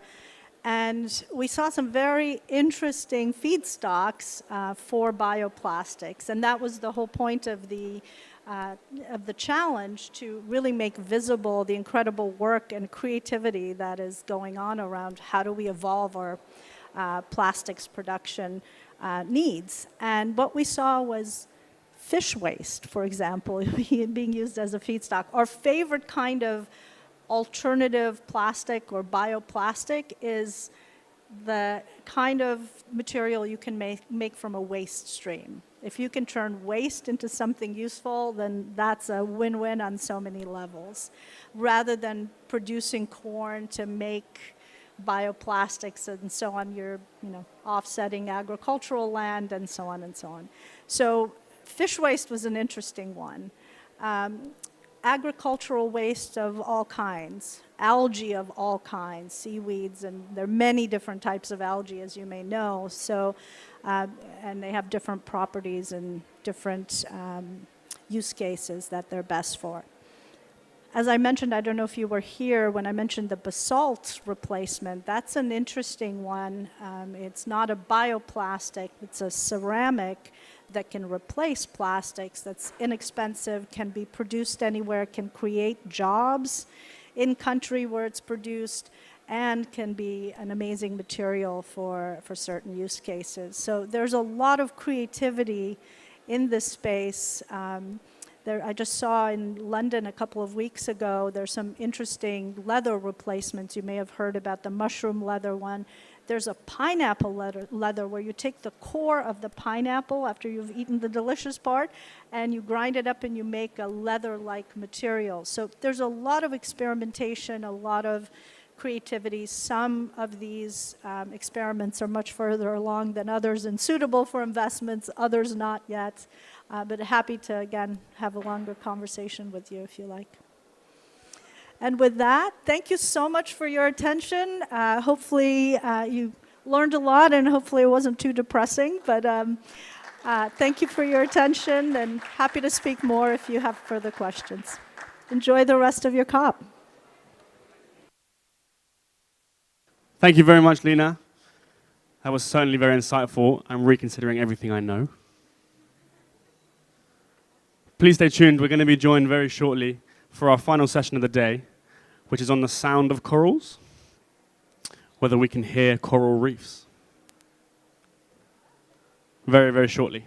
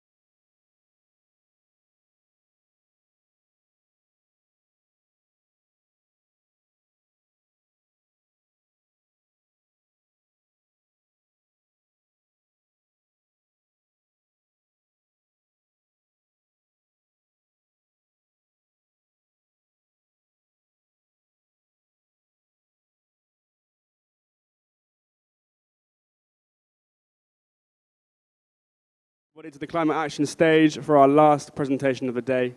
I'm going to let Dave and Mary get on with this pretty quickly. So welcome everybody, Dave and Mary.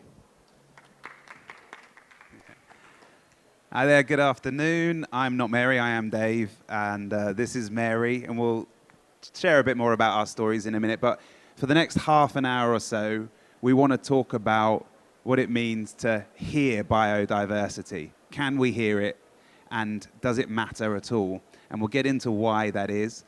But I firstly just want to welcome you to the session. I hope we can get into a nice conversation after we've shared a bit of our backstories. But quite simply, before I ask Mary about her exciting work and to share a bit about why she's here, I just want to tell you a minute or two about the journey, literally, that's led me to being here at COP27. About 5 years ago, I went on a soul-searching trip to Corcovado Rainforest in Costa Rica, which is the most biologically diverse place on land. And it changed my life. I realized, wow, this is what the world should be like, flourishing. And I came back, and I lived in a forest in the UK, off-grid for a year, and I connected with nature after 10 years of busy work. And then I started thinking about how do I come back to the world of work and back to the system. And that led me to last year to COP26, getting on a boat with 6 crew and sailing up the Irish Sea to Glasgow to go on an adventure to try and learn something from the ocean. And we partnered with Dr. Steve Simpson, who Mary can talk a little bit more about and has worked more closely with. And we started making recordings through very simple audio recorders. He introduced us to what it means to listen to the soundscape of the ocean. And it blew my mind because I had never listened to that world that lives under the water. And what I learned was, through the fact that we got written up in The Guardian and a couple of other news outlets, that these recordings we were taking with our cheap recorders, $100 pieces of kit, were actually making new science, telling us things about the snapping shrimp that we didn't know as they were moving more north through the warming waters. I thought, this is crazy. How can the ocean be 2/3 of the planet, half of our oxygen production, and yet we know so little that a bunch of crew who are novices at sailing and novices at recording can actually do something that might be useful.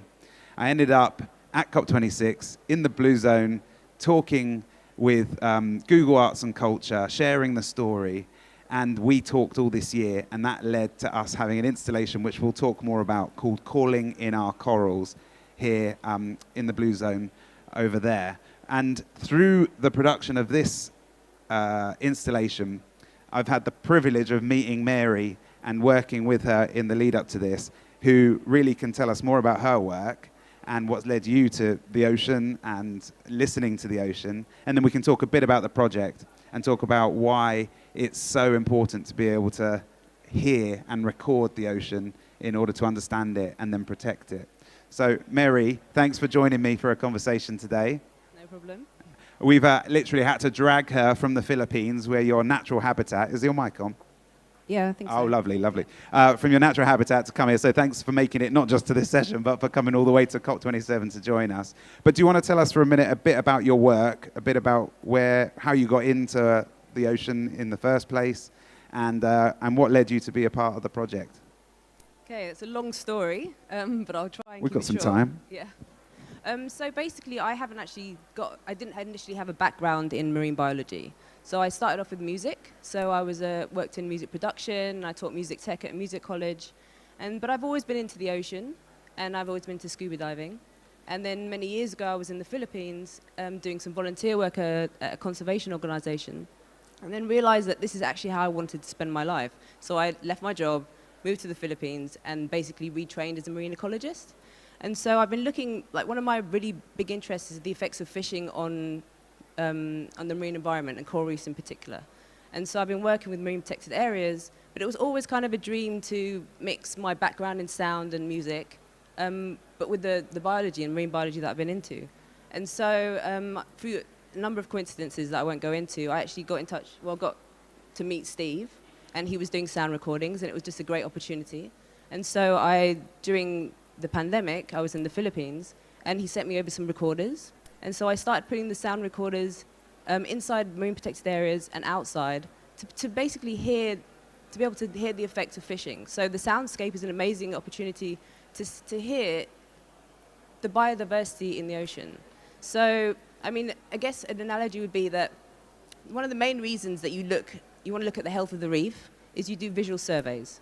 So people look at the number of fish, the size of fish, the coral, and that gives us a snapshot. So, but there's more going on. There's a lot that you're not seeing. So if you think about it in the sense of, you've got the coral reef ecosystem, which is a complex system, and an analogy would be like a human being. So also a complex system, a lot of processes going on. And if you want to know the health of a human being, you can look at them and you can, assess certain things. But if you really want to know what's going on, you'll do tests like a blood test or a scan, and there's underlying things going on. And it's the same thing with the coral reef. It's like if you want to know things that you don't see when you're doing visual surveys and things that are going on at night, another complementary thing is listening to the sound of the reef. So it enables you to hear cryptic creatures that you wouldn't see necessarily, and also nocturnal creatures that you wouldn't see. So it's an opportunity to get a better idea of the health of the reef. And so that's kind of what I've been doing over the last year, is putting in sound recorders inside and outside marine protected areas to hear the difference. So can you hear the health of the reef, essentially? And when I first got on the boat and started doing these recordings, what blew my mind? Sorry, I got this little fly that is just having me up. I don't know if you can see that. But if I go like this, I'm not just freaking out. It's just because this thing's trying to attack me. Oi, get off me. I've got something to do here. And what blew my mind was, on land we can see a long way and we can hear over decent distances, but underwater you might only be able to see 20, 30 meters, but you can hear things like snapping shrimp up to a number of miles away. It is the sense of preference under the water. And so when we were trying to think, how do we take this experience that we've been lucky enough to have, but not everybody can spend a month feeling seasick on a boat, sailing up to COP, how do we bring this to more people? We thought, let's try and bring it to technology. Let's give people an audio experience where they can actually participate in this wherever they are in the world. And Steve led us to Mary and Mary's new recordings that you've been doing in those marine protected areas. They hadn't yet been listened to. And there's how many hours of footage? Like, there's hundreds of hours. So we're putting down the recorders, a few. He's on to you now. I've sent him away. So we're putting down these recorders down, so a few inside and outside the marine protected areas, but we're leaving them for 24 hours. So, I mean, at the moment I've got 6 different MPAs and matched fish areas. So you've got hundreds of hours of recording. So I just haven't got the time to listen to all of these. And that's kind of where the idea for what we're doing at the moment kind of sprung from, is that we need help, essentially, to be able to listen to the health of the reef, but we need a way of doing it that's quicker than me trying to listen to hundreds of hours of recordings, basically. Exactly. So we thought, why not, teamwork makes the dream work. Let's get citizen science activated on this. Let's multiply. We want to increase the amount of audio recordings in the ocean so we can get to know it better, and by getting to know it better, be able to value it and protect it. Because it's even though there's a lot of marine protected areas around the planet, I think about 2% at the moment, most of them are kind of only by name and not really enforceable because we don't have the knowledge to be able to protect them on a daily basis from the fishing. So if you go to our installation, if you can go, and if not, it will be on the road hopefully after this conference, but you can go in and you can be led by Mary and Steve into a learning journey where you start to hear the different grunts and whoops from different fishes and hear the difference between that and boat noises, and then we let you run wild on Mary's new recordings and tap when you think you hear life. And through that, we're hoping to prove 2 things. 1, that citizens really can do science with very little training, and 2, that we can hear a difference between the marine protected areas and the non-marine protected areas.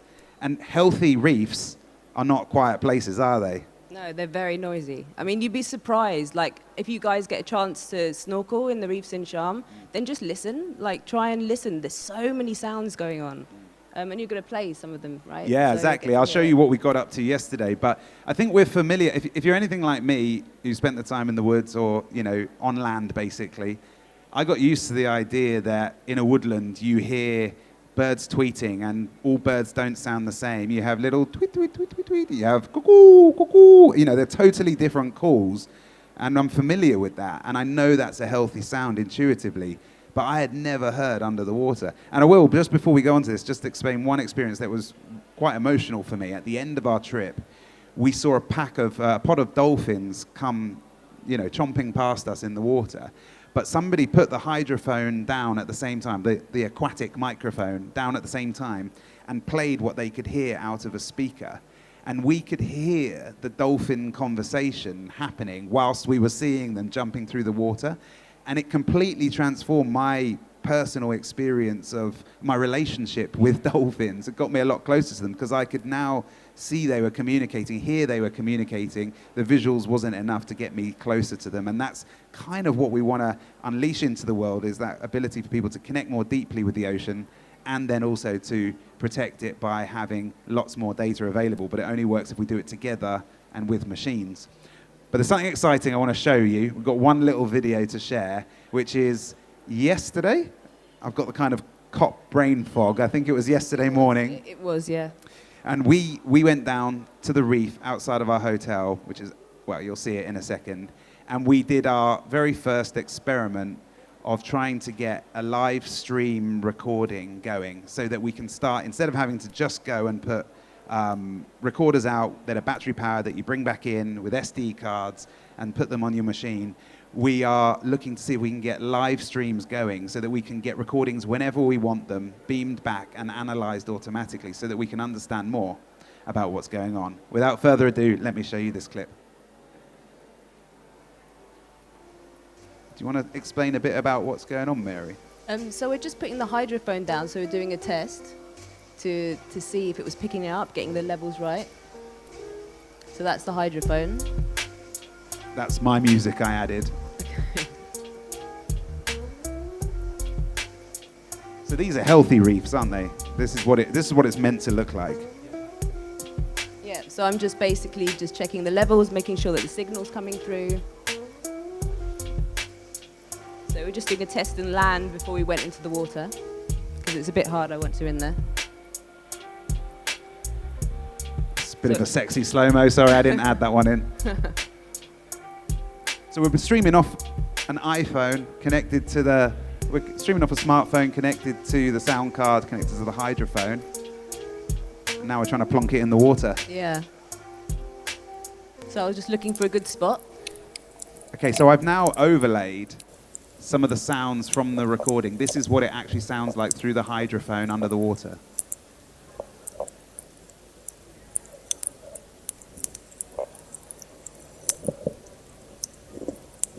So some of the lower sounds of the fish and the high frequencies of the snapping shrimp.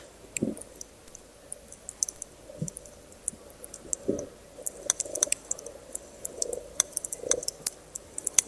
can hear that kind of cooing sound is another fish. There's a lot of variety of different sounds. Yeah, so that is just a little snapshot of what we were experiencing yesterday. But before we go on, I'm just interested to get a sense of the room. Is sort of thinking about biodiversity and listening to biodiversity, recording it, is this a new concept for anybody in the room, or is this something that feels familiar? Put your hand up if it's something that feels quite new and you're sort of trying to keep up with me. Okay.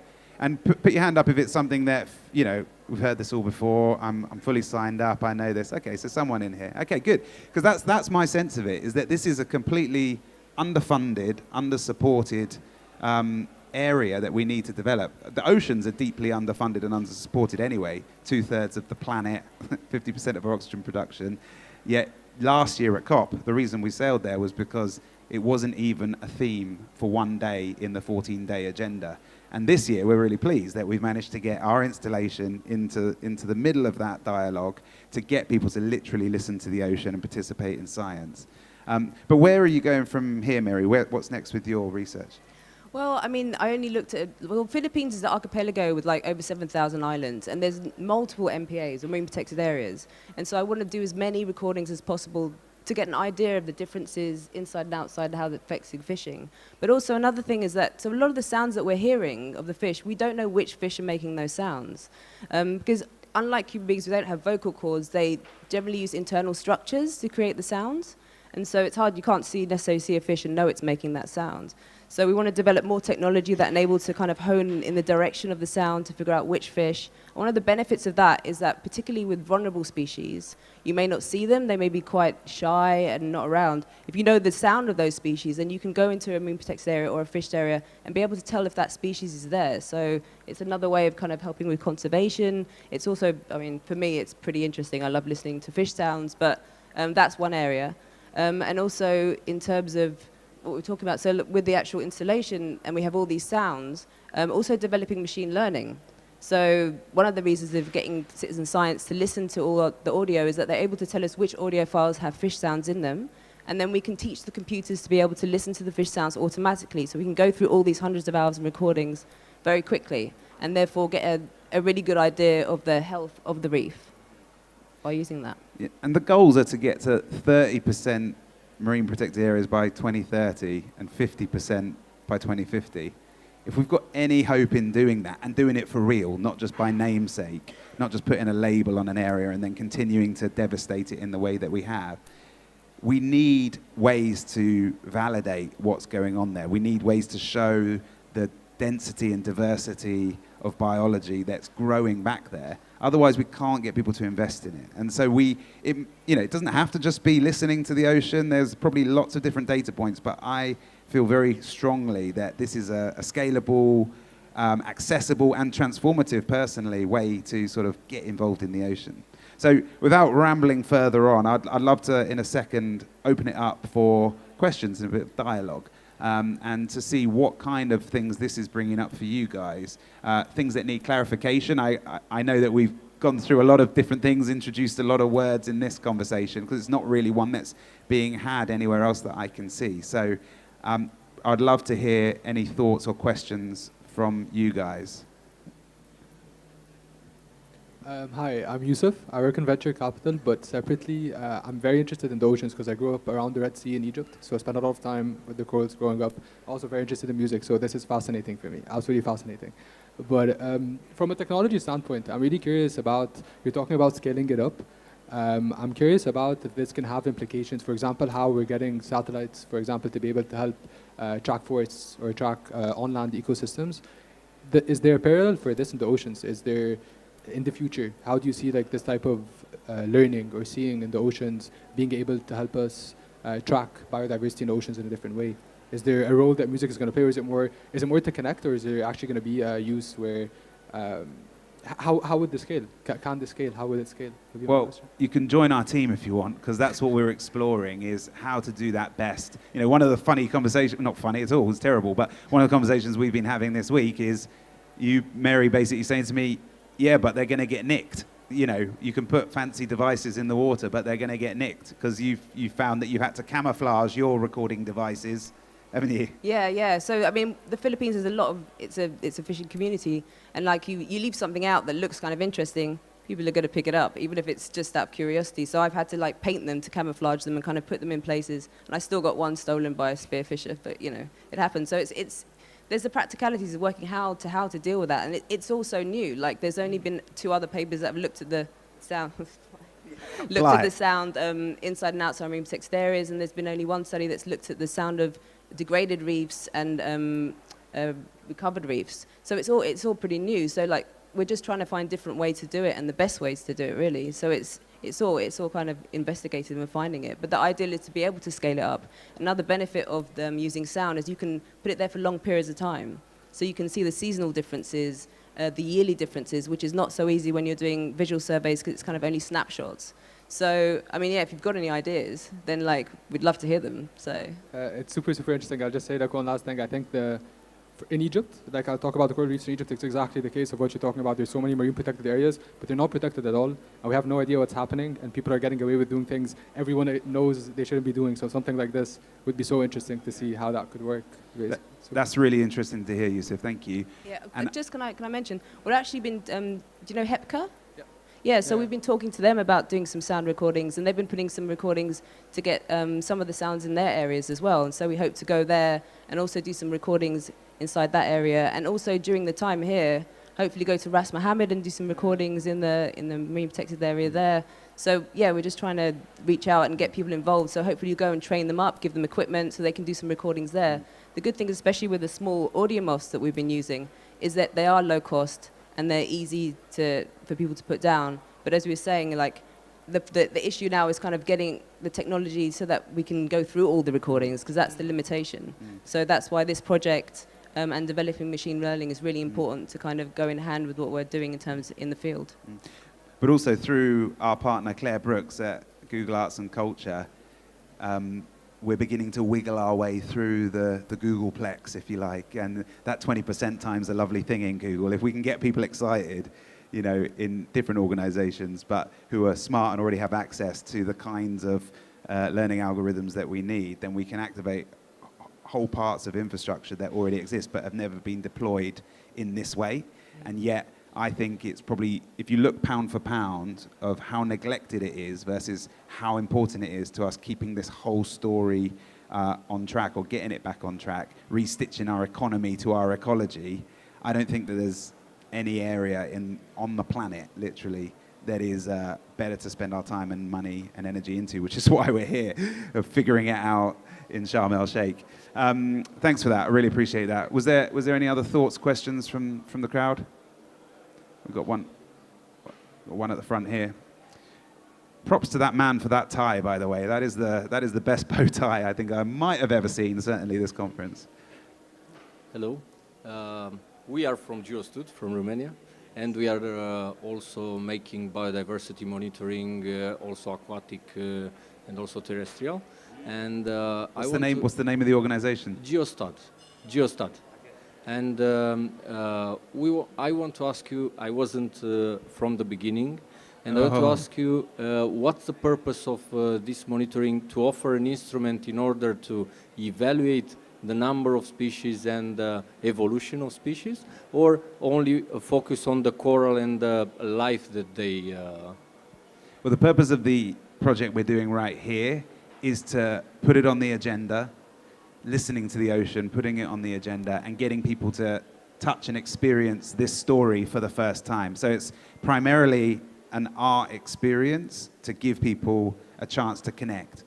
And then, you know, you can hear through the conversation, we're overlapping and doing different things as this listening collective. I have thoughts about how we need to use the data in ways you're describing to take diversity and density to show that when we do leave the sea alone and we let it rewild, that it can be demonstrably seen or heard to be different, and then allow people to invest in that. Mary would be having a different story. You know, you've got other ambitions of research and work that you want to do. So I think what brings us together is that primary connection. But yeah, I have interest in exactly what you're talking about. So I look forward to talking with you afterwards for sure. Okay. Yeah, I mean, with the research, it can be used in different ways. So like my focus is more looking at the health of the reef. So a way of kind of, another way of ascertaining that. But Steve Simpson, Professor Steve Simpson that we've been working with, he also looks at it in a regenerative sense. So they've done experiments basically. So I don't know if you know, with juvenile fish, generally they're in the wild in the ocean. And then they have to find a place to settle. So they find a coral reef that they want to go to. And they use sound as one of those things. So they did an experiment where they had underwater speakers that were playing the sound of a healthy reef. And more juvenile fish and coral larvae went to that area because they heard the healthy reef. So they've been doing some projects, I'm not sure what's in Moorea maybe, where they're doing a lot of regenerating the coral reefs. And so it's a way of kind of bringing the corals and the fish to those areas that are being regenerated. So it has kind of future also implications in terms of helping conservation and regeneration, but it also enables to understand what's happening in the reef at the moment as well. And that's one of the exciting things about this project is that the archiving that citizens and individuals make on Mary's recordings, we will hopefully pull together in a mega mix that we can then deploy through speakers back into degraded sites to help with that process. But ultimately, nature's best speaker is a healthy reef. So we need to protect it to get back to health in order to call those fish home. Thanks for your question. Thank you. Thank you very much. Have we got any more questions, thoughts, anything that you want clarifying that we've talked about? Oh, go on. So, Thank you. I'm Marian Tudor from Danube Delta National Institute for Research and Development, also Romania, but we are not together. We are together, but we have different questions. As far as I understand, what you are doing is a pilot project. So pilot project can have good and bad results at the same time. This guy was smart asking about the scaling, because by that you will establish a pattern, and according to that, a coral reef is healthy, very healthy, less healthy, and so on. My concern and question was about the possibility, the chance to make it wider, not only for coral reefs, but for other ecosystems in the ocean, even for fresh water. A little bit like in chemistry, when you are establishing parameters, or like in other way, you can find out the health of the ecosystem, not only coral reefs. Yeah. You are using it, okay, it's very good because they are very important for the ocean life.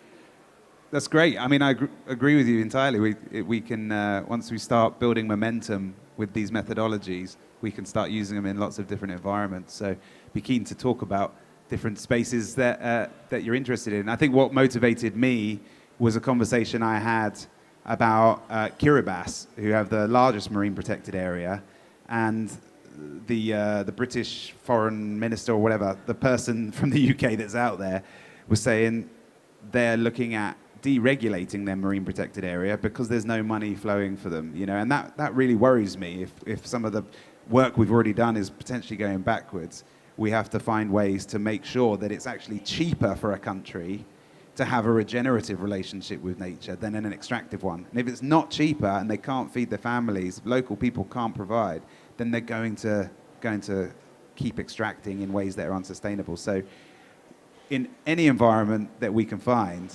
that we can protect through this kind of methodology, I'm up for that conversation. And that's why we're here, to start pulling this together. So. Congratulations. I mean, you found a niche in the research, so the future is yours. If you will have a happy end of this, you will be a pioneer in this field of research.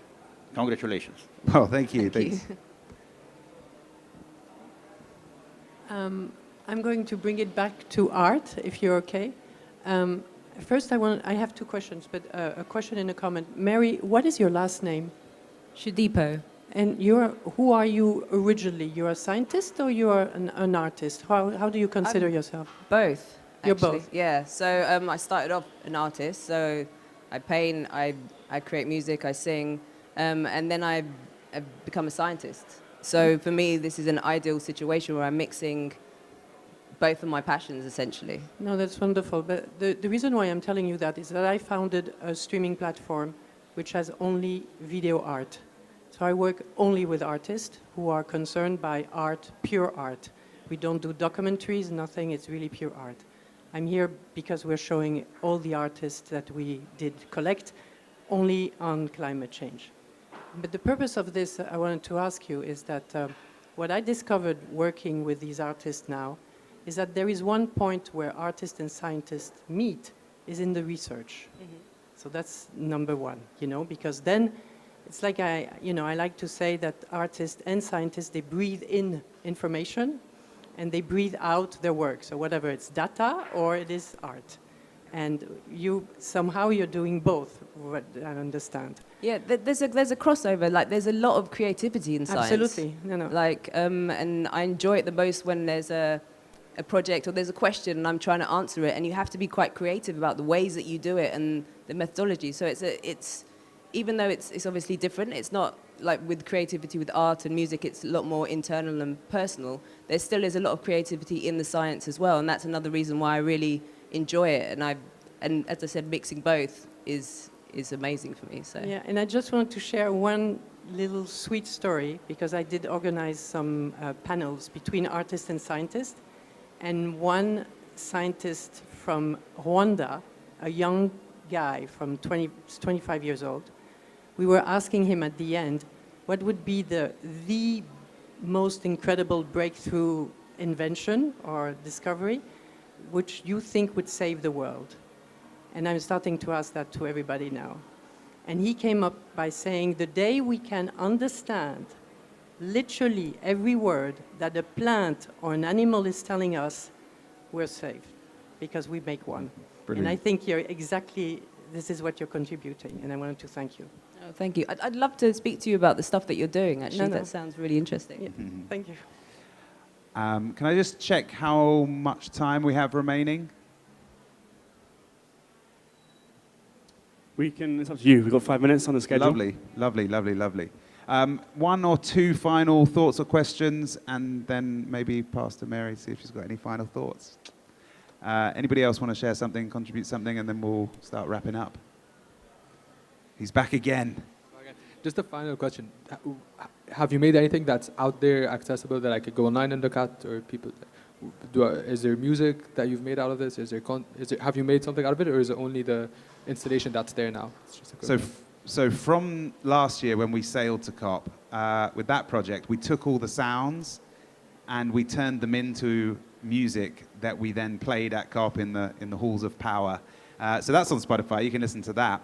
But in the coming weeks, we're going to be having an online experiment on Experiments with Google that basically takes what is in the art installation and makes it accessible to everybody all around the world. So we'd love to share details and make sure that you get that link and tap away and get involved and share it with your friends. Also, Professor Steve Simpson, who's not here, he's been working with artists, actually, and I think there was just an orchestra which was using some of the fish sounds, and also another artist called Cosmo that's been using some of the fish sounds in his kind of creative outlets. So there's stuff happening.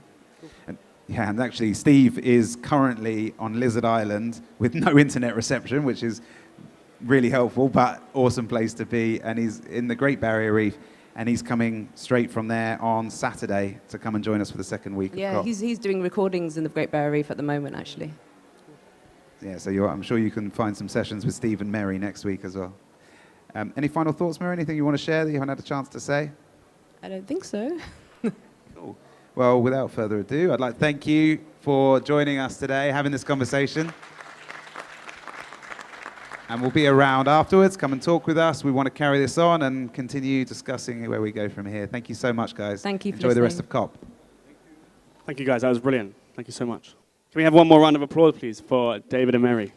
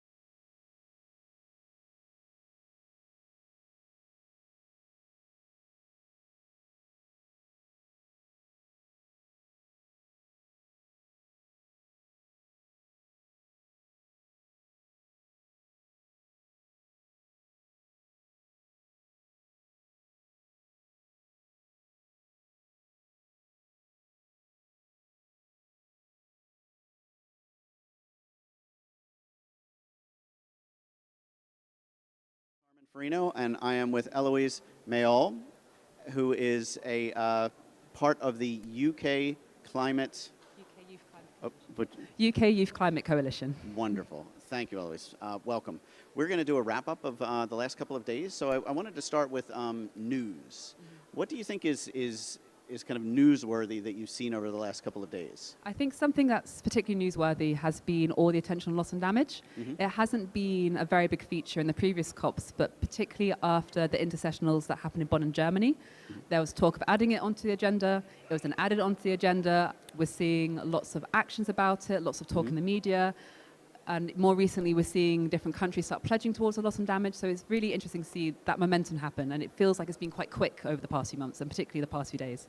Well, you're also seeing people who are recognizing that it's not going away.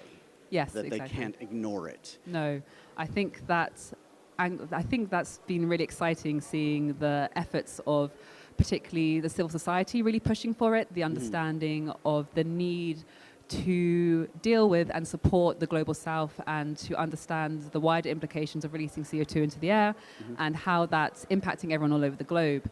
And I think particularly with events such as like what happened in Pakistan, it's only going to get worse, it's only become more pressing, and the amount of funding needed to support loss and damage in particular is only going to increase with time. Yeah, I see the same thing. This has a different feel, this COP has a different feel. What are you getting as you've been to the Blue Zone? You've come over here to the Innovation Zone. What are you seeing? What are you feeling about that? I think there's a really peculiar juxtaposition to where the COP is being placed, particularly where it was last year. So I was not at COP last year, but I was in Glasgow and joining civil society events. There was a lot of energy, there was a lot of colour, there was a lot of interaction from people within and outside the COP. It felt like it was taking over the whole location. And a lot of joy and just excitement and energy. Here, there is still a lot of energy, but due to the locations, a lot less civil society influence, and which I would prefer to have seen. And there is a lot of concern as well due to the location of things like human rights problems and issues with that. And it's a lot of juxtaposition between this desire to improve on the climate, but also, well, another actually exciting thing is that it's the first time it's been in Africa for a very long time. Yes. I think that's been really good at highlighting sort of the African issues and making sure that the African nation can have a significant say in what's going on in COP. And that's been a lot of talk around that, which I've enjoyed as well. But it has got a peculiarness to it. Also, I think being in a desert as well and being really hot weather also adds to that as well. It does underscore the issue. I mean, I think it feels a little bit more removed from daily life, and I think that part is it's interesting when you realize that so much of what we're talking about is the empathy that we have for people. You know, I think that Andrew Steer said that we're sitting between despair and hope, and what sits in there. So are you seeing that kind of Yes, there's evolution? been a lot of talk about despair and hope, both leading up to COP and the expectations for this COP and whether or not it should be despairing or whether it should be hopeful. I strongly believe that you can feel both at the same time. I think I do personally have despair that we are getting to this point with a problem that has existed long before I was born. And we're still working hard to achieve the ambition and urgency we need in order to resolve it and to support those who are already suffering with it. But in order for me to continue working in the space, I need the hope that that is a possibility. Sure. To kind of wake up and drive each day forward and act and collaborate with each other. So yeah, there's a tension between the two. I think that's going to persist. I don't think you should ever lean too heavy to one or the other. We don't need blind hope. We still need to have that reality of and recognize the suffering and urgency that's happening right now, but not to fall completely into despair where we leave to kind of passivism and we think we're just going to curl up and do nothing at all. There's always something we can do. Well, it's interesting when you take that approach and you overlay the fact that we are starting to get better at acknowledging which intransigent barriers we have to address. There are things that are going to be difficult. We have a compressed timeline. So I think one person who was up on this stage said that the planet is deaf. It doesn't care what you say, it just cares what you do. And that idea of companies offering commitments versus action. Are you seeing some frustration there? Are you seeing that people are at the point where they're not believing that making a commitment is real? Yes, I think COP does have a weakness there where, particularly just after the World, like the Leaders Summit, the world leaders are here on the first 2 days, it's common to have a lot of pledges, a lot of exciting headlines come out, a lot of commitments, but it does seem to fizzle. Where is the proof that things are working? Where is the implementation plans? Where is the momentum from these things? Sometimes it can be difficult to, if there's money pledges made, well, actually, what's the timescale they're going to be in? What mechanisms are you going to ensure that the money is used wisely? There isn't a lot of implementation. And whilst you'll see, particularly in the Blue Zone, the word implementation is spread around a lot, but there is, I think, particularly in civil society, a frustration that we aren't seeing the clarity that we need to believe that this keep going. We still want it to, and we still think it is making progress, but again, it's all about these incremental steps, so we need these giant leaps instead. So with those giant leaps, when you see people that have these ambitions and the timeline is compressed, you start to see patterns emerge. So what patterns have you seen coming in the last couple of days that are different than maybe either your regular life, but also in the other times that you've seen large groups come together? I'm not too sure about patterns. I think maybe I'm speaking more from, I suppose, this, like the global youth perspective or civil society on that side. So as a youth activist, there is a lot. I think the youth are actually very good at continuously mobilizing, refreshing, readjusting our stances, but also holding true to the core of what we want, which is a safe future for us to grow in and for our future generations to grow in and potentially our children to grow in. And I think we're only, as a group, getting better at coordinating each other and understanding how complex an issue this is and being open to understanding how interconnected everything. As you're saying about empathy, there are so many overlapping issues that can be brought out with the climate crisis, and the climate crisis exacerbates a lot of pre-existing inequalities.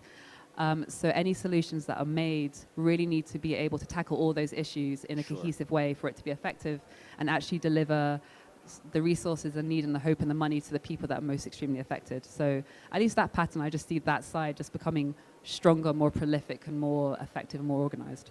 Well, when you think about the people that are most affected, you know, you grow up in a world where you believe that the generation before you, you know, is taking care of you. They are doing the right things, and when that realization comes, youth are going to live with the implications of these things or the lack of progress here.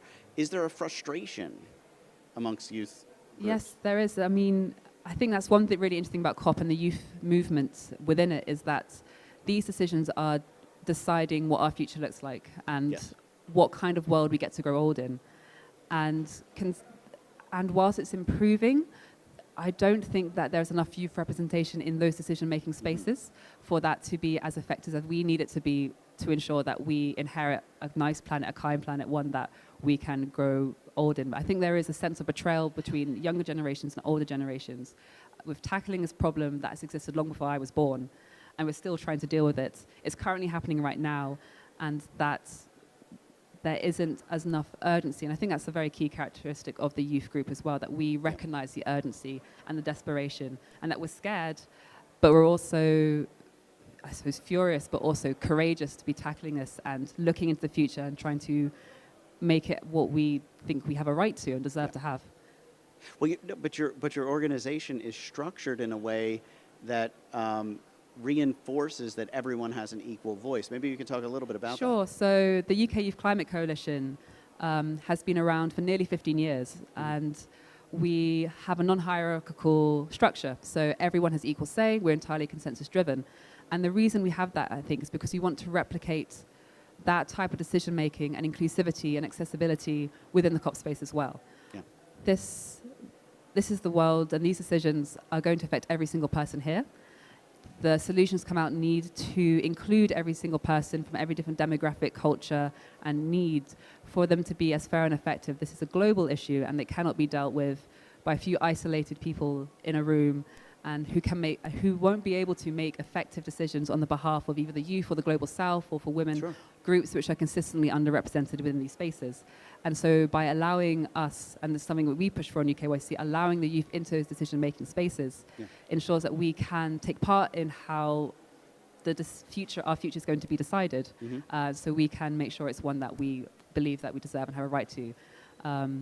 And and also make sure those decisions are more just and are not going to negatively affect any group, particularly those that may already be suffering under the climate crisis already, and that existing inequalities aren't going to be further exacerbated. So it's interesting because with, age does not confer wisdom, but the more diverse voices you have in problem solving, you tend to have better outcomes because, people's points of view are so wildly different. Is that the future? Is that where we're going? I mean, I would love to see a future where that diversity of viewpoint is celebrated, that the expansiveness of all the cultures in the world are celebrated and valued, and that we can benefit from all those different perspectives and the unique kind of colorful intuitions that they all bring. That excites me. That's a really exciting thing to see. I would like to see a future where, of course, inequalities no longer exist. This is the ideal, where the future is just and fair, and that it's also full of happiness and joy because these inequalities have gone, and that we've also repaired the previous damages that we've done. I suppose coming from the UK, I of course understand that there is a lot of colonialism in our background. There is a lot of global injustice that we have also taken part of. Yeah. I can recognize those things, and I hope, and particularly in our movement, that we can move to repair them. We're particularly focusing on loss and damages for that reason. The UK YCC is really supporting that and showing there is funding in order to begin that journey into acknowledging our past responsibilities for the climate crisis as an industrialized country and supporting a transformation in the future where those injustices have been resolved. I couldn't end on a better note. That is both an optimistic but a practical statement around what the future could look like. I want to thank you for being here, Eloise. Thank you very much for inviting me. I very much enjoyed the conversation, and I look forward to hearing more about what you're doing. Thank you so much. All right. Thank you.